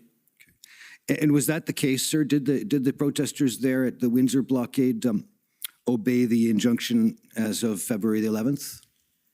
Well, it was certainly, and we heard a lot of this evidence last week from both the OPP and the Windsor Police Services, that it took another 24 hours before it really began to permeate, and certainly by the end of the day, of the 48 hours, it was over. So ultimately, it did. The final group that was there was very small. I think there were 30, 40, 50 people maybe, as opposed to the hundreds that had been there before. But by the end of the day, on the Sunday, the 13th, there were very few people left. So I think both the injunction and the Emergency Act invocation by the province had its desired effect. Okay. Now, when you speak of the Emergency Act, you're speaking of the federal act or the provincial? The provincial act. I see. It was invoked on the Friday afternoon, shortly after the injunction was granted. I believe that's what the evidence shows, that was invoked as well on the 11th. That's correct. I think at 9:30 in the morning. Am I mistaken, sir, that the public order operation actually wasn't able to commence until the 12th, and it took still 24 hours from there? Yeah, we did not know what the actual implementation of the new rules under the Provincial Emergency Act would be until the following day. Were you aware of concerns from your American counterparts at all with respect to a continued concern, such as the one expressed by the OESA and MEMA about recurrence? I think the one I can probably think of would be the chief legal counsel for the governor of Michigan. He and I were having regular conversations on this and a number of other issues, but he certainly raised it about, are we able to give them assurances that this was the actual end of it? Ms. Termershuisen, you were asked and you spoke of what you called international copycat protests from time to time. Do you recall those questions? Yes. And I'd like, if we could take the same file, PB Cano 401802, and play from the 14-second mark to 155. So what does that tell you? Echoes of Canadian protesters honking is now being heard in a growing number of countries like France, where the maple leaf was spotted Wednesday, waved by demonstrators who are against COVID restrictions. All this coming on the same day as the WHO warns the pandemic is not over yet. Motorcycles and cars, and a bicycle too, part of this convoy in southern France. The group demanding an end to COVID restrictions as they gathered in Nice. Some carrying Canadian flags as a nod to the demonstrations in Ottawa and beyond. There are plans to bring this rally to Paris before heading to the European Union's headquarters in Brussels. To New Zealand's capital, where protests inspired by Canadian unrest stretched into another day. Only now with a heavier police presence outside the country's parliament. Some arrests here. Demonstrators say they're planning to camp out until COVID measures are lifted. New Zealand's Prime Minister Jacinda Ardern said Tuesday the protesters don't represent the majority. And this march against vaccine mandates held Monday in New York. The red and white once again on display. There are reports of a larger truck convoy in the works in the U.S., similar to what's rolled out in Canada, that could make its way to Washington, D.C. It's called the Free... Thank you. Ms. Termershuisen, are those some examples of the sorts of copycats you had in mind? Yes, they are. Okay. And you noted that the each appeared, as I saw it, to illustrate the use of the Canadian flag in the protests, right? Yes. I believe you said that the Canadian brand internationally was thereby being associated with defiance of the rule of law. Yes. Could you tell me, what does Global Affairs Canada, aside from the damage that we've seen to the brand as you described it earlier, but does Global Affairs Canada have a sense or an assessment about the strength of the Canadian brand for being a peaceful and lawful society? I think our brand for that is very strong, and we'd like to keep it that way. Is it a concern to Global Affairs Canada, the effect that this has on the brand strength, not only of Canada as a lawful society, but on the effectiveness of democracy more broadly? Yes, I think that's true. Is that a sort of a branding issue that Global Affairs assesses as being under deliberate attack by foreign states? I mean, I think what we've seen in the data shows it that that democracy worldwide is in a period of retreat. We're seeing a rising number of authoritarian governments taking the place of democratic governments, or democratic governments becoming less democratic. So it's always something that that we keep a close eye on. And at Global Affairs Canada, we do have a number of programs where we actually support other countries in shoring up their own democracies. So I think we're very vigilant about our own. Do you have a sense of what the intended audience are for, attacks on brand reputation like that affect democratic countries? I think that certainly there are some foreign state actors that would be quite keen to see the democracies be under attack and be under threat. So it's something that we're vigilant for. Is that part of why RRM was established at the G7? Absolutely. I wonder if we could go briefly on the RRM point to ask you a few questions from a recent report issued. It's pb.can.401836. And if we could go to page 5 once it's up.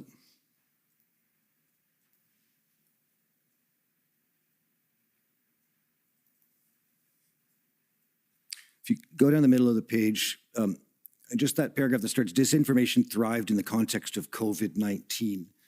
And I'll highlight here what the report describes as a fertile ground for hostile state actors to manipulate the information environment. Do you see that? Yes, I do. And is that something that you saw reflected in the events of the convoy? I mean, I think this is what I was trying to refer to earlier, where, the convoy from the RRM perspective, and I think from the perspective of many who looked at this, did not happen in a vacuum. There was a long period, particularly during the pandemic, where we saw an enormous amount of manipulation of the information environment. And what you saw is foreign state actors using disinformation or manipulating information to undermine the reputation of democratic states and their approach to dealing with COVID, to undermine confidence in vaccines, particularly vaccines produced by Western countries. So there was a whole series of very deliberate efforts that we could track through our social media analysis, showing, frankly, quite successful efforts by some key foreign state actors to sow, I think, a real sense of mistrust in democratic governments and their approach to dealing with the pandemic. Can we just move to page 9 for a moment?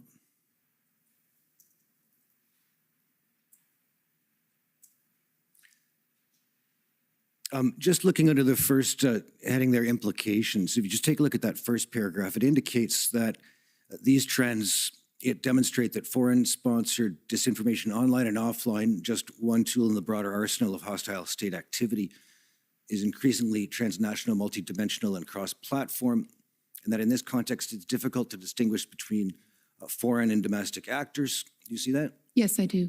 And in the next paragraph, it indicates that attribution is increasingly difficult to achieve with a high degree of certainty.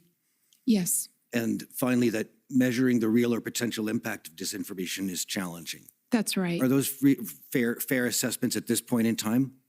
Yes, I mean, this is very much what the RRM is finding. And I should note that this report that you've put up on the screen is a report that was done collectively by all of the members of the G7 RRM. So this is an analysis that is shared across the G7, and it also includes input from the European Union and other partners. So this is not just a Canadian RRM perspective.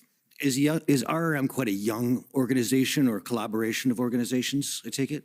It is a young collaboration. I mean, the G7 version of the RRM was stood up in 2018, so it's been around for about 4 years.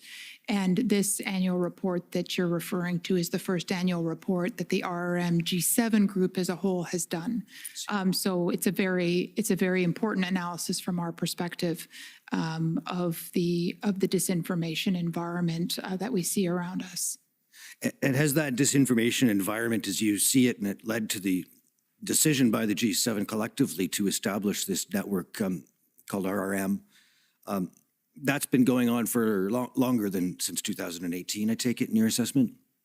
Absolutely. I mean, I think there's, disinformation is a longstanding tool of governments well before the social media age. I think social media has created an entirely new tool. And so the RRM Canada is specifically focused on that social media environment and understanding it and understanding how disinformation plays in that environment and what its impact is on democratic states like Canada.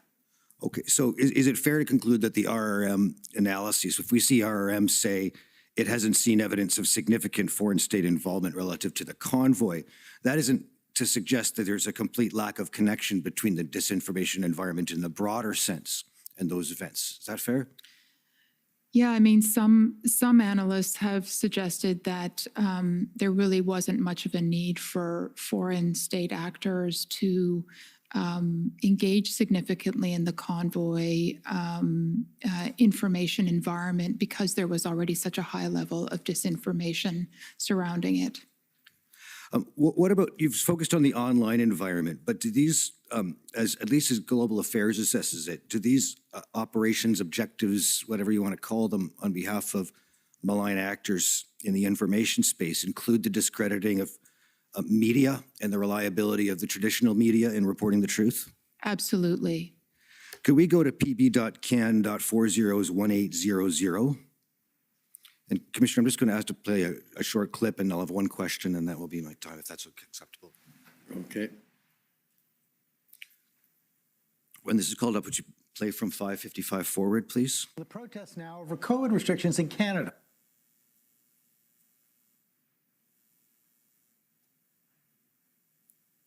Workers here in Canada have brought part of the country's capital to a standstill right outside the National Parliament. I was hired on at a job not too long ago for a transport company out of Whitby, Ontario, and I was let go due to not willing to get the vaccines for my job. And I mean, that's not right for companies to be able to decide that and take away our right to earn money and support our livelihood. And for you, why is it important for you to be here today? Well, because fake news. Sorry. Because like you're don't talk to them. This is fake news. But despite the fact that these people may be part of a minority in Canada, they are receiving a lot of support from Conservatives and other right-wing figures in the United States. We are now aware of a significant element from the United States that have been involved in the funding, the organizing, and the demonstrating. The Canadian truckers are heroes. They are patriots, and they are marching for your freedom and for my freedom. This is very much a 21st century protest, playing out as much on the internet as it is on the street. Viral memes and sometimes false and highly offensive historical comparisons that circulate online are being repeated verbatim here, like this. And because you're not vaccinated, is there stuff you can't do in Canada now? Yeah, I'm like, well, basically, if you want to compare Canada to anything, it's like Hitler's Germany, and we're like the Jews, eh? One of the goals is to get a group of people that you can get everybody angry with. And in this case, it's the unvaccinated. There's a lot of people here streaming live online. I'm just going to follow you guys and make sure you tell the truth. That's all right. Documenting every moment on social media. You take those cans off of that truck. Is that your property? In an effort to clear the protesters, police have begun confiscating gas canisters, resulting in encounters like this that clock up thousands of views online. My name's Jim Kerr, and I give a shit about Canadians. How do you feel? Hi, my name's Jim Kerr, and I care about human beings, especially ones that are trying to keep themselves warm in a truck while fighting for the freedoms of Canadians. How you feel? The main problem I have is all the censorship that's going on. That's the main problem that I have. There's censorship everywhere, yeah. People's accounts get taken down, even Facebook, if you don't say the right thing. Even this convoy, a lot of groups started, and people are even live streaming, and all of a sudden, I heard yesterday in the restaurant, my feed was cut. My feed was cut. Facebook shut down some groups on its platform supporting the truckers after the online outlet Grid News found that they were being administered by a hacked account that had belonged to a woman in Missouri. So whoever was really running the groups wanted to hide their identity. And GoFundMe shut down a fundraiser for the truckers after police told them the protest had become an occupation. But organizers here have still been able to raise millions of dollars through an alternative service, a self-described Christian fundraising platform. Organizers say the money will help keep the truckers on the street. Dernière fois j'ai vu ma femme, c'est le 28 janvier que j'ai pas pu la revoir. I haven't seen my wife since January 28th, and I've been here, and she's supporting me 100%. There are some groups with resources who are trying to help us, send us money, so that we won't have to go bankrupt. Truckers to know that we are with them all the way. Trump indicating he is supportive of truckers descending on Washington, D.C., other American right-wing figures goading their audiences to act. The question is, how long before protests like this come here? Will we need our own trucker rally to end all of this insanity once and for all? What is the main goal, the main objective of the truckers here? Freedom.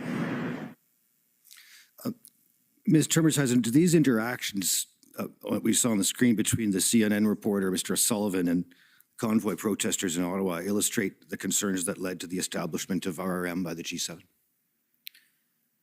Well, I think when the RRM was established, of course, it was well before these protests took place. But I think the RRM was broadly set up to ensure that we were vigilant about any kind of foreign interference in our democracies. Thank you. Those are my questions. Okay, any re-examination? No re-examination. Okay, well, thank you for coming and testifying. We appreciate you taking the time to do so out of your schedules, and you're now free to go. Thank you. Sir, before we end for the day, I just wanted to raise a point, if I may. You absolutely may, but maybe, do we need the witness? Can the witnesses leave? No, we do not need the witnesses, Okay, sir. so you're free to go, and we'll deal with, I can deal with the issue.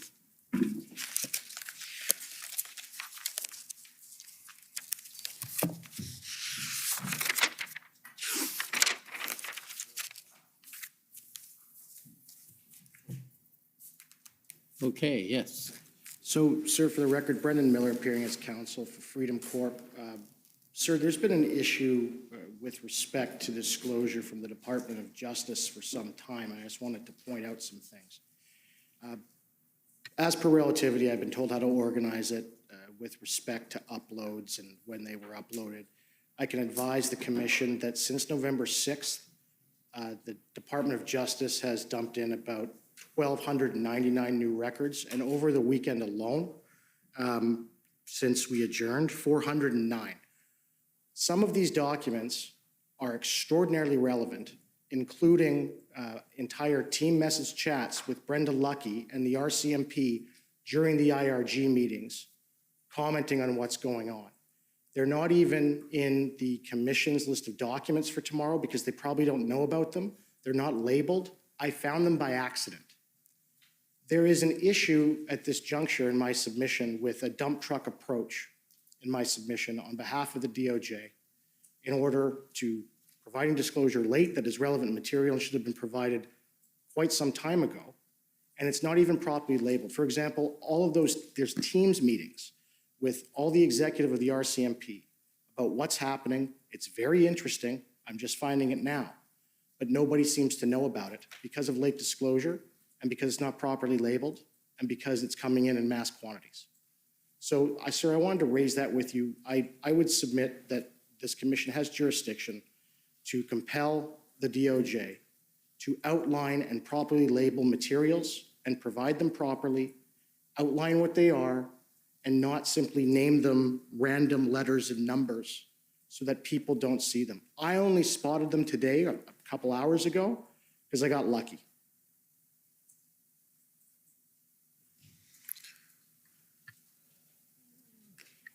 It's a rather non-specific complaint, and I don't take it my friend is seeking relief. I can assure you, Commissioner, that a large number of people are working incredible hours and have been doing so for many months to assemble documents. The Government of Canada is a large institution with many document sources, and the items that are of keen relevance accordingly take a great deal of time to identify, process, and code. If there's a specific complaint about a specific item that I can be of assistance in addressing, I think we would be more efficient to address that offline with my friend in terms of the concern, or through Commission Counsel would be the appropriate route. But in the absence of a specific request or a specific complaint, I don't think there's more I can say sitting here now. I'm not prepared to speak to the issue at the moment in more particularity. Sir, I'm simply asking if the Commission can direct the DOJ to properly label what the items are in relativity, who the parties are discussing matters in there with the proper date, as opposed to just it being dumped in with random numbers. And then, we're dealing with literally 1,299 documents, records, not pages, records, that have been dumped in since November 6th, and we're all here all day, and then trying to find this stuff is like trying to find a needle in a haystack. And it's not something, for example, in a civil case, we call them affidavits of records back home. I believe in Ontario, they're called a statement of records. I apologize, I'm not from here, but you're required to label the date, the actual record, and et cetera, and that's how relativity is set up. But I'm finding these extraordinarily compelling documents that not even the Commission has in their list of documents for tomorrow. And we're talking about text messages and an iMessage system of sorts between Commissioner Lucky and all the executive of the RCMP during the IRG meetings and other things about what's going to be done. And they're not labeled, and I found them by luck. And in my submission, that's just not appropriate. These things need to be labeled. They need to actually say what they are. They can't just be dumped into this system last minute in the hopes that one of us luckily finds them. I don't know what else is in there, in those 1,299 documents. I'm trying to get through them, but it's impossible to assess it by just looking at the labels, et cetera, in relativity when they're not actually labeled at all as to what they are. So if I understand correctly, you'd like to have some sort of an index or some sort of an indication of what the documents are. Okay, at this stage, I'm not in a position to respond. I don't know if the Government of Canada can respond, but it's maybe you can provide information. I think what I can say is if it's a complaint about the adequacy of the coding, we are all in the council table here in the same boat. If the Commission Council has a concern about the adequacy of the coding, we'll be happy to do our best to remedy that. Obviously, these things take time, and if they take time, then that slows the process of getting things into the database, which is the whole purpose of the inquiry, so that they can be put into the public record as appropriate. Commissioner, I think this is a concern that's probably best addressed offline. Okay, well, I think at this stage, certainly as I did at the outset, the council are encouraged to raise issues with Commission Council as soon as they arise, and to the degree possible, they can be addressed that way. If they can't be addressed and some relief is necessary, then you bring it to me.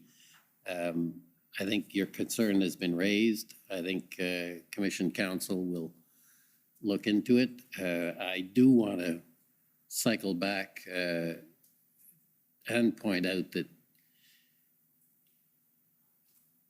I have acknowledged and continue to acknowledge that it is challenging for council, and certainly for council for the Government of Canada, but also council for all the parties. And I think to the degree that you have frustration, I understand it. And I think at one level it is totally understandable because of the way the compressed timeline that the Commission has to operate under. So if it is possible to provide some relief in the way you describe, I think it is highly desirable, but not if it's going to mean that we won't get access to documents. And I know that's been a concern of mine, to make sure the record is as complete as possible. If there is a real unfairness, that's something I will certainly entertain, because ultimately the objective of this commission is to be fair and as open in the context of the constraints we're operating under. So I'd encourage you to speak to Commission Council if there's some way to alleviate, because I know the Government of Canada obviously is a very significant player in this, as are their witnesses. So I want to be sure we do what we can to ensure the best possible analysis of their documents and listening to their witnesses. So with that, I apologize for being a little preachy, but I do understand, and we'll see what we can do. So we'll adjourn till 9:30, and again, I expect it'll be a similar day tomorrow, and probably similar days this week that'll be fairly long. The commission is adjourned. La commission est adjournée.